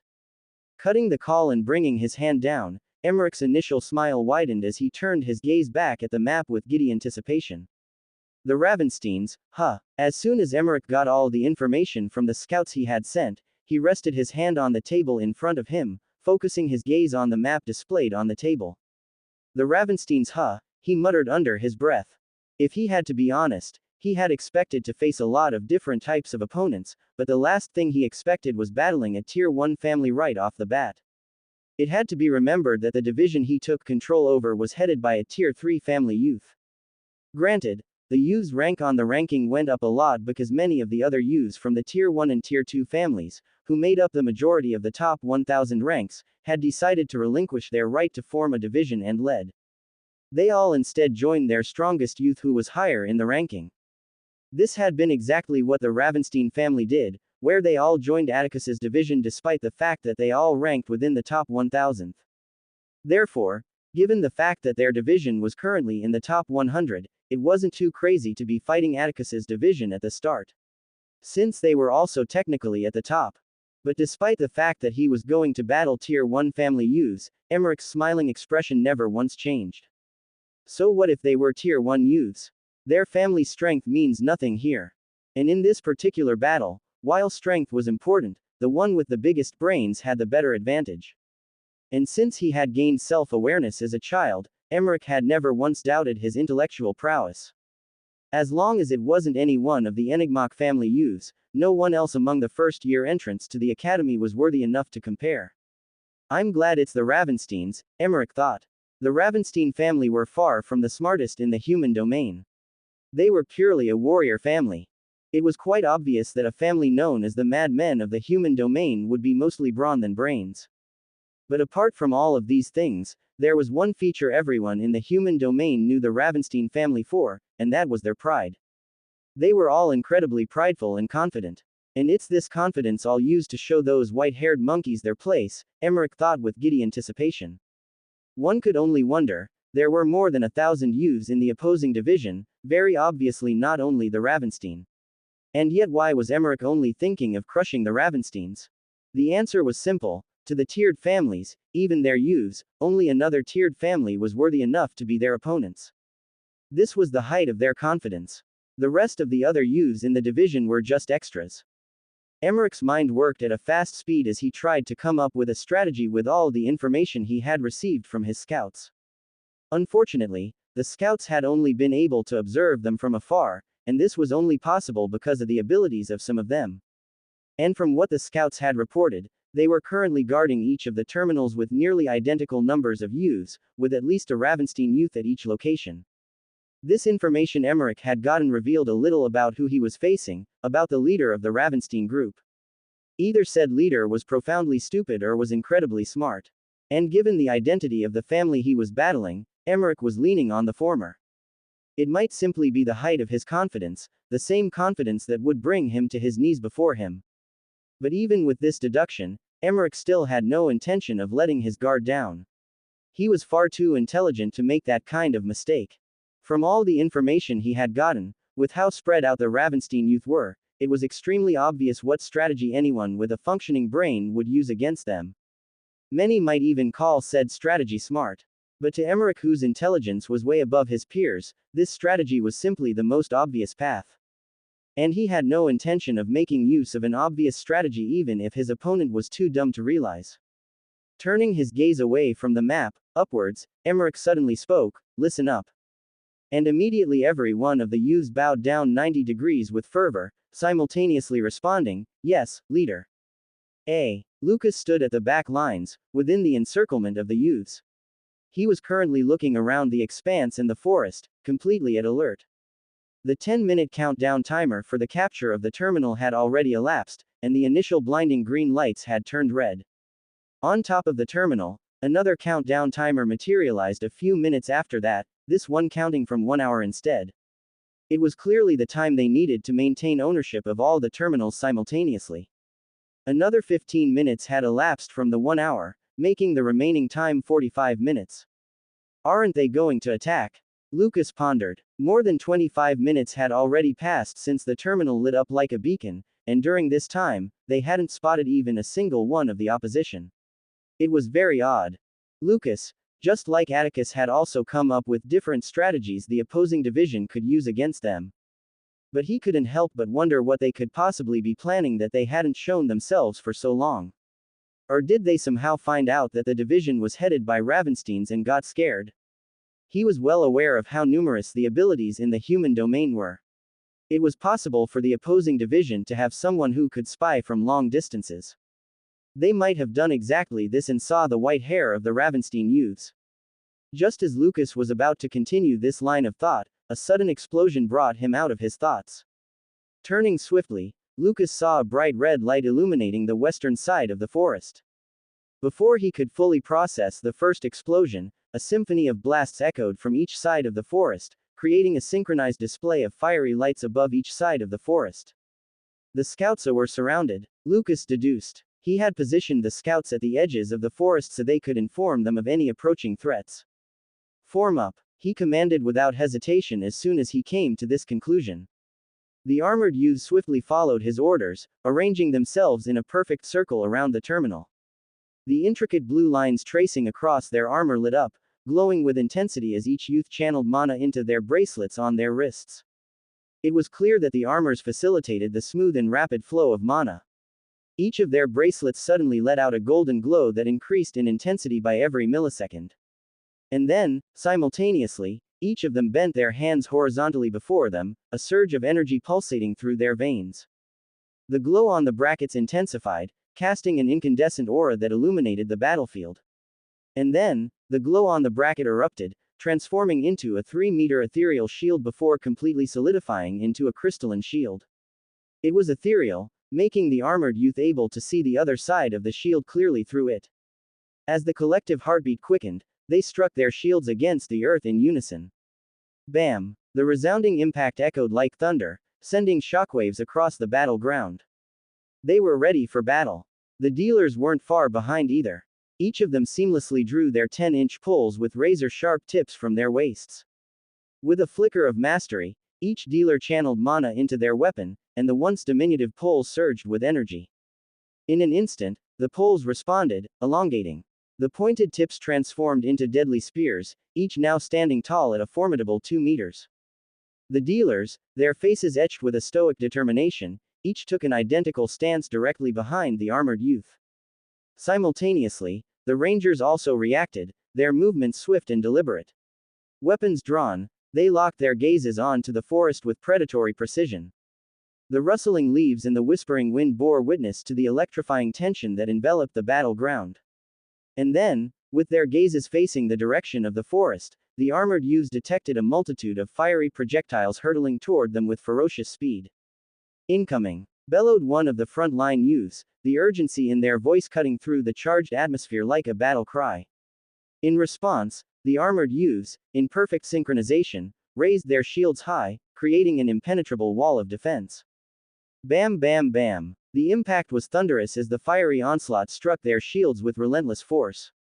Shockwaves rippled through the expanse, but the armored youths stood firm, an unyielding bulwark against the storm of projectiles. Without pause, more attacks erupted from the depths of the forest, a relentless barrage aimed at breaching the defenses of the armored formation. Yet, each projectile met an impenetrable barrier as the armored youths skillfully absorbed the blows, their shields absorbing the brunt of the assault easily. From all directions, attacks were unleashed, the fiery onslaught raining down on the youths in the middle of the expanse. However, the formidable defenses of the front-line armored youths remained unbroken. Effortlessly, they repelled every projectile, each one of the attacks snuffed out effortlessly. "Can you shoot them from here?" Lucas turned to one of the rangers at the back and asked. "No, young master. They're all using the trees of the forest for cover. We can't get them like this," the youth immediately responded. Hearing this, Lucas entered a contemplative state. Atticus had meticulously planned for various scenarios before dispatching them from camp. He had gone to the extent of equipping each group with rune mines to be strategically planted around their designated locations. These were the same runes Lucas had employed during his intense battle with Arya back at the Raven camp during the combat challenges. Lucas had, of course, instructed the youths to position these runes around the expanse as soon as they arrived. However, for the plan to be effective, the opposing division members would need to step into the expanse, triggering the hidden runes. But why are the attacks so little? Lucas pondered. The attacks that were hurtling towards them were small, not the kind of feeble attacks you would expect from a division that consisted of more than 1,000 youths. It was evident the number of people attacking was scarce at best. Should we enter the forest to confront them? He thought. A fleeting urge tempted Lucas to assemble a small group and enter into the forest, attempting to locate and neutralize the youths launching the attacks. But, he quickly dismissed the notion. It might be a trap, he contemplated. It was very possible that there would be an army of youths waiting for them to enter the forest, lying in ambush. Since the attacks aren't dangerous, we'll just maintain our position and wait for them to make their move, Lucas decided. Regardless of whatever their plan was, if they kept attacking them from a distance like this, the countdown timer would just keep reducing. If they didn't act and attack them directly, they would eventually lose. But it's odd, Lucas couldn't help but have a lingering thought. It looks as if they're trying to distract us. All around the large forest where each terminal was located, the same thing that happened with Lucas's group also played out. With the opposing division attacking each of Atticus' division members from a distance. And just like Lucas's group, every single one of the attacks was blocked easily by the armored youths. But even though the attacks weren't doing any damage, each of them couldn't help but wonder.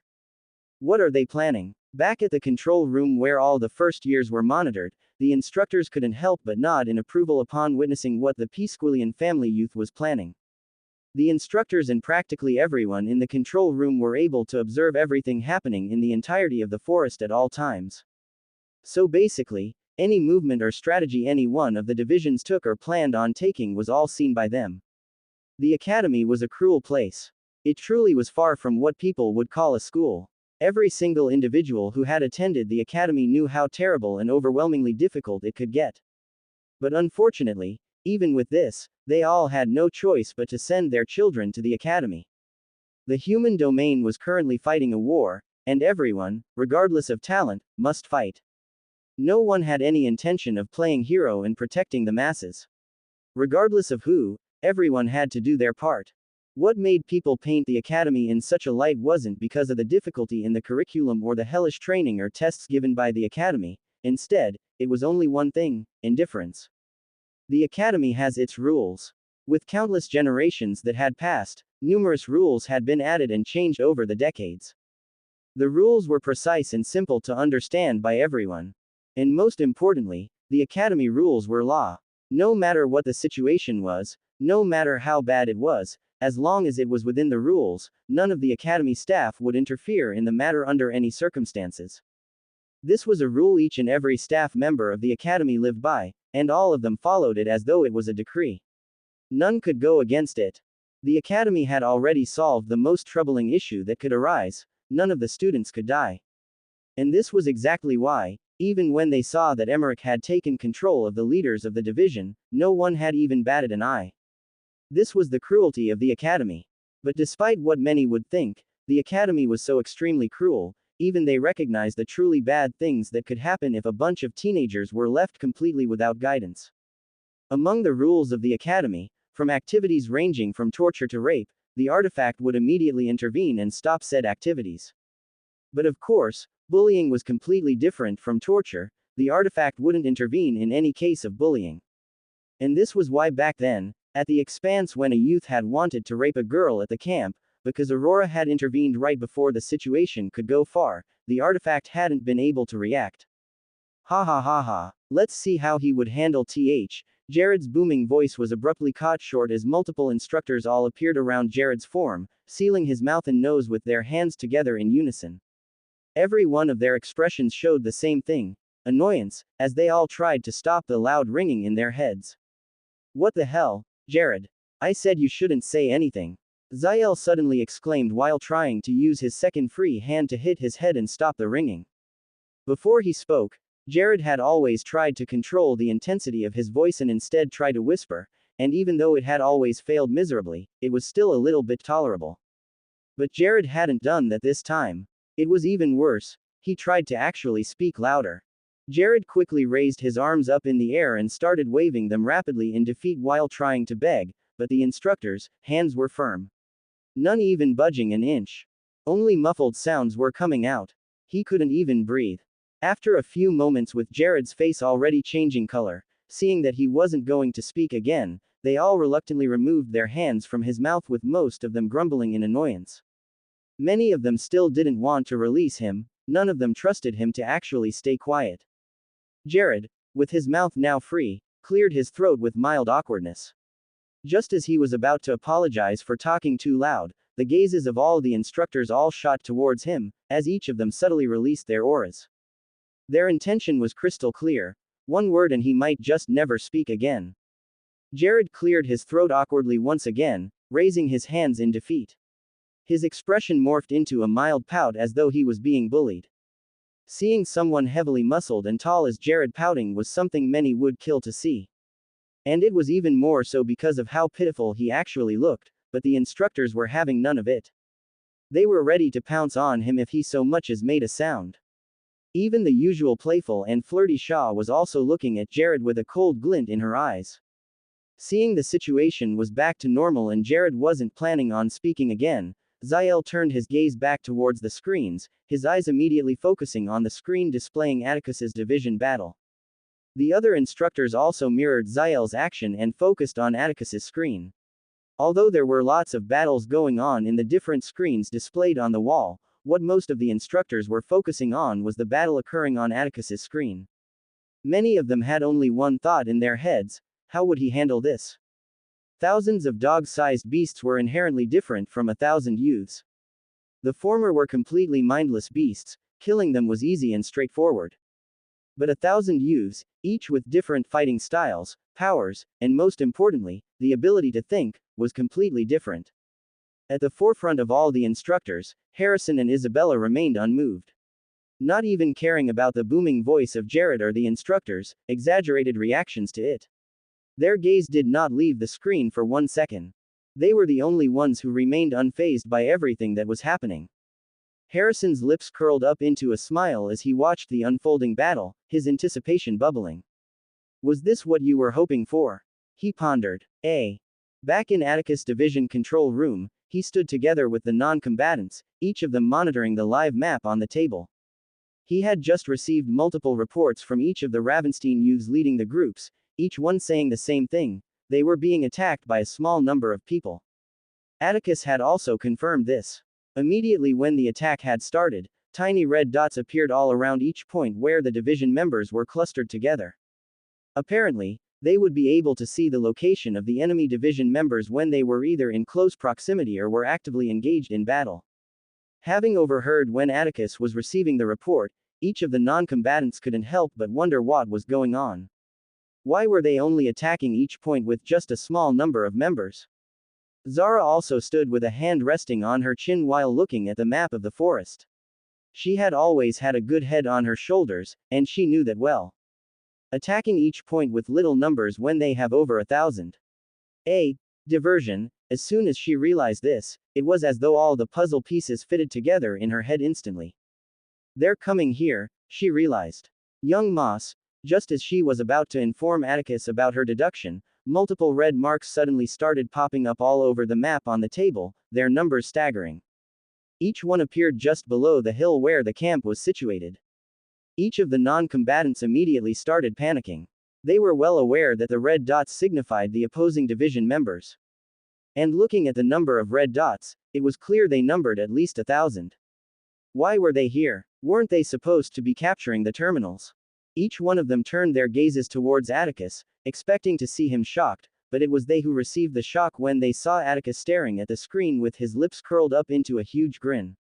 Before they could all understand what was going on, Atticus suddenly brought up his hand and tapped on his artifact, and spoke, "Call Aurora." Calling Aurora Ravenstein, the AI voice instantly responded. Click. In just a few seconds, Aurora's excited voice instantly sounded from the other side of the call.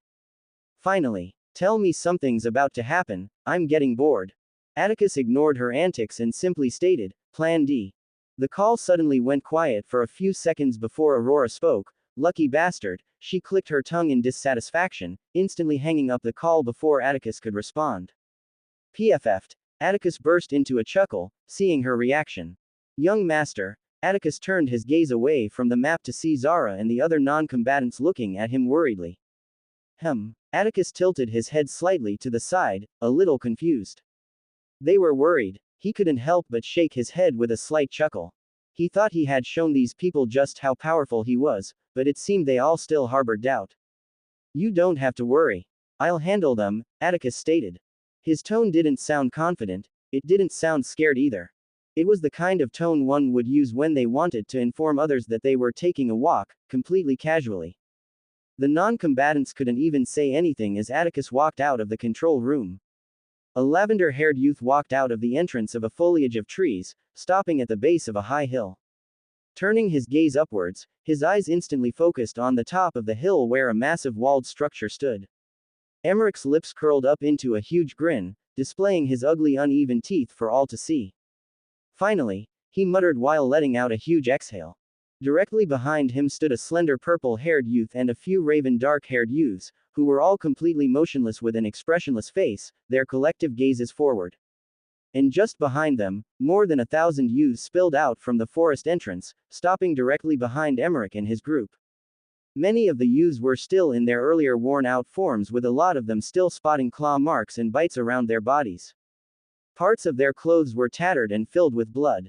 Unlike Atticus's division members who were completely subservient to him after witnessing his overwhelming display of power, Emmerich's division members were different. It was quite unfortunate, but the Peasquillian bloodline could not exhibit the same overwhelming show of strength that Atticus had displayed. Not even close. The Peasquillian bloodline wasn't so overpowered that Emmerich, who was currently at a low level, would be able to control more than 1,000 youths. He wasn't at that level yet and might never even reach it. At his current level, apart from him having to personally satisfy each and every condition for each individual he wanted to control, he wouldn't even be able to withstand the burden of controlling that number. To simplify things, he couldn't even control more than 10 individuals simultaneously. And to control that much people depended on a lot of factors. But despite the fact that Emmerich's bloodline couldn't display such flashy and deadly powers as Atticus could, many of the youths were still very scared of him. Why was that? It was simple. Each of the youths feared his non-existent powers. Apart from the fact that Emmerich was a Tier 2 family youth, he also had basically all the strongest youths under his control. But even then, each of the division members numbered in the thousands. A handful of youths, even if they were strong, wasn't enough to make them fear Emmerich. The reason each of them feared him was shown in the way the students under his command were behaving. It was very clear that every single action they were carrying out was completely against their will. Regardless of how stubborn most of them wanted to prove they were, none of them wanted to be controlled as puppets. To be forced to walk against their will, to be forced to bow against their will, to be forced to worship against their will, none of them were willing. None of them had any idea how his powers worked, and no one wanted to be the test subject they would use to find out how it worked. But what they do know was what it does, and that was more than enough. Plus, it was completely in their best interest to obey Emmerich in the first place. Many of them were well aware of how intelligent the Peasquillian family was, and from what they had seen, Emmerich seemed to show this trait well. And seeing all of this, most of them decided to quietly follow him. The minority being the stubborn ones. And no matter how stubborn they claimed to be, none of them wanted to be the scapegoat. Looking at the massive structure on top of the hill, Emmerich smiled widened. He suddenly shivered in giddy anticipation, imagining the look on the division leader's face when he appeared in front of him.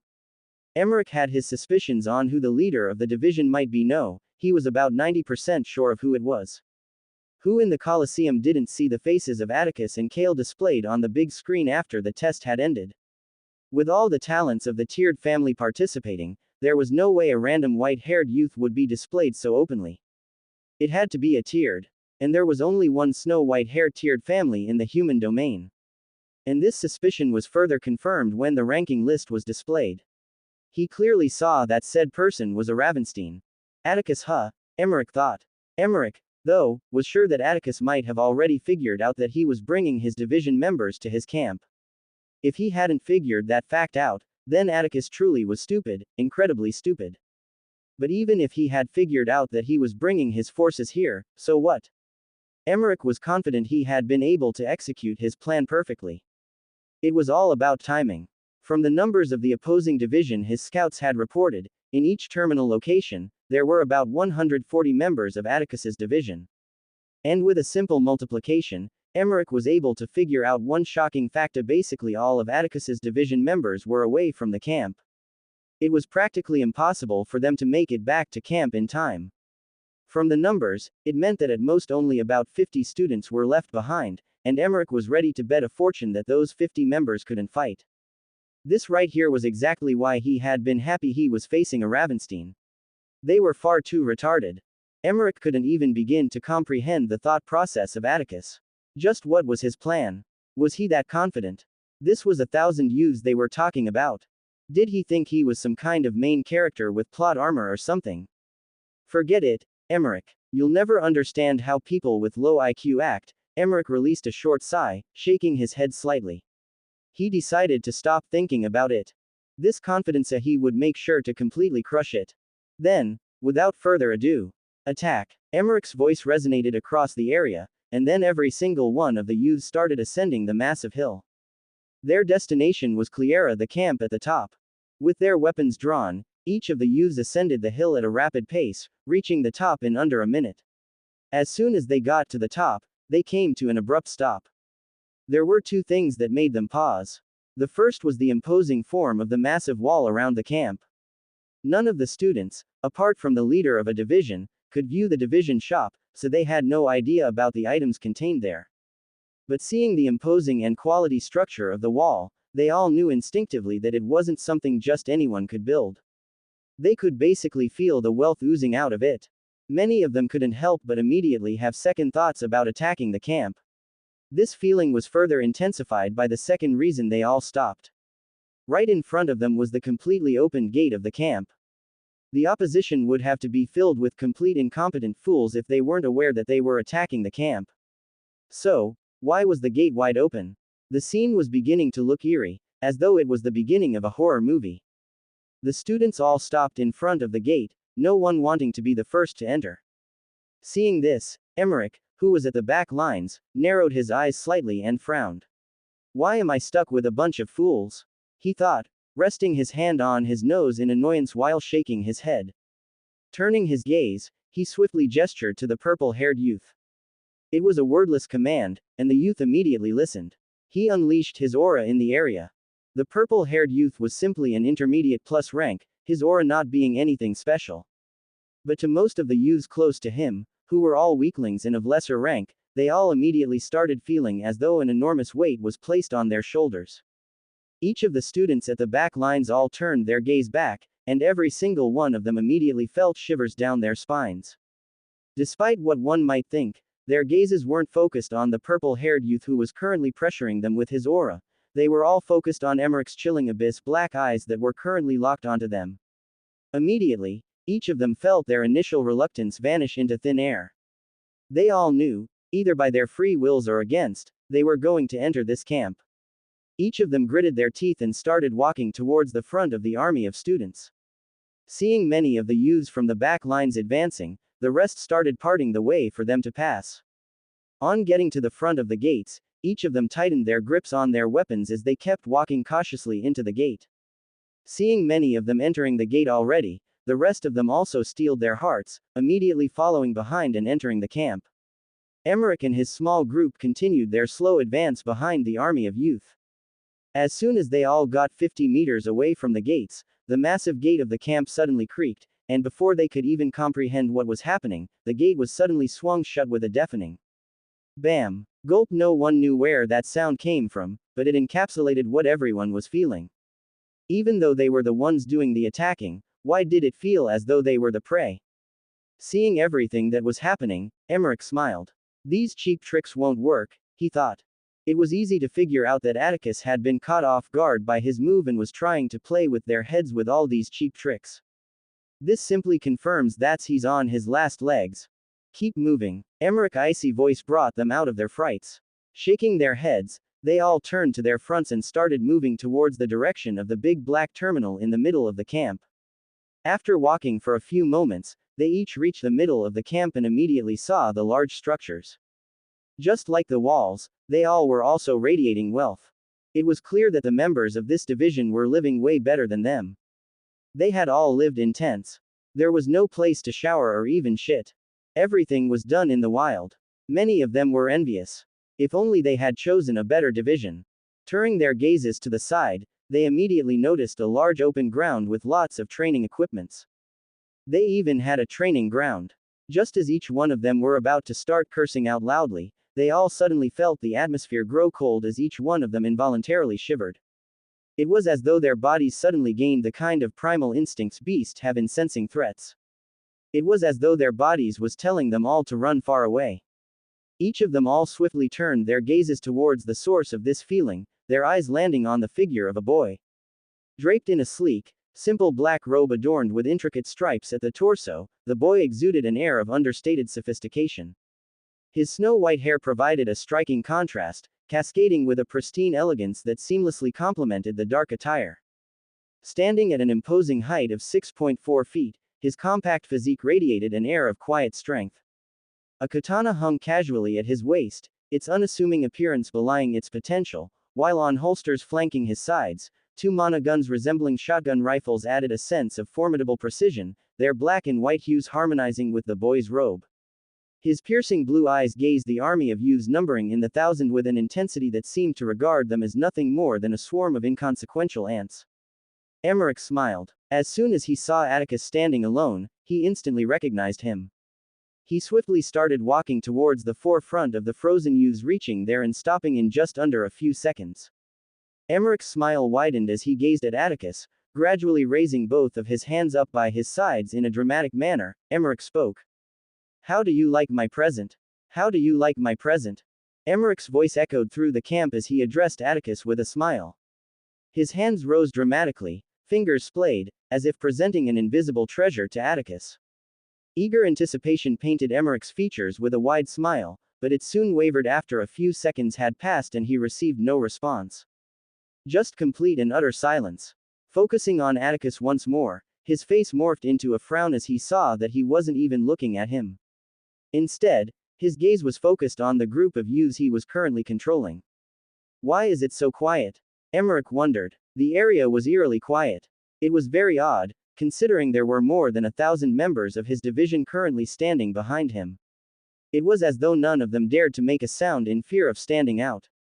They're scared off of him. Emmerich was confused. There were many youths amongst the army of students behind him that were more powerful than him, although it was very embarrassing, it was the truth. But even they were completely silent as though they were being suppressed. Why was he the only one not feeling anything? Emmerich's eyes narrowed slightly, his guard raised as his eyes focused on Atticus, instantly landing on his face. Lucky bastard, Emmerich couldn't help but comment inwardly. In the history of the Psyquilian family, in every generation they had always birthed individuals that many in the human domain would consider unattractive and, in a more harsh word, ugly. And truly they were. But despite the fact that the Psyquilian family were more than a century-old family, none of them had ever gotten used to this trait. In fact, it was because of this that they were all very conscious of their appearance. Almost all of them, Emmerich included, wore extravagant clothes and accessories that make them pop and look good. Trying to drown out their unattractive appearances with these extravagant things. Many of their women buried their faces every day in a mountain of makeup that could probably last a normal woman for a decade.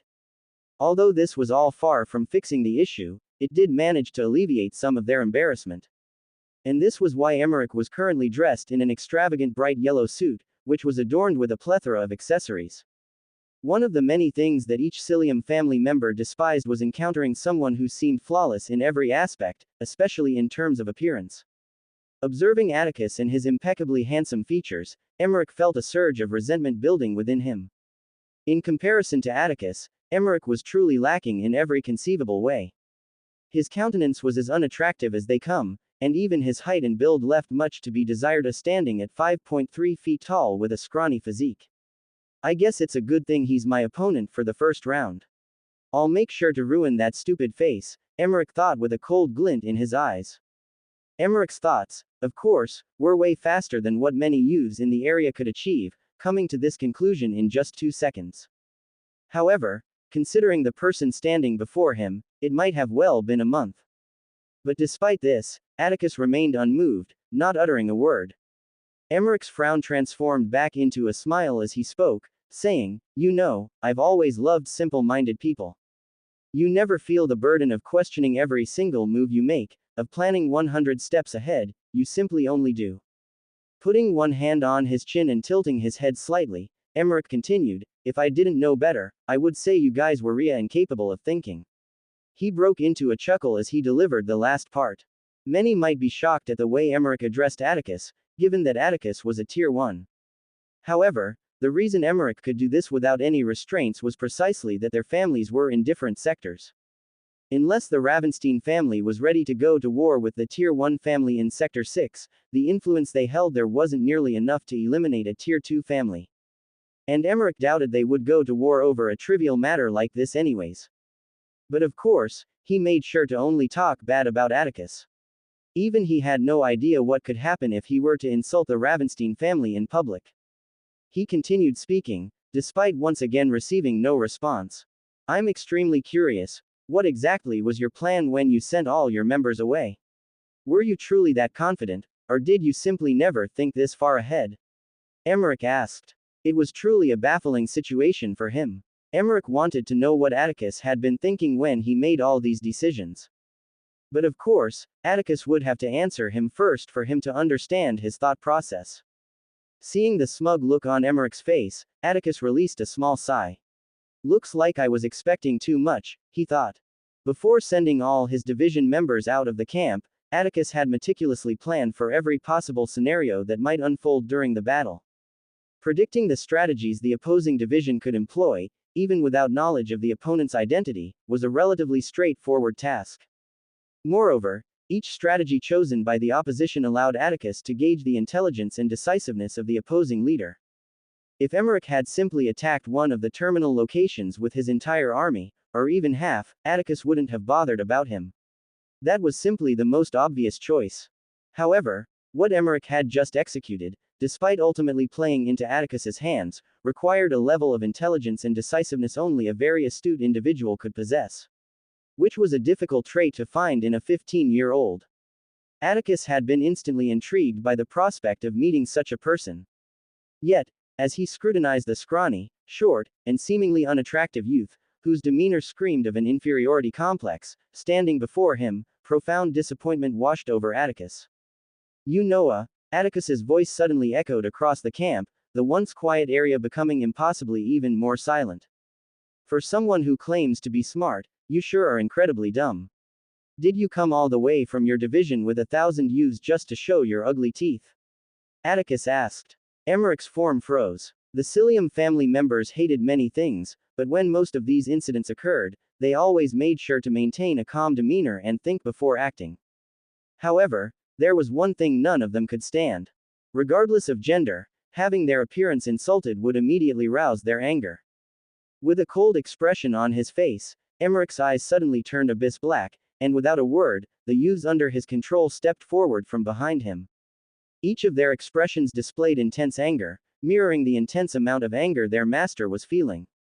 The purple-haired youth at the forefront unleashed his aura, a vibrant display that resonated with crackling abyss black streaks of lightning swirling around his form.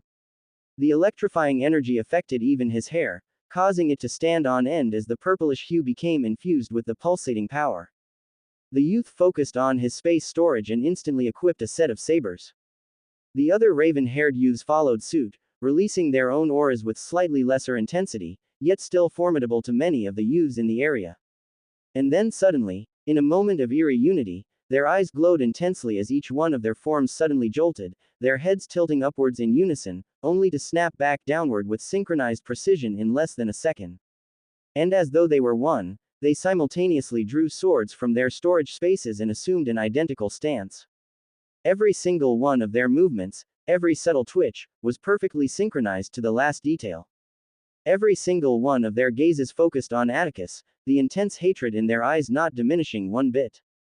Emmerich's abyss black eyes flashed a shade of white, and each of them suddenly dashed at Atticus's form simultaneously, weapons blazing. Atticus's gaze narrowed slightly as he observed the abyss black eyes of Emmerich. It was evident that each of the youths was under some form of control. He had suspected this immediately upon seeing them standing behind Emmerich with expressionless faces. Ever since his encounter with Kale, Atticus had learned about the existence of truly powerful bloodlines in the human domain of bloodlines capable of significantly enhancing the strength of their wielders. However, this was the first time he was encountering a bloodline with the ability to exert complete control over another individual. Like a streak of abyss black lightning, the purple-haired youth materialized abruptly in front of Atticus. Both of his sabers were enveloped in shadowy lightning, cutting through the air with the threat of cleaving Atticus in two. Simultaneously, the raven-haired youths surrounded Atticus from various directions, their movements synchronized as they launched coordinated thrusts from different angles. Just as it seemed as though Atticus's form would be mutilated, Atticus's right and left hands gravitated towards the holsters on his right and left, swiftly uncorking them. With each hand firmly gripping the white and black handles of the mana guns, Atticus channeled his mana with precision and speed that would put most individuals in the human domain to shame. Then, at a speed none of the youths present could even begin to fathom, both of Atticus's hands blurred as he channeled and fired rapid bursts of mana burst from all directions. The bursts shot out with such rapidity that 50 shots were fired in less than a second. Each beam targeting weak points on the body of the attacking youths. Despite being fired so rapidly, each one of them cut through the air with maddening ferocity, making it abundantly clear that if they hit, each one would turn its target into nothing more than Swiss cheese. But before the shots could land, each of their forms suddenly became enveloped in a golden light, the mana bursts getting dispersed as they hit the golden light as though it were an unmovable wall, and then, each of them instantly disappeared from the area. Atticus didn't even appear to have moved. His mana gun still holstered on both sides, his form untouched. Emmerich's abyss black eyes suddenly regained their color as he felt the connection to the youth severed. One of the unfortunate weaknesses of the Psyquilian bloodline was that the controller had to be in a certain distance to the ones she was controlling at all times. What the? Emmerich was completely shocked. Despite the fact that he had been controlling the youths, he was still able to see clearly. But even with this, he wasn't able to understand what just happened. He knew well enough that Atticus was strong, he was the second rank, so that much was expected. His aim had been to probe Atticus and try to figure out how powerful he was, but the last thing he had expected was him killing them with such speed that he wasn't even able to see him move. I have to retreat. Emmerich was far too smart to make the mistake of acting surprised and hesitating here. He decided to have Atticus face the army first and decide what to do later. He was currently at the forefront of the youth, and just as he was about to retreat to the back lines. Did you really think? Atticus's form instantly materialized in front of Emmerich, his gun already unholstered, pointed at point-blank range towards Emmerich's head. I would let you stay back and watch while I fight. Just as Atticus was about to channel his mana, Emmerich's next words made him stop. Your mother would be disappointed in you. Emmerich suddenly blurted out, making Atticus pause. Mother. Emmerich's expression instantly morphed into a smile, seeing his plan worked. And before anyone could react, he suddenly locked eyes with Atticus as his eyes instantly turned abyss black. While many uninformed individuals in the human domain might envy the Psyquilian family bloodline, if they were aware of the plethora of steps and conditions required before accurately utilizing the bloodline to control an individual, many would think otherwise. Everything, of course, depended on the level of mastery of the controller. At Emmerich's level, the first step that must be taken was to ensure that the individual the controller wanted to control had their guard lowered. This, of course, could mean many things, but the simplest way to describe it would be, the targeted individual must not be on high alert, they must not expect that something was coming. The continuation of the second step was heavily dependent on the completion of the first. As long as the first step was completed, the second should have no problems. This second step was a question statement triggered activation. The main power of the Psyquilian bloodline was empathic communication, which meant they had the power and ability to control emotions and ultimately influence the minds of certain individuals. To do this, the targeted individuals must be feeling emotions, which was the reason for the second step. The second step was simply the controller initiating a question or statement that prompted the target to reflect on a personal emotion or experience. This emotion could be anything. What was important was to ensure the individual felt an emotion. This question statement served as the catalyst for the emotional connection. After these two steps were fulfilled, the controller would initiate the connection by concentrating on visualizing the emotional state they wished to induce, thereby establishing an empathic link. During this phase, the controller experiences a physical transformation. Their eyes turn abyss black, their ears elongate backward into a pointed tip, and their facial features morph and transform into what many in the human domain would consider incredibly ugly, akin to a troll. This was when the main process happened, the clash of wills. Despite how low an individual's will was, as long as the individual's intelligence was high enough, that person would be able to effectively utilize their will. This had been exactly what Atticus had done during his first lesson with Grimstone back at the Raven camp. The Enigmom family and all the tiered families in Sector 6, for that matter, birthed individuals with significantly higher intelligence than a normal person. From birth, each of the families had always made sure to train each of these youths and ensure that they all had high enough wills. This was especially crucial in the Psyquilian family, which, like the Enigmom family who focused on rune engraving, requiring high wills. Their bloodlines also heavily relied on having a higher and more firm will. It had also been established that each increase in rank of a person increased every single stat of that person, regardless of whether the person actively utilized it or not. For example, two different individuals experiencing the same exact things in life would have more or less the same wills. But if one of the individuals was of higher rank than the other, the higher ranked individual would end up with a higher will. However, if the lower ranked individual had high intelligence and had at the same time gone through a lot of adverse experiences in their lives, the lower ranked individual would be able to easily match the higher ranked will. This was, of course, dependent on how higher rank and lower rank the individuals are. For example, an expert ranked individual dreaming of matching a grandmaster rank in will was just a fool's dream. Therefore, It wasn't a surprise that the Enigmom and the Psyquilian family youths mostly had higher intelligence and, most importantly, wills than their peers. Each of them was also able to match the wills of individuals of a higher rank. This was exactly how Emmerich had been able to control each of the youths, even though they were clearly of a higher rank than him. The Psyquilian family made sure to keep a tight lid on all the steps needed for them to control individuals, even going as far as having their family members sign a mana contract. If word were to ever spread, they would lose the effectiveness of their bloodline. Atticus's guard had been completely lowered, already believing to have defeated Emmerich. Emmerich had prompted an emotional reaction by uttering a statement, one that made Atticus, who had intense amounts of love for his mothers, pause and briefly, even if it was for a millisecond, think about them. And during this time, Emmerich had immediately established a connection with Atticus, leaving only one more step left of the clash of wills. Emmerich had always believed himself superior to others, even from a very young age. Despite what many thought, having a higher will doesn't necessarily mean a person would become smart. Quite the contrary, in some situations, it makes people act unnaturally stupid. The simplest way one can explain what having a higher will does to an individual is that they become incredibly stubborn, unwilling to yield to anything or anyone that threatened their values. And what would happen if an individual with a superiority complex, which was based on his will? Easy. Someone like Emmerich who bites off more than he can chew would be born. As Emmerich established the connection between him and Atticus, his consciousness was instantly transported into a shared emotional space. Despite what one might think, his whole form wasn't transported. In this space, there were only two ethereal-looking orbs, both suspended high in the air. On one side was an intense deep red-colored gigantic orb, whose diameter spanned more than 100 meters wide. On the other side was a smaller gray orb with a diameter of about 20 meters. This space was solely for the clash of wills. Vision was non-existent. Bloodlines, art, and any other forms of power were non-existent.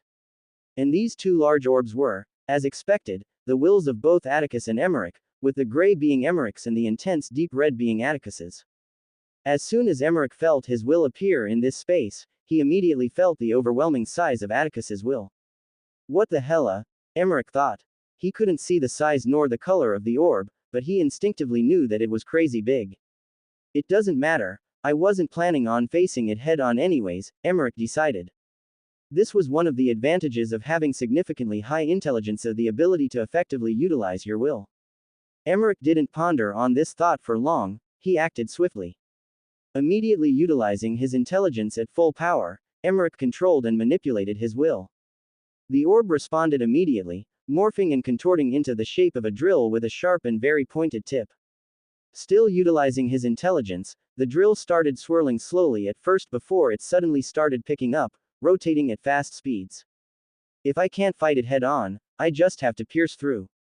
And then, without hesitation, Emmerich unleashed his drill-shaped will towards the massive form of Atticus's will. Emmerich had come up with a two-part plan. Emmerich had no idea what Atticus's rank was, and the highest rank of an individual that he could match their will was advanced rank, if all the conditions were satisfied. The first and second part of the plan had been to control him if it was possible, or at the very least disorient him for a few seconds by damaging his will. But life was truly unfair, because if Emmerich had been able to see the intense red hue that Atticus's will was emitting, he wouldn't dare bring his will so close to Atticus's. The color of an individual's will defines the nature of that person. It defines the experiences said person had gone through throughout their lives. It defines who said person truly was at the deepest levels. There were many spectrums of colors of different individuals in the human domain, each one representing the nature of each individual. And there was no one in the human domain who didn't know what an intense red color signified.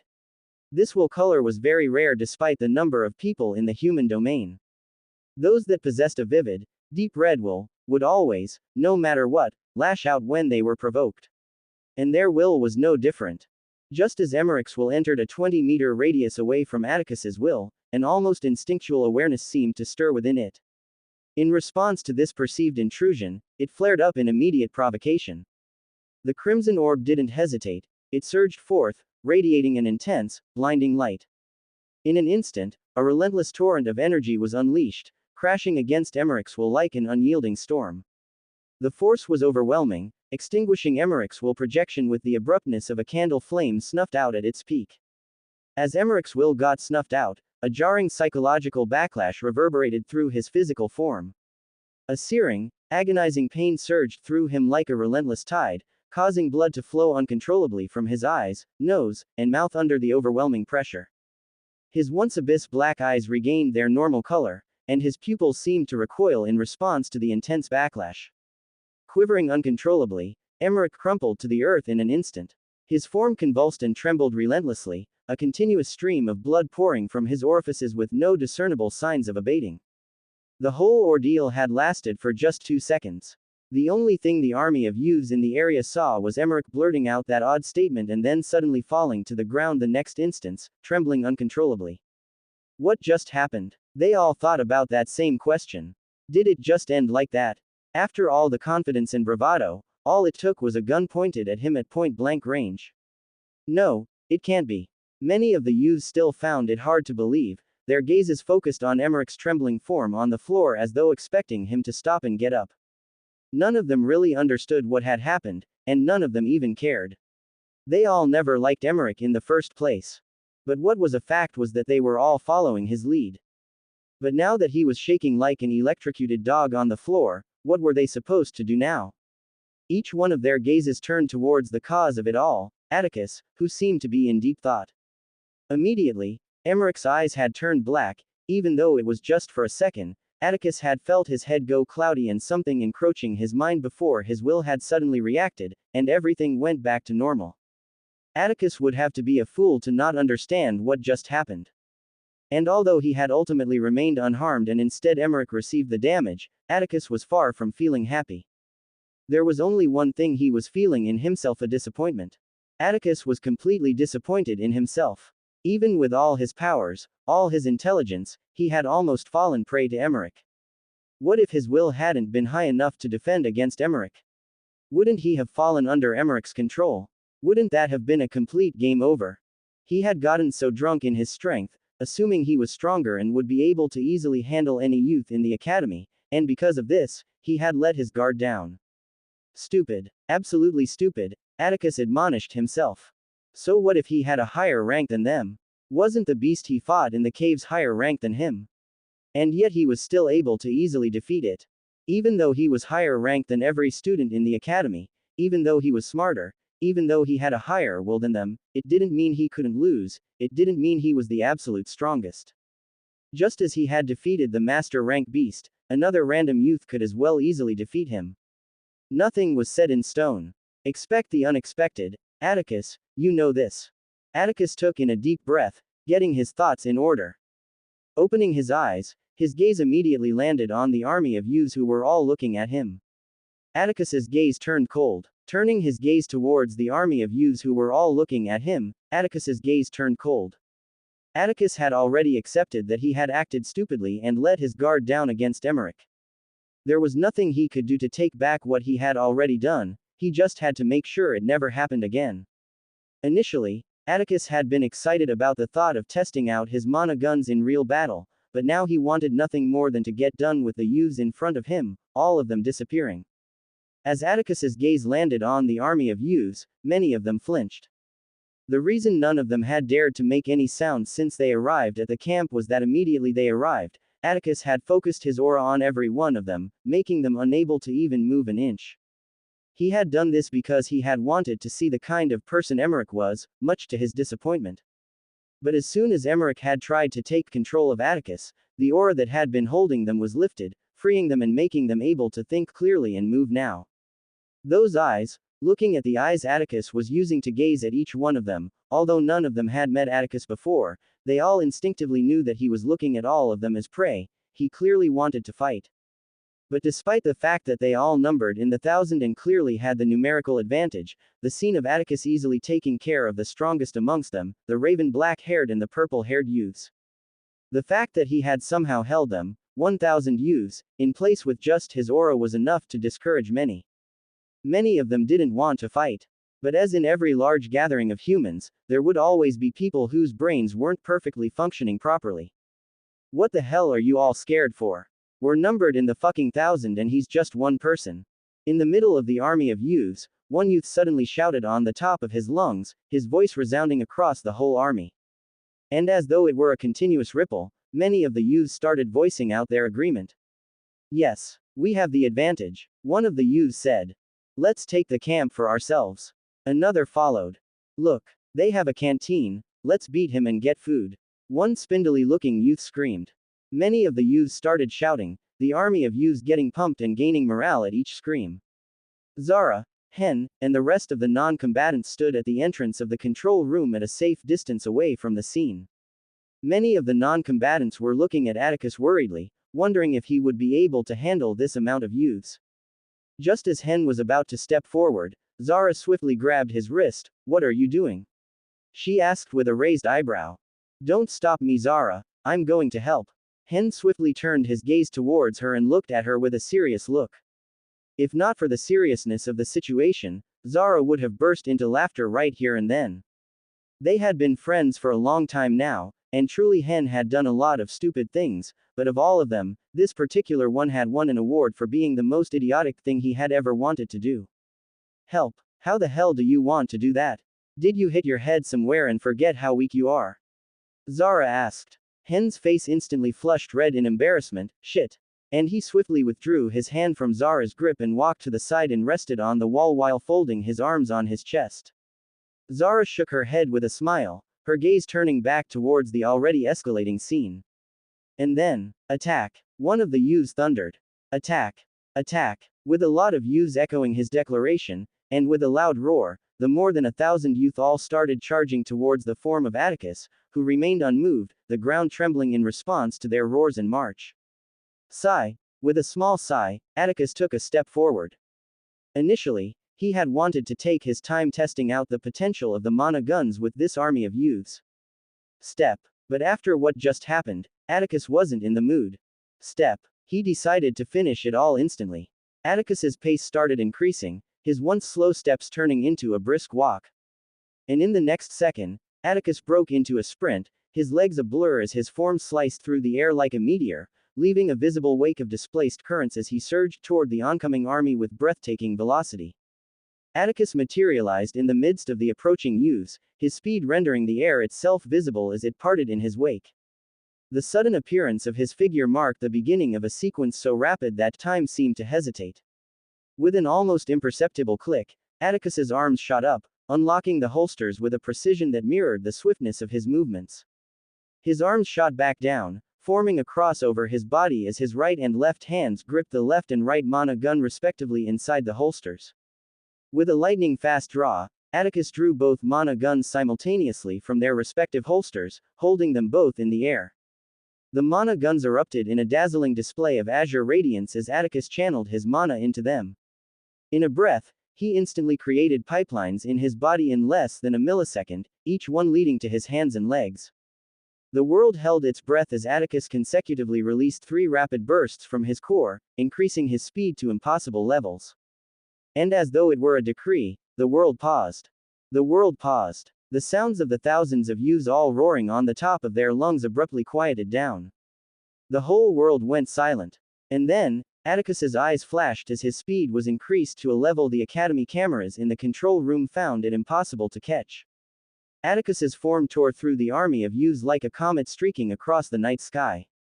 The very atmosphere struggled to keep pace, parting in tumultuous waves as his unparalleled speed defied the natural order. In a blink, his form materialized at the rear lines of the youthful onslaught, leaving behind a trail of displaced air in his wake. It took approximately 3 seconds for the atmosphere to register Atticus's actions. In the first second, a blue streak with the unmistakable figure of a human carved a zigzag pattern through the army of youths tracing down to his current position, leaving an ethereal trace of his journey. In the second second, thousands of large orb-shaped mana bullets suddenly materialized in the air, orbs of mana poised to strike the chins, knees, and shoulder sockets of every single one of the thousands of youths. In the last second, this was when the atmosphere finally registered all the actions. Sound returned, and the world regained its motion. The result was absolutely and completely brutal. Each one of the orbs of mana bullets found its mark unerringly, hitting each of the youths unfailingly in their chins, knees, and shoulder sockets in a devastating impact, as though a barrage of supersonic bowling balls had struck each point with unrelenting force. Their chins immediately shattered, their knees crumpled, and shoulder sockets disintegrated. Each of the thousands of youths, initially charging towards Atticus with fervor, found themselves in a sudden and brutal descent, their bodies colliding with the unforgiving earth. The impact reverberated through the air, a symphony of bone-chilling thuds and disoriented rolls that echoed across the battlefield. The abrupt stillness was shattered by a chorus of piercing screams, rising in intensity and deafening in their despair. Crimson hues spread across the ground as pools of blood spilled out from each of their bloodied forms, seeping into the soil. More than 1,000 youths, all 15 years old, all first years of the academy, were incapacitated in just 1 second by a single boy, Atticus Ravenstein. Atticus turned his cold gaze towards the bloodied youths sprawled across the earth. The two weapons of brutality were tightly gripped in each hand, each emitting smoke out of their muzzles in response to the intense way they were just used. Blood streamed out of all the youths across the earth. Their low rank, coupled with their low vitality, wasn't enough to keep up with this level of damage. It was clear that Atticus had reduced the intensity of the mana bullets. Unlike the first time when he had used a higher intensity when he battled the youths Emmerich was controlling and they had each been teleported immediately before the shots could even land, this time each of them experienced the full brunt of the mana bullets. Atticus swirled both guns around with his fingers, their forms spinning rapidly as he put them into their holsters coolly. Each of the youths kept screaming, the area getting drowned in their misery. They all struggled to remain conscious, and just when it seemed that many would die of blood loss, a golden glow suddenly enveloped each and every one of the injured youths, Emmerich, who hadn't stopped streaming blood from his orifices, included. And then, with an intense glow, each and every one of them disappeared from the camp. The area suddenly regained its silence. Each of the non-combatants who had just witnessed this spectacle felt their forms tremble as they gazed at the pools of blood of the youths they had left behind when they were transported away. Hen couldn't help but clench his fist hard. This is power. The power to change everything, he thought. While Zara stared at Atticus's form with a normal expression. Her father had always told her one thing, adapt. And what better way to do that than by forming a connection with this monster here? No one loved a life of poverty, a life of being powerless, and Zara was no different. If Atticus here was her ticket out of that life, even if it was as a servant, she would hold onto it tightly. The rest of the non-combatants were instead completely stunned, not being able to utter a word. Atticus suddenly took a step forward, and instantly flames erupted from beneath his feet, spreading out across the wide space the bloodied youths had been sprawled on. The flames engulfed the pools of blood that had formed on the earth, instantly disintegrating it. And then, Atticus simply started walking towards the control room, each of the non-combatants immediately parting ways for him to enter. After a few seconds of pondering, they each entered the control room, the door sliding to a close behind them. Aurora's blazing form tore through the air as she propelled herself in the air with a cold look on her face. Immediately, Atticus had given her the go-ahead to move, she had instantly acted, much to her disagreement. That bitch. I should have known that this was what he had been planning. Aurora thought with a frustrated look on her face. Throughout this battle, Aurora had just been sitting on the sidelines, not having faced even a single battle since it began. I hope there's at least some left. The plan had been very simple. Atticus had made multiple plans before he sent them all out of the camp. Plan D comprised the opposing division attacking the camp, and when that happened, Aurora's duty was to return the favor. Her form blazed through the forest, and after a few seconds, she got out of the foliage of trees and was instantly met with an imposing hill. After a few seconds of blazing through the forest, Aurora reached the end, getting out of the foliage of trees. She was instantly met with an imposing hill that stretched high up. Aurora's figure gracefully touched down on the floor, bending her knees and assuming a stance reminiscent of a coiled spring, poised for imminent release. Beneath her feet, flames congregated, intensifying with every passing second, causing the earth to shudder in response. And then, with a colossal explosion that shook the very foundations of the land, Aurora ascended into the sky, her blazing form carving through the hillside. In an instant, she reached the hill's summit in under 2 seconds, leaving behind a trail of flaming brilliance. In the air, she instantly spotted the forms of the worn-out-looking tents sprawled across the earth. Reversing her legs and hands, Aurora unleashed a sudden burst that propelled her earthward with incredible speed. She landed amidst the tents with a thunderous impact, accompanied by a devastating boom. An intense, smoldering wave of fire rippled outwards, swiftly engulfing the surroundings. In a 50-meter radius, the tents and remnants of fallen beasts were incinerated in the wake of this fiery onslaught, leaving behind a scorched aftermath. Aurora turned her gaze around the camp, searching for any signs of students being present in the area. And seeing that no one was present, Aurora's form blazed. Shit. No one. The raging flames engulfing her body suddenly surged as if in response to her anger. She stomped her right leg on the ground, instantly sending another wave of scorching fire in every direction, this time going past the 50-meter mark and stopping at the 70-meter mark, incinerating every tent and carcass in that area. If the youths of this division could see what Aurora was doing to their tents, they would all cry tears of blood. These tents were all bought from the academy shop with their already dangerously low points. They had all reluctantly bought these tents because they all needed it. Unlike Atticus's division, their division had been far too poor to even dream of buying a barracks. They all had to sleep in the open, and the cheapest option in the academy shop was the tents. It only had space for sleeping and nothing else inside. There were no toilets or bathrooms for them to relieve and clean themselves. Each of them had to do their business out in the open, hence the occasional feces on the floor. This same situation was what many of the lower-end divisions were facing, with some in even worse situations than this. The academy was a cruel place, and it had no intention of babying anyone. Every youth would have to learn how to survive here, whether they liked it or not. Not only would they all have to lose 10% of their points for dying, but they would use their points to pay for their treatment. Atticus had left them all bloodied and incapacitated, and the academy never gave free things. They would each have to pay for their treatment or incur debts depending on the severity of their injuries. And now, each one of them would have to buy new tents. With many of them already bankrupt, how the hell were they supposed to afford them? Many of them would just lay down and cry if they saw how Aurora was destroying everything in a fit of rage. I should have known this was all his plan. I shouldn't have left the camp. Aurora seethed. She took in a deep breath, and exhaled in the next second, releasing steam from her nose. Calm down, Aurora. You're too quick to get triggered. She took in more calming breaths, the intense raging flames surrounding her calming down, their forms reducing until they eventually got extinguished. Let's find that leader and get out of here, Aurora decided, and she immediately started running towards the normal-looking building not far away from the black terminal. Just as she got a few meters away from the building, the door of the control room suddenly slid open, and one raven-haired youth burst out of the building. This same youth had been the second youth who had been standing behind Emmerich in the control room. He was the original leader of the division. But unlike before, where his eyes had been completely emotionless and his movements robotic, it was clear that he had already regained back his senses after Emmerich had received that backlash when he had the clash of wills with Atticus. The raven-haired youth's eyes instantly landed on Aurora's approaching figure.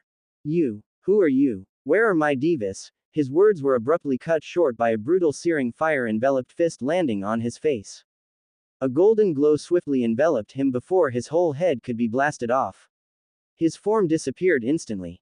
Aurora wasted no time, the cold expression on her face not changing one bit.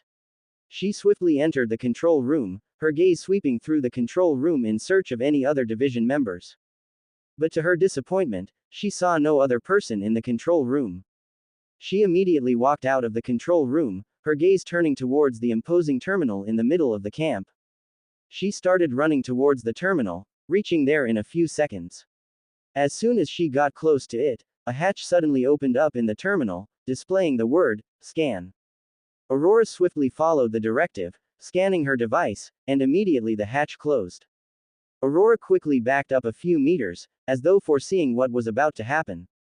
And it proved to be the right decision as the terminal suddenly let out a blinding green light that shot up to the skies, piercing the clouds. From each of the terminal locations, the Ravenstein youths and the other division members turned their gazes towards the southern direction, each of them instantly spotting the blinding green lights. And then, an AI voice suddenly resounded throughout the whole forest. The battle is over, and the winner of this battle is the Northern Division led by Atticus Ravenstein.